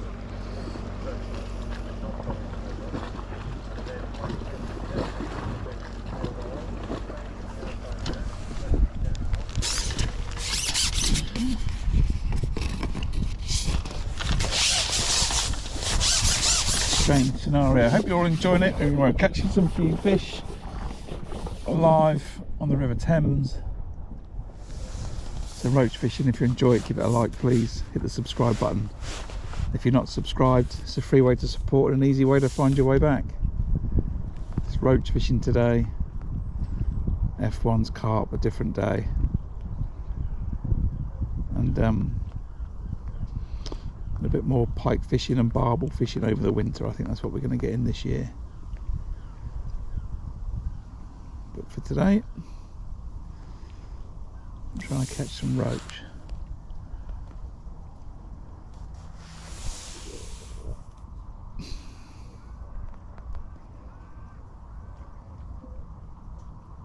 It's like I need a bigger bait. Maybe I'll do that. Maybe that's the key. 3 maggots, not 2. Double caster, not 1. Try that next. It could be that the stamp has just got lower, worse, smaller as the day's gone on. There's a definite step down when I put that extra shot on.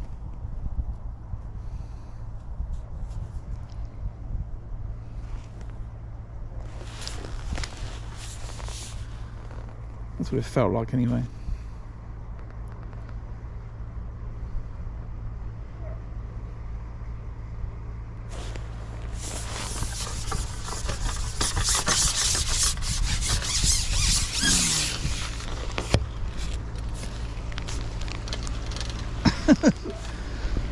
Fish is gone, sock's gone, stamp's back up. Much better bite.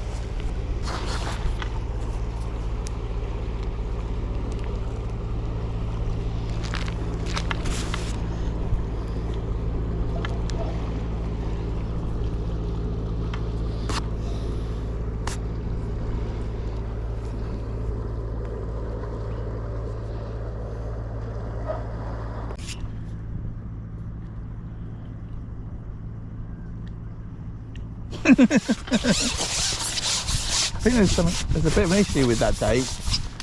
I've had a fantastic day today, Stephen. You ask your boy.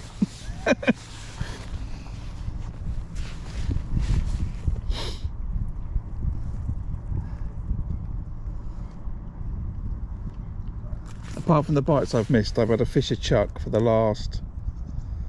What time did I start? Oh, float's disappeared. What time did I start? Just before 9, 3.5, 3 3/4 hours, something like that. Stamp's gone down now, but it's been very good for a long time. So I'm just going to fish double caster.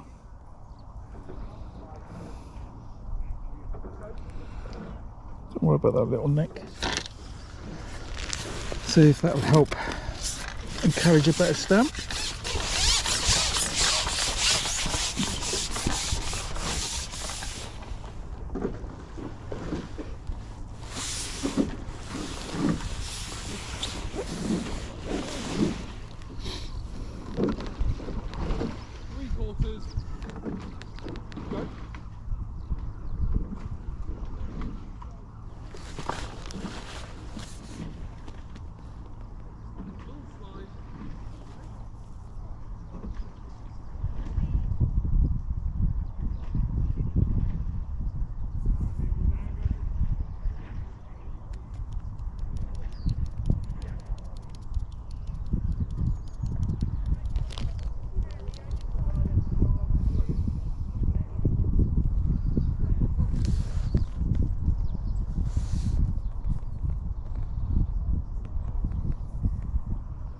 Alright, just run that down the peg a little bit then.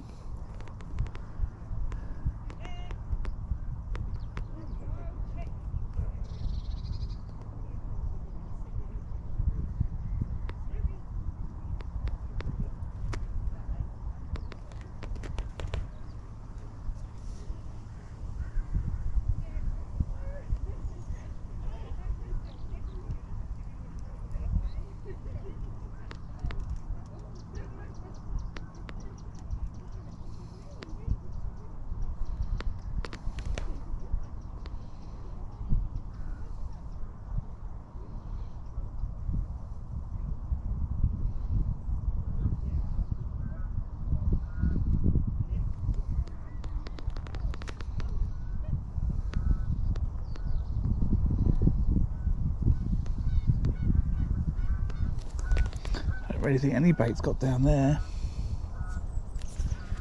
Not far away, but I just...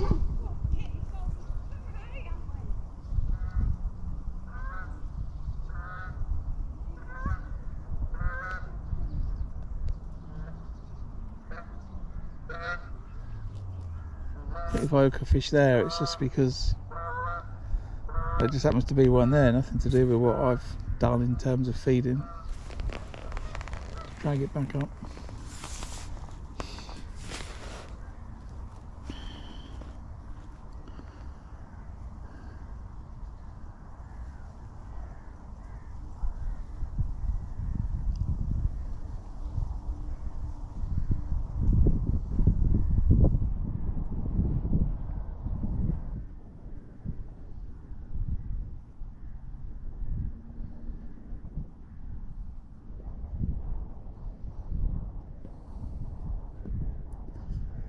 They weren't keen on that single caster, and they don't like that double caster, do they?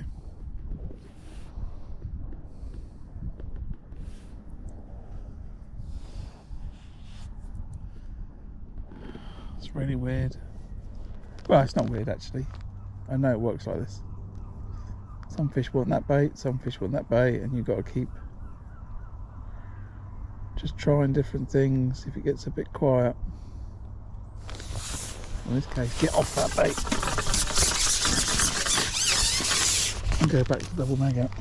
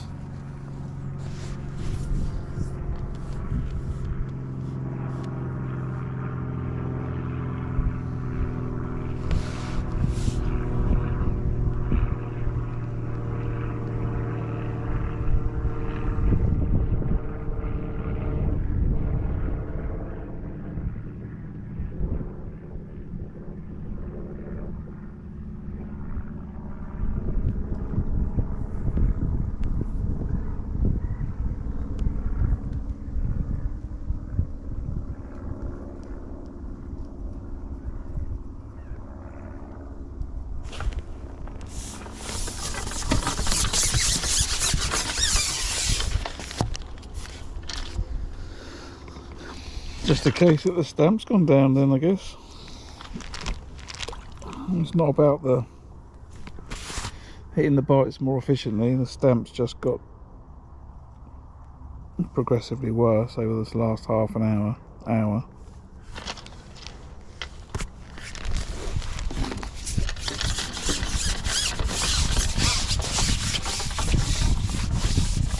But it's alright, I think I've done a weight.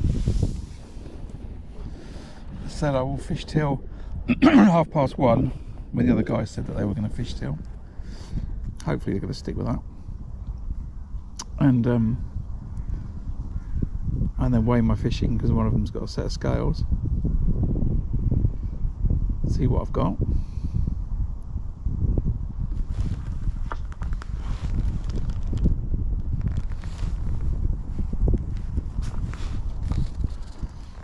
This is where I want another line. I've not had to fish that other shorter line, so I'm not going to do it now, I don't think. If it had been difficult, I would have marked that on the pole as well and fished it, which is I think 2 float lengths shorter.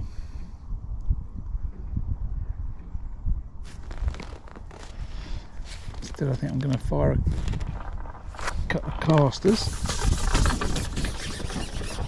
see if that helps to draw some better fish back.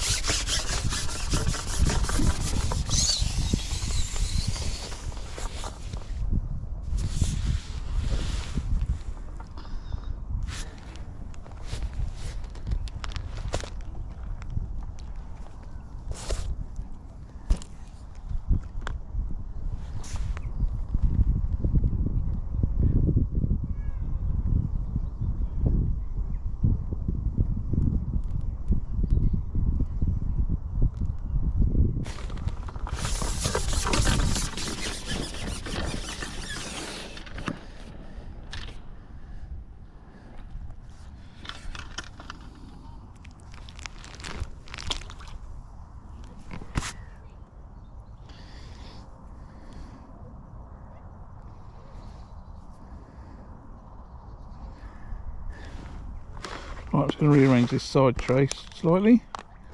I think I'll just fire casters in every put in and see what it does.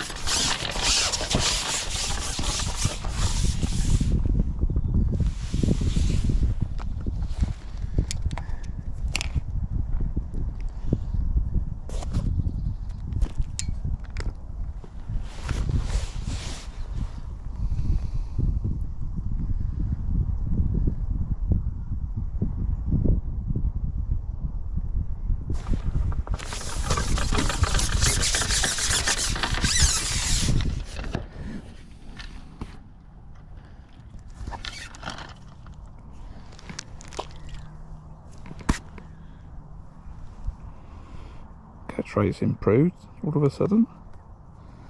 I think it just got slightly better before I put the casters in. Talking about speed of catching, not quality of fish. Definitely just had a little flick up.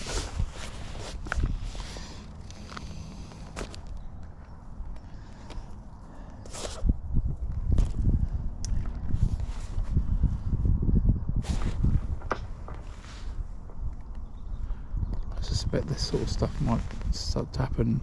Not liners, but I think maybe I'll get fish up in the water. It's not really what I intended, but we'll see. I'm trying to see if it can generate a better stamp of fish.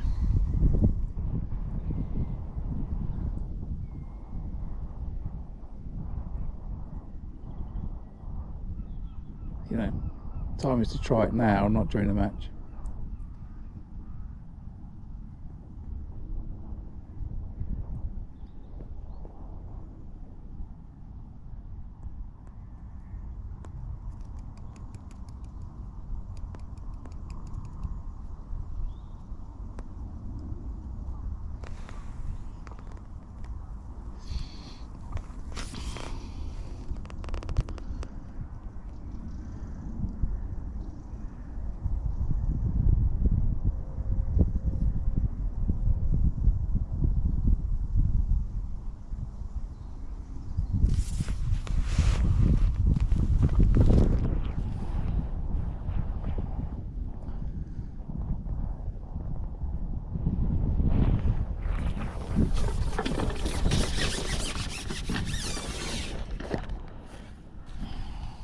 Oh, Captain.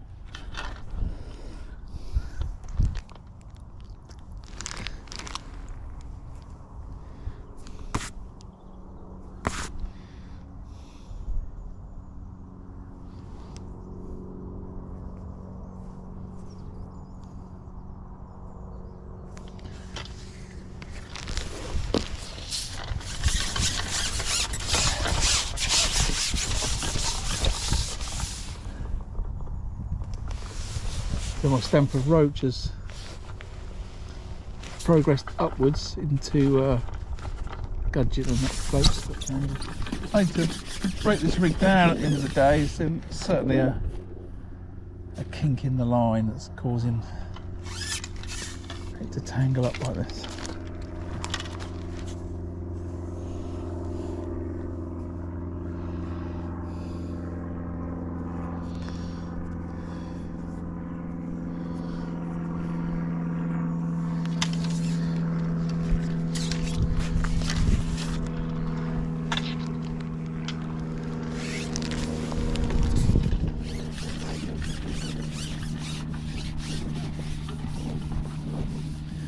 Right, I think we'll put another ball of ground bait in again in a minute.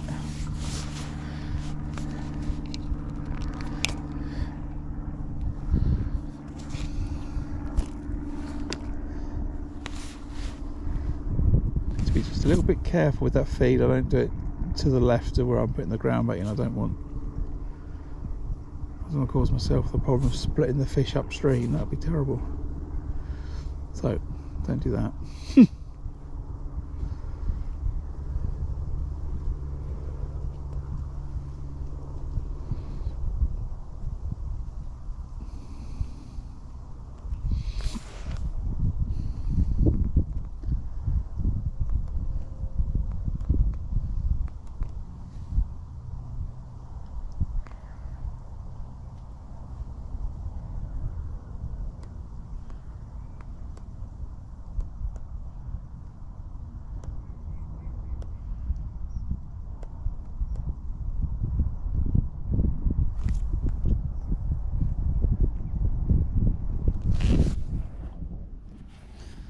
5 to 1.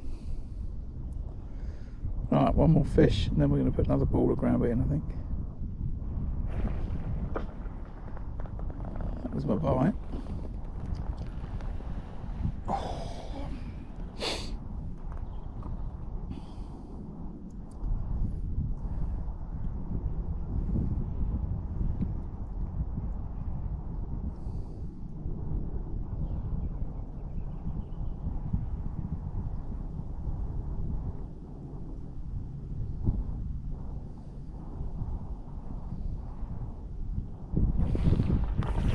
bite.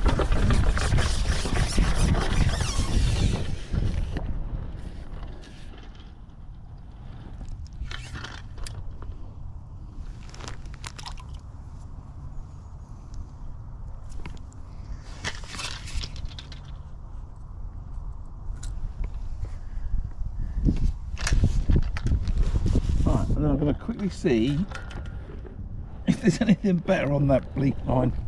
Well, that short line, I've been flicking some maggots. Otherwise, we'll get to the end of the day and I'll go home and I'd never have gone down there again. I've probably just got even bigger shoal of tiny dace, but I'll put this in and have a quick look.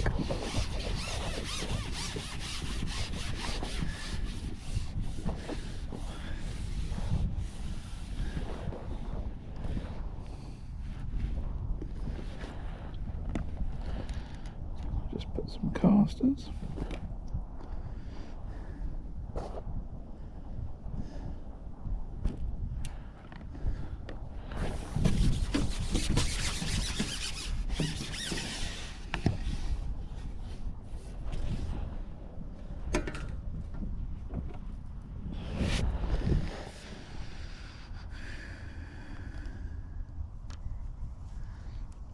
So I've been chucking maggots down here now for, what is it, 3 hours, 3.5 hours?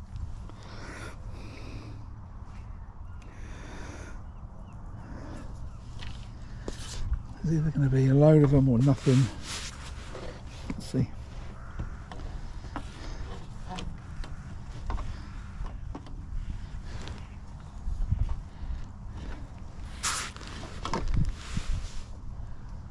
I had a bite.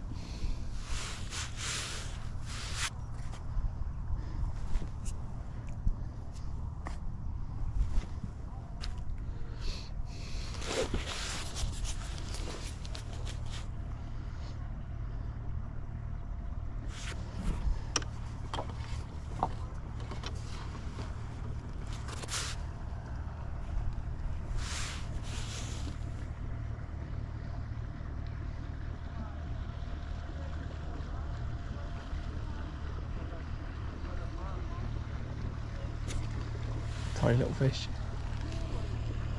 but they're still there.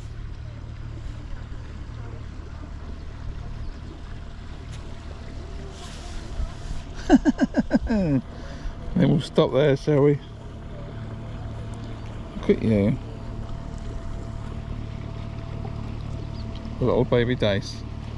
I'm not going to put you in the keep net.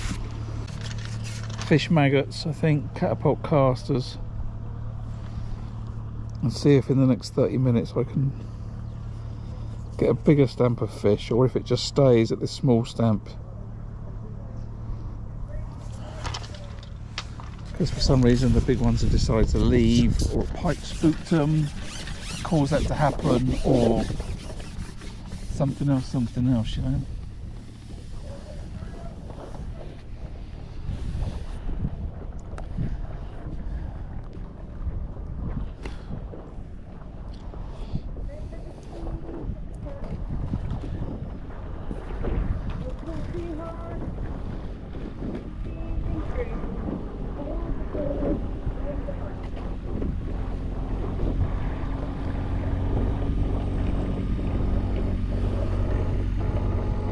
You might think he was not even looking at me, that fella, in that boat. Yeah, that's not what he's here to do, but...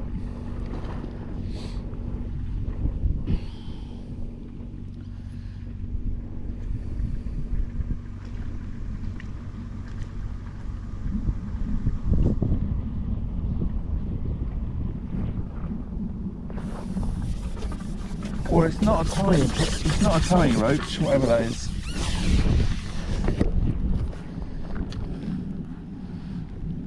Perch again.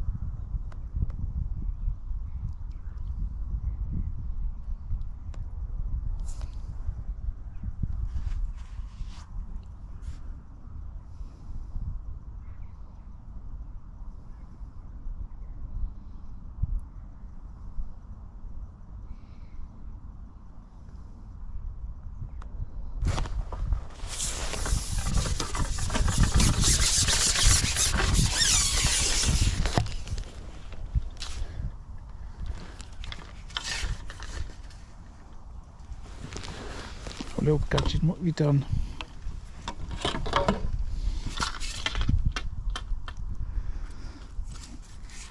It's fallen off underneath my platform. Not my platform, my side tray.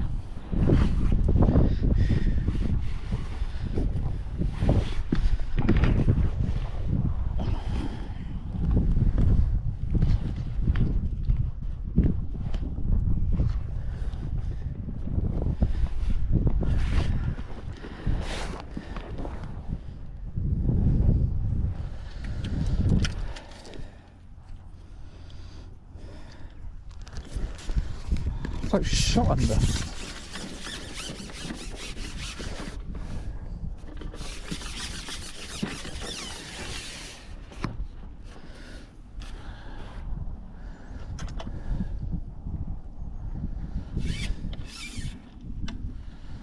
Right, let's retire this rig just because it's annoying me.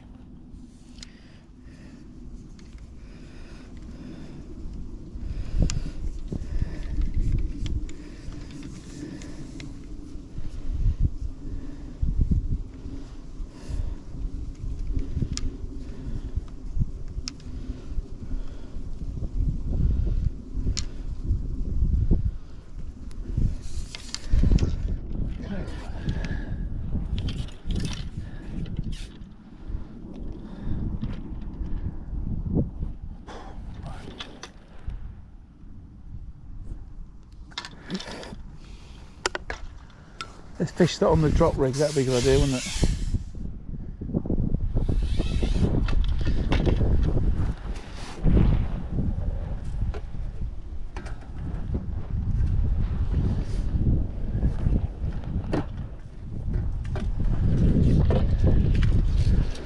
Let's fish it on the drop rig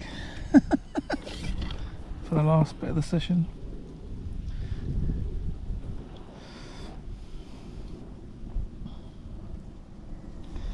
So this one's a little bit different. I've got the Olivet 3 foot away instead of 1 foot away. I've got some number 8 droppers.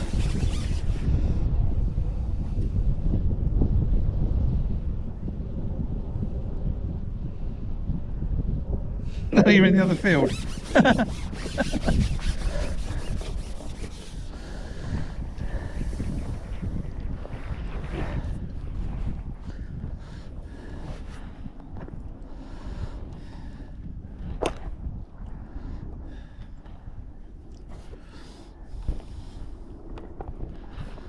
It's a small world. So this rig's slightly different. So it's a 1 gram Olivet, and then a bunch of number 8s, 3 foot strung out down the rig every 6 inches. And it's designed just to give a slower fall of the bait. And I started on it and I caught a few fish, and then I went for the bomb it down rig, which was, I think, more effective overall, but on the basis that that rig's not going to last, and I've just bitten off the bottom bit of it. This is the only working rig I've got left, and I've got to fish for another 25 minutes. So let's stay with this. I don't think this firing casters in's doing anything, by the way. Just people trying to keep a track of what I'm doing to try and stimulate getting a better quality of fish back in the peg. I think that clearly those bigger roach have left.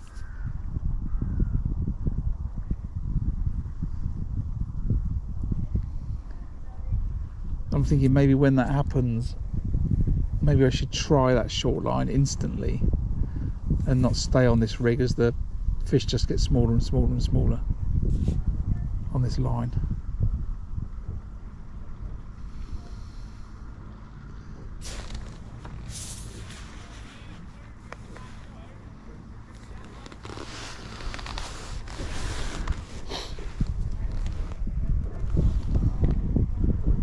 Still got to keep an eye out for these rowers.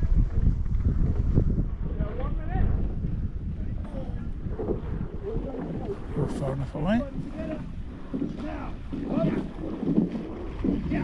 There's not a lot in it, but I judged it right.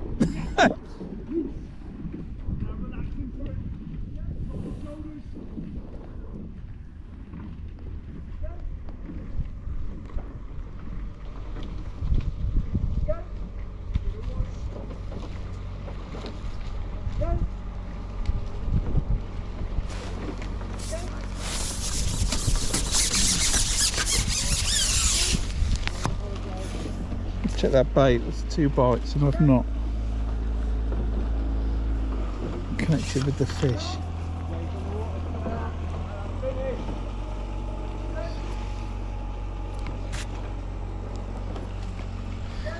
I'm not sure I've learnt a lot about rowing today. I've got to drop my shoulders, lean into it, power from my hips, or be the guy at the front that just tells people to row faster, which I think that would probably have to be my preferred position on that boat, to be honest.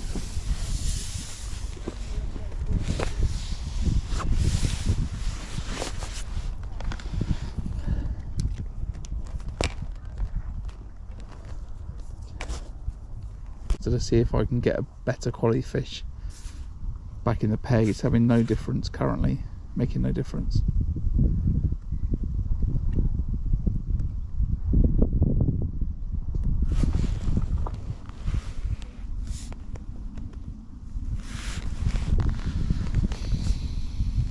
But it was worth a try. I'm going to keep doing it just to see if it takes a little bit of a while, but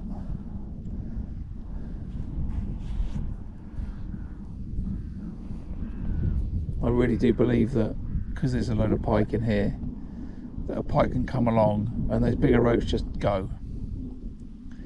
And that's why they're bigger roach, right? Because they don't get eaten by the pike.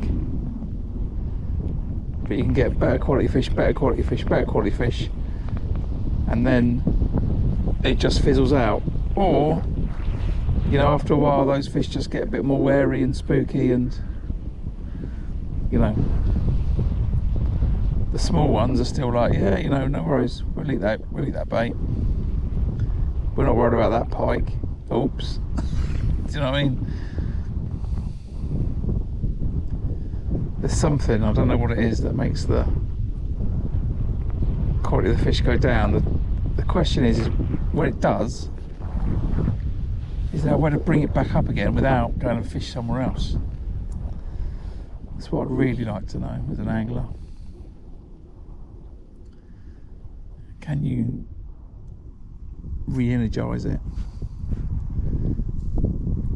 Maybe if you balled it in, made a lot of noise, maybe that would do it. Maybe if you put like 6 balls in, but if it didn't, it's gonna kill your peg in terms of bites. Now I've had like 3 bites now on this rig. And it's all been, you know, it's been fully extended. It's on the bottom, and I've not had a fish, I think, for the last 3 bites.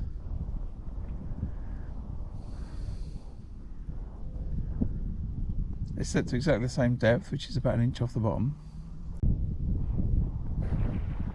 And again, what's that about? It's on the bottom. It's not. So it's fully extended, it's not on the drop when that's happening.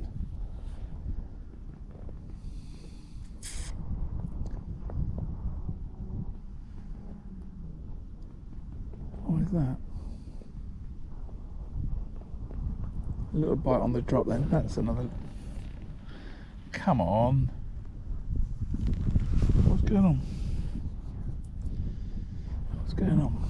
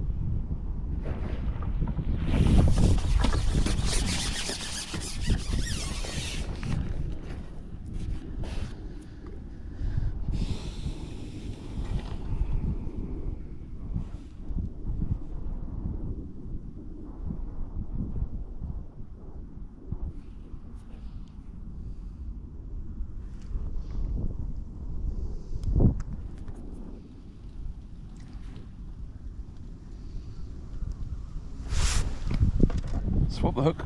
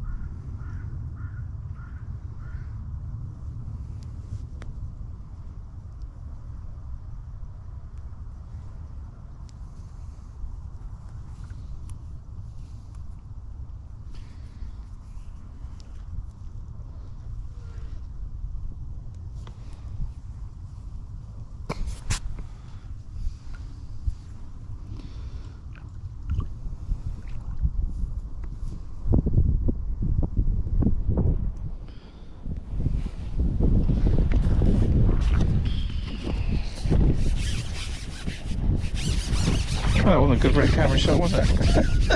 It's really nice to see his arm.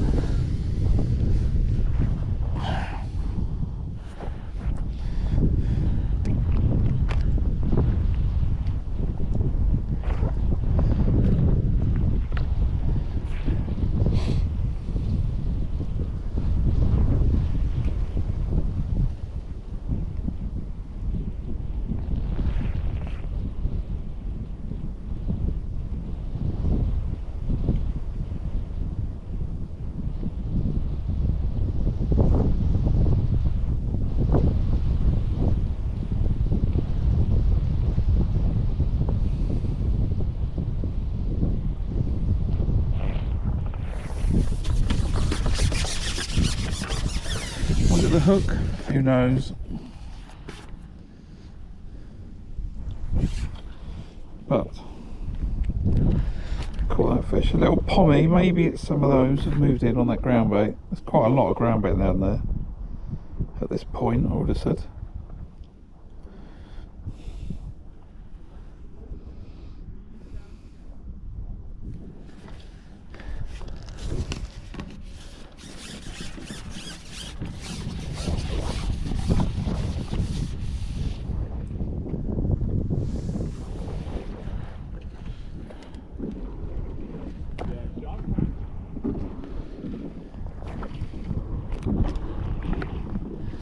I'm thinking that actually maybe I'll change this rig and change that Graham Olivet.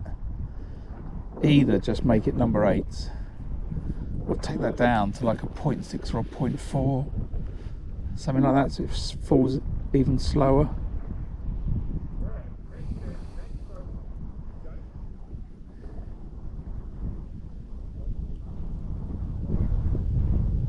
I don't fish with this kind of rig a lot, but trying to catch the fish's eye, then maybe a slower fall is an even better option. I'm not sure that today that's the case. I think they're on the bottom, but I don't think they're up in the water. It's those bites. They're good bites. They're sailing away. It could be top, well, I don't know. I've had it before when it's been small gudgeon, when the gudgeon aren't really big enough for the double maggot, but these gudgeon are. So I don't know why I've missed so many bites. I don't think it's a load of fish swimming up in the water giving me liners, because the float buries too much.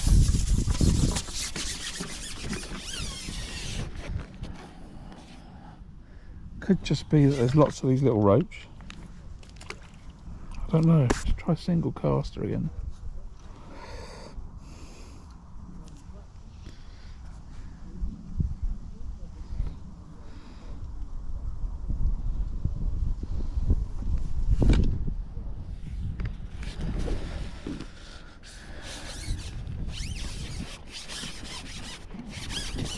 Right, I've got 13 minutes left.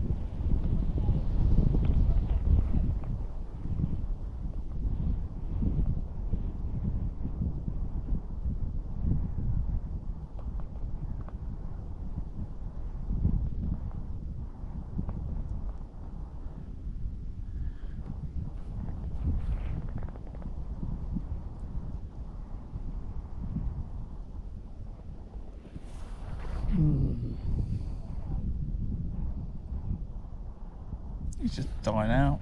That's all it is. Maybe it'd be good to have another line. Shorter. I know a lot of people like fishing 14.5 metres one line and 11 metres the other. And you know, annoyingly, I just like fishing 13 metres.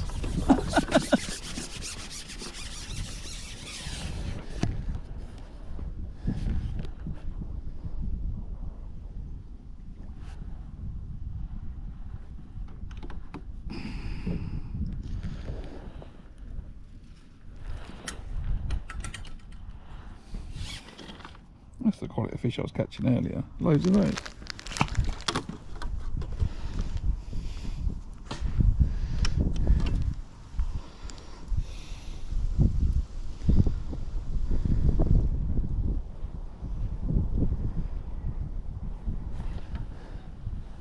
Oh, was that on a caster? Yeah, that was, wasn't it? It was on a caster, that fish. Alright, let's go back on this double maggot then, and then maybe have one more chuck on caster. Something like that.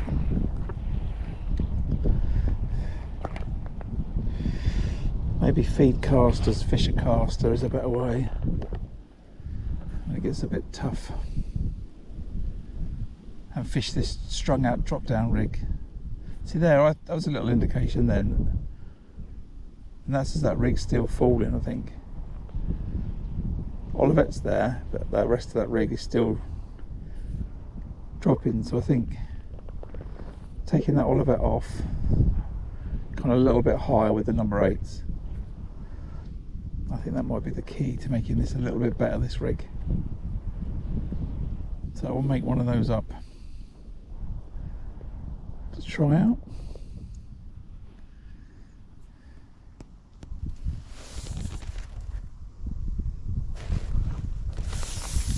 For some reason I've just started fishing further down the peg. I don't know why, but it's further down than where I have been fishing. Another perch.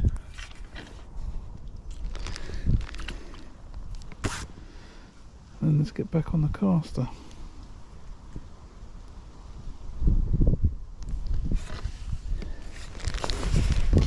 I hope you've enjoyed it. I've got about another 8 minutes. I've been fishing since, I don't know what time, 8:45 now.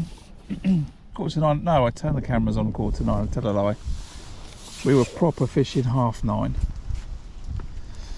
I put the, yeah, I was on the pole by 9:30, I think it was. And it's been non-stop ever since. Refed every, at the beginning it was 40 minutes, then 30 minutes, then 20 minutes. I think somewhere between 20-25 was probably the right time. Maybe slightly smaller balls than I've put in. After I put in 6 balls to start. And yeah, and in this last half an hour I started loose feeding caster over the top, because the quality of fish has got smaller and smaller, and I'm trying to do something to get a different result. And I've caught a couple of bigger fish, but if it's to do with the caster I don't know, but what I do know is it hasn't hurt it. So if there was a bit of flow when I was doing it, I think I might do it again, because I just don't think it does any harm, and might have done some good.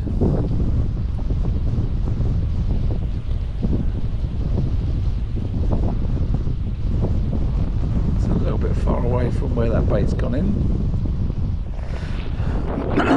So yeah, I hope you've enjoyed it. If you're watching, you're not subscribed, you know, suggest you hit the subscribe button. It's a free way to support the channel, and you can find your way back for more live fishing. I've got loads of videos. I think I'm over 250 videos now on the channel, covering a lot of my match fishing and a few pleasure fishing sessions. And yeah, I hope you enjoyed it. Caught a few fish, that's for sure.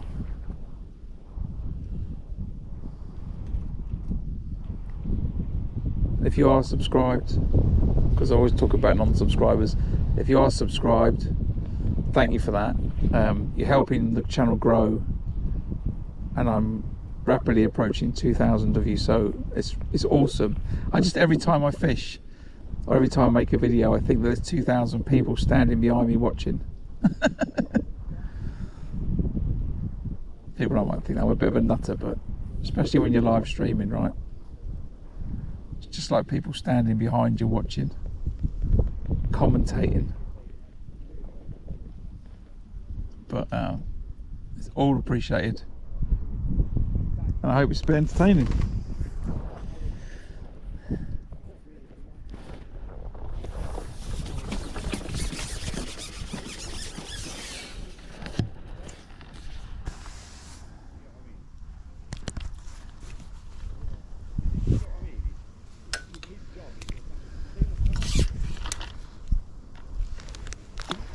There's certainly plenty of roach down here to be caught.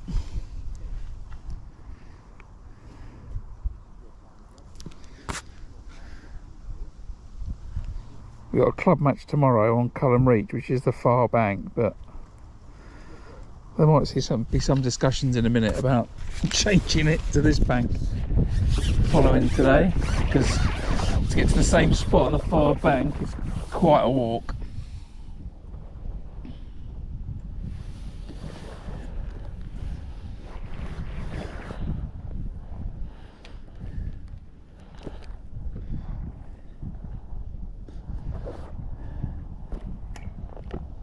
And the club match secretary is fishing to my left, so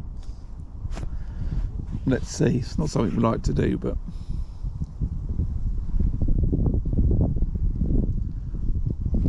we do try and run a club match scene where people can come and catch fish. Although I think there's no reason why you wouldn't be able to do this on the other side today.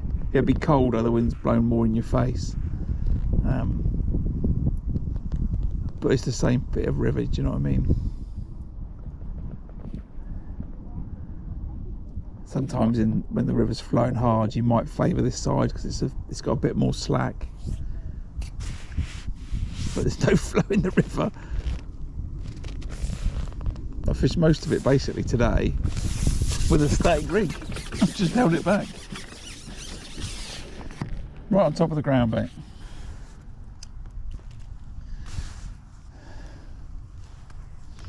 Right, and I think I've got 3 more minutes. So maybe that's one more fish.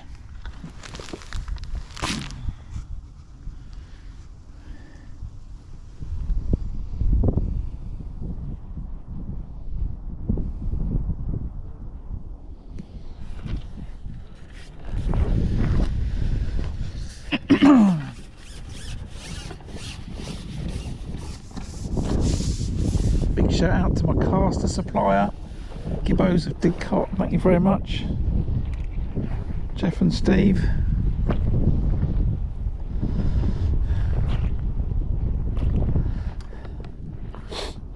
Been some lovely casters today.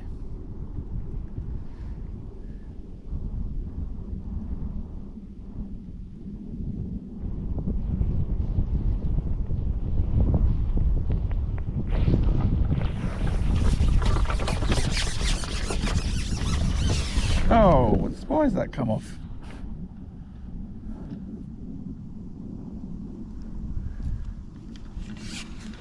Why has that come off?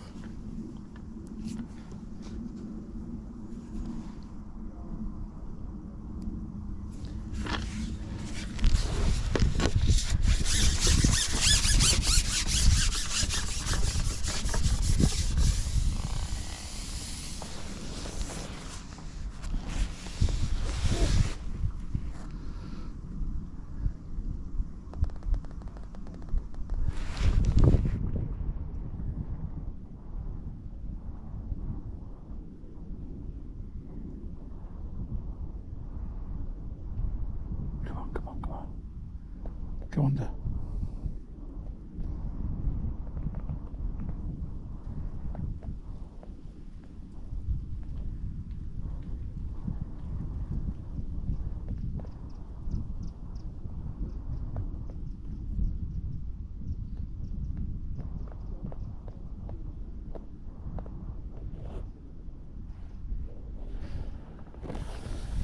Last fish, I think.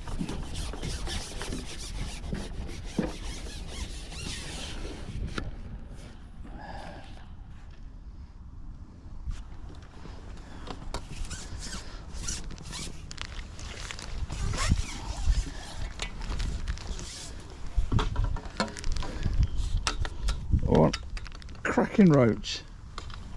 Just finished a cracking live stream.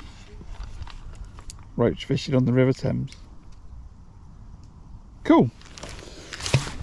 Right. Let's go and see if they're going to call it all out.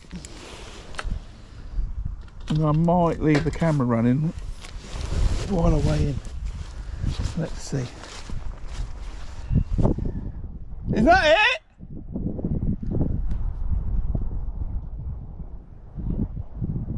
What time are you fishing till? Hey?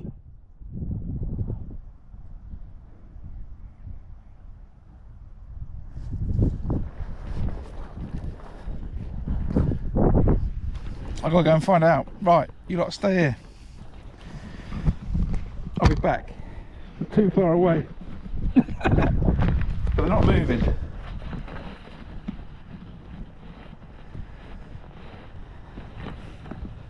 be nice to know what I caught for the day, wouldn't it? And I don't normally do it during a match, but when there's only a few people here and I'll have a chat with them, I'll leave it running.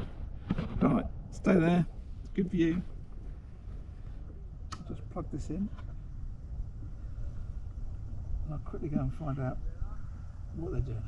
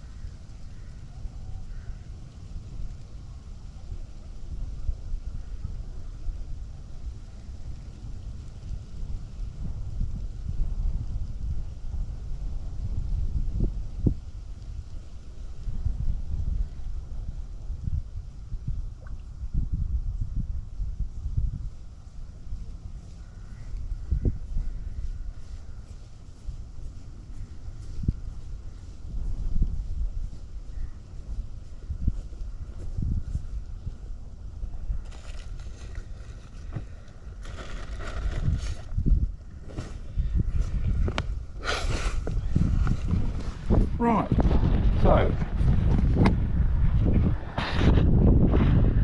they've changed their minds.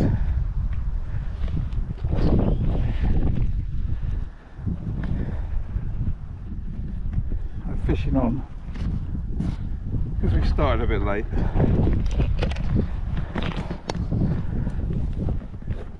They decided to fish till 2. So I will fish till 2. Let's get back out there.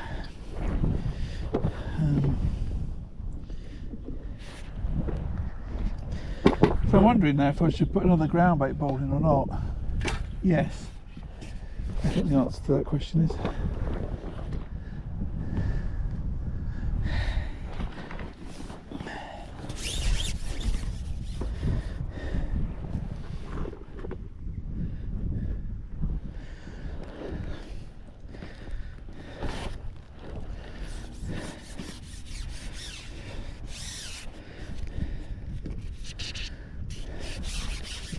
Alright, let's get this out and I'll catch up with chat and then I won't have long, but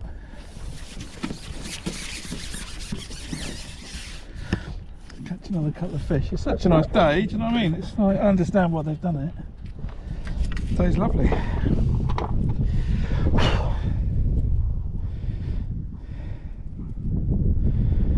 Oh, weather grimy.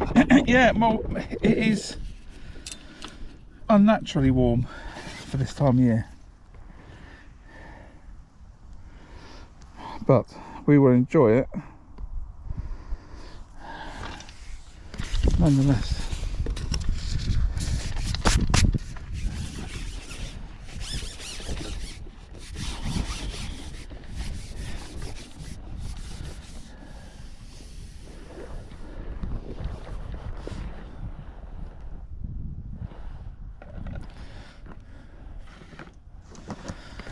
Right, what was I doing? Caster, firing caster, fishing slightly to the right on that little strung out rig at the bottom, catching roach. There's time for a pike yet.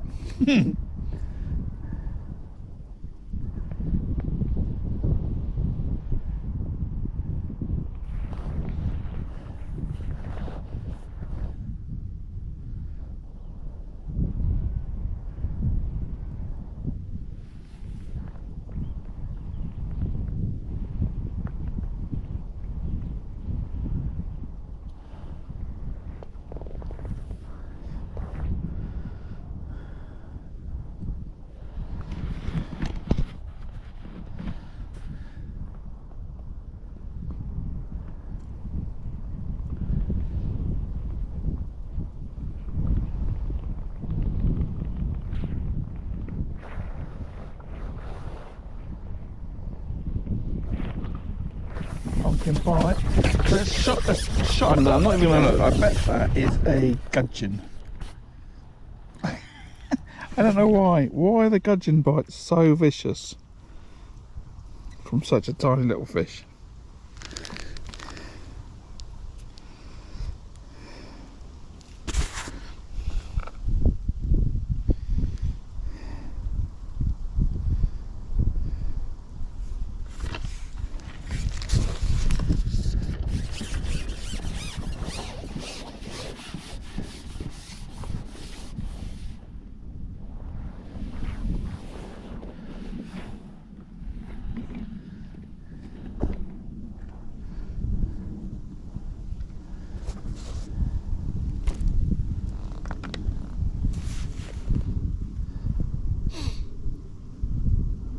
Right, this time that's going to go more over where I've just put that bowl of ground bait.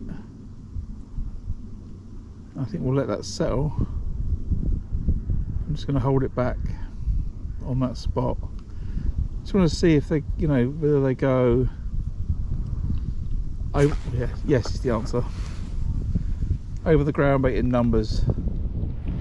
But I think you can see from that, well, you can't, but I could then, but basically that rig has settled and then it's gone under. I don't know if the slow fall at the end is helping. I don't know if the slow fall at the end is slow enough on the rig, but that is certainly how I would want it to be. Rig settle up, bait get to the bottom and it goes straight away because the fish has seen it on the way in, and it's falling a little bit more naturally. I think that's the case.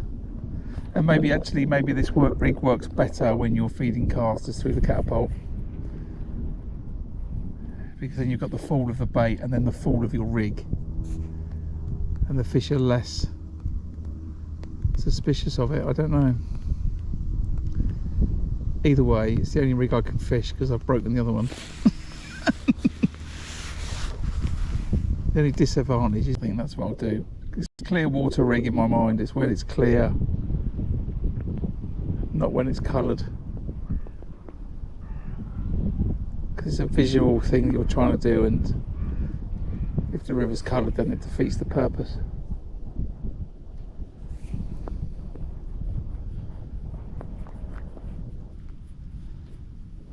But I only need 1 or 2 in my box made up, and then I'm done. So.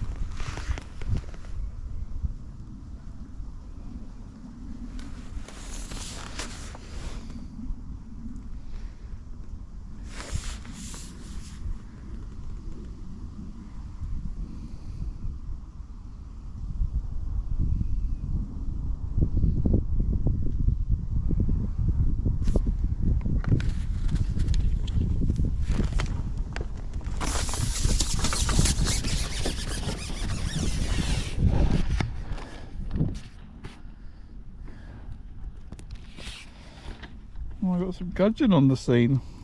I do like gudgeon.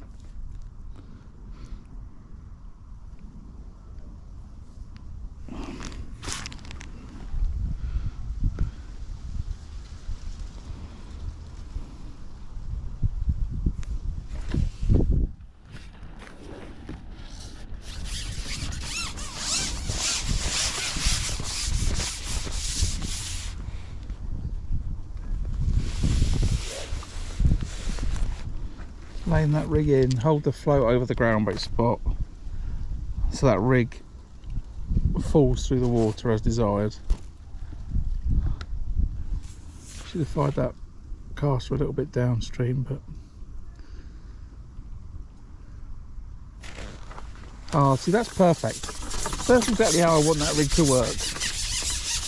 That's a really good example of what I want to happen off that.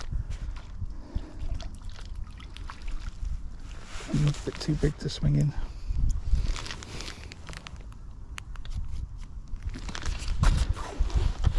I'm holding that rig tight, and just as that rig's settling, you can see the fish, the bite off the fish just pulls it slightly. Footings. Don't know why my camera keeps cutting out. I think it's because I've only got the 7.5 meg upload. But if you missed that, what I was saying was that was a really good example of how I want that rig to work. I'm holding the rig tight,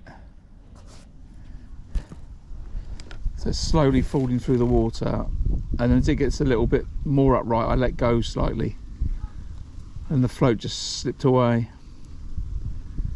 And there was no way that, and again, just the same, there's no way that that bait's on the bottom at that point. So yeah, I'm thinking maybe it works really well in conjunction when you're loose feeding the caster over the top. So no flow plus clear equals fire caster over the top using slow fall rig held back tight. There we go, there's the formula. There we go. Put the rig in. Get the fish used to seeing the casters falling. Get it 3/4 of the way down, then slowly let it go so the rig straightens up. The bottom of the bait still falling down, and then bosh. Oh, it came off.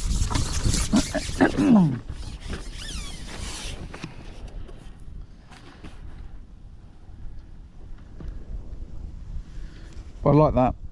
If you just join, just to go over that rig again, it's a 6-inch hook length, then a number 8, 6 inches number 8, 6 inches number 8, 6 inches number 8, 6 inches number 8, 6 inches style. I had to knock a number 8 off, but I think what I would do, did I say style? I don't mean that, I mean a number 10 and a number 11. Stots. Styles. So yeah, just as it starts to settle, that olivet's under that float, let it a little bit a line off of it so it's not tight, and then the float sails away.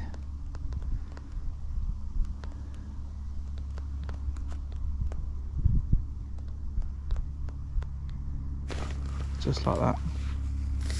It's good. Right, the rig works.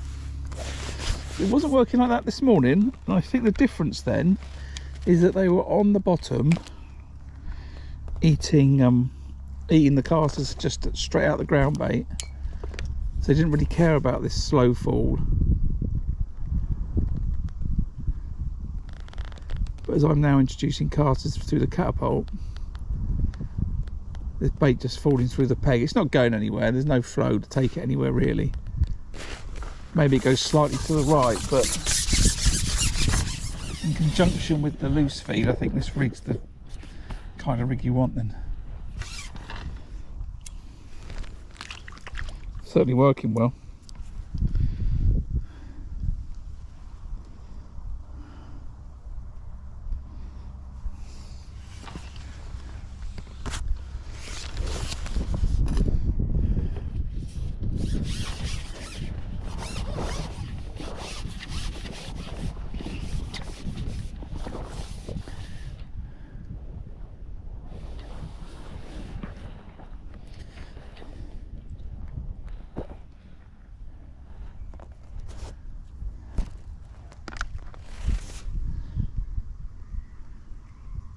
Hold it back,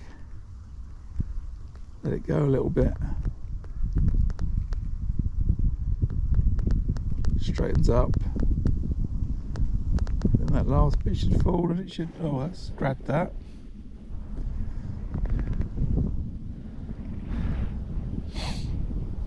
Float came up a little bit, so fish definitely grabbed the bait and swam upwards.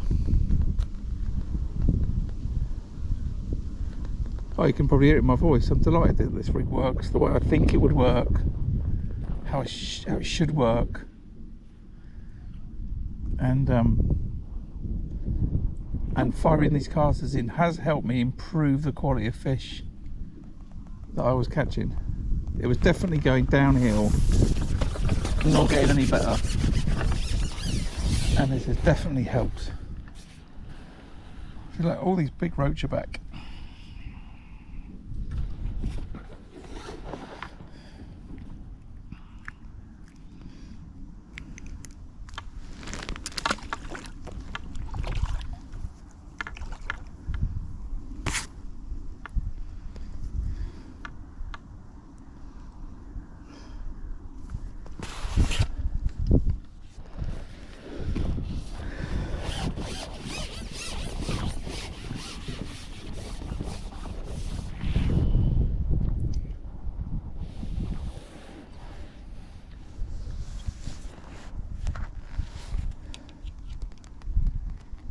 So I think what I'm going to do is as soon as the whistle goes, or as soon as we get to the end of the competition that's not a competition in 8 minutes, I will lift my fish out so you can see them. I will end the live stream. Craig will come along, weigh my fish, we'll take some pictures, and then I'll put it on my page at the end of the day, so you can see what I caught. But you'll be able to see him in the keep net. I've had a great day. It must be, I don't know what my weight is. I don't think it's as good as my best days.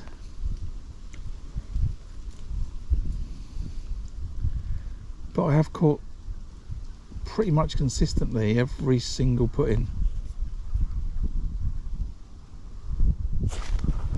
I've only come back without a fish. Well, it's a silly statement, but because I've had to check the bait, but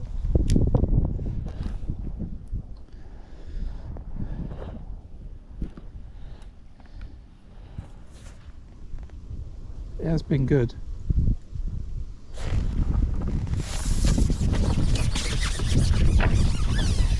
What do we think I've got? Make your guesses. Won't find out till later tonight. But I think I've probably got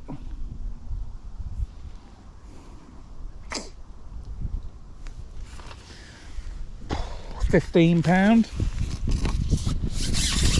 maybe. I'll have my stake in the ground at £15.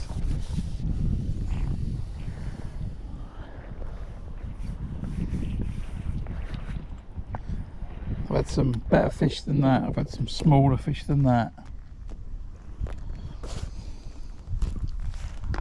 But I have caught consistently all the time for 4 hours.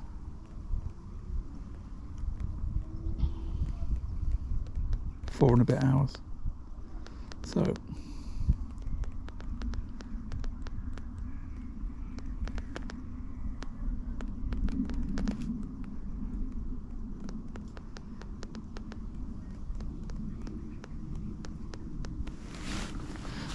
feel free to put your guesses in chat.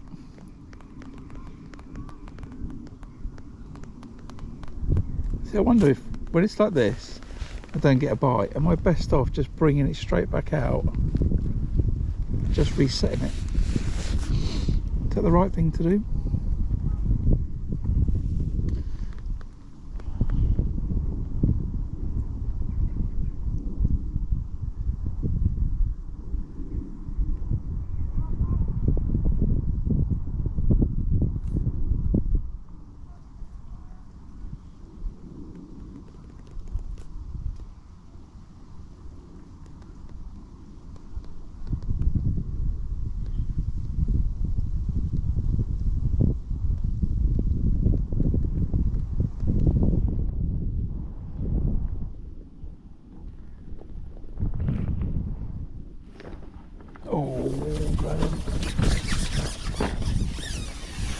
Time's running out.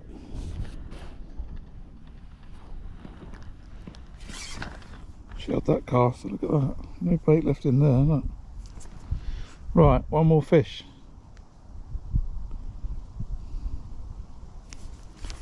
Ouch. That's going to bleed. Right.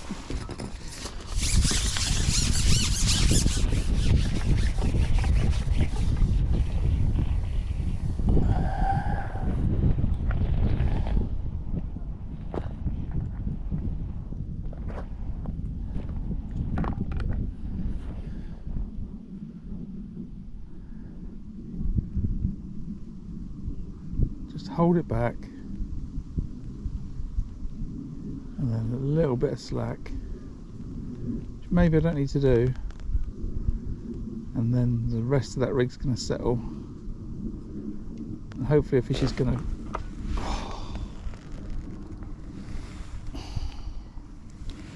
have it.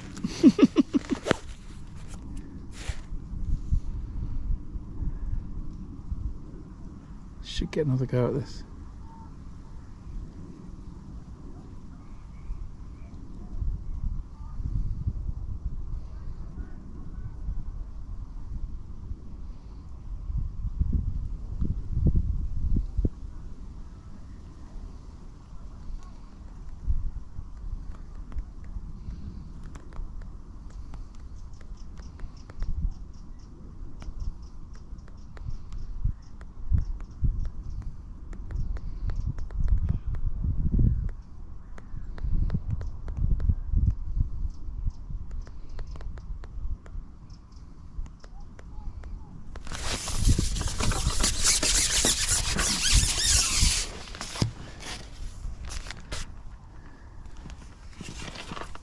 just bust.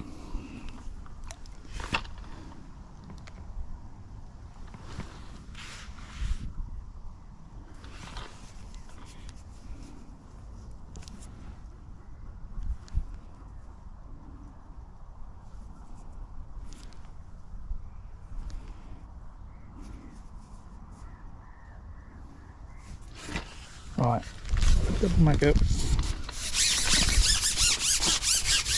I need it to withstand missing a bite.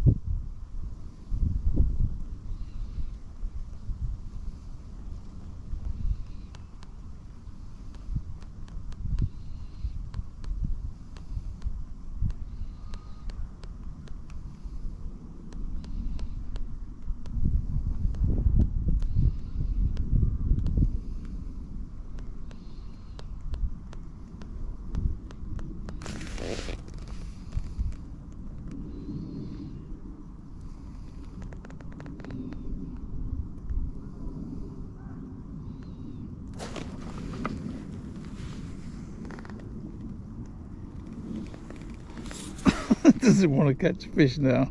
I got like a minute.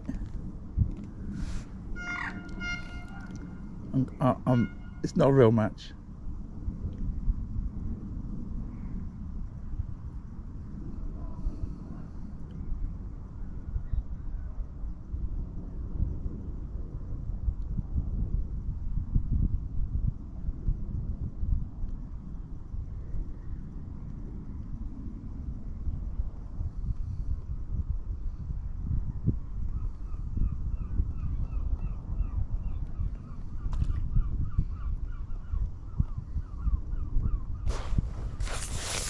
There we go. I can't not end on a stick. I'm a pleasure fishing session. Do you know what I mean? Oh, a little perch. Right, because it was caught after the whistle, right, I'm going to throw it back in, right? Didn't go back in the keep net.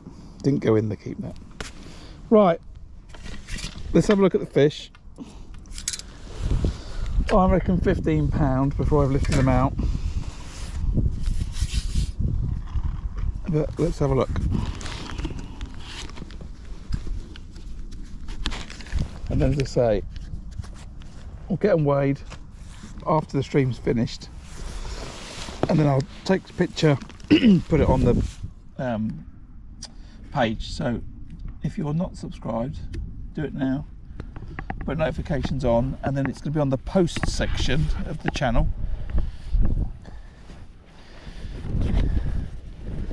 Let's have a look.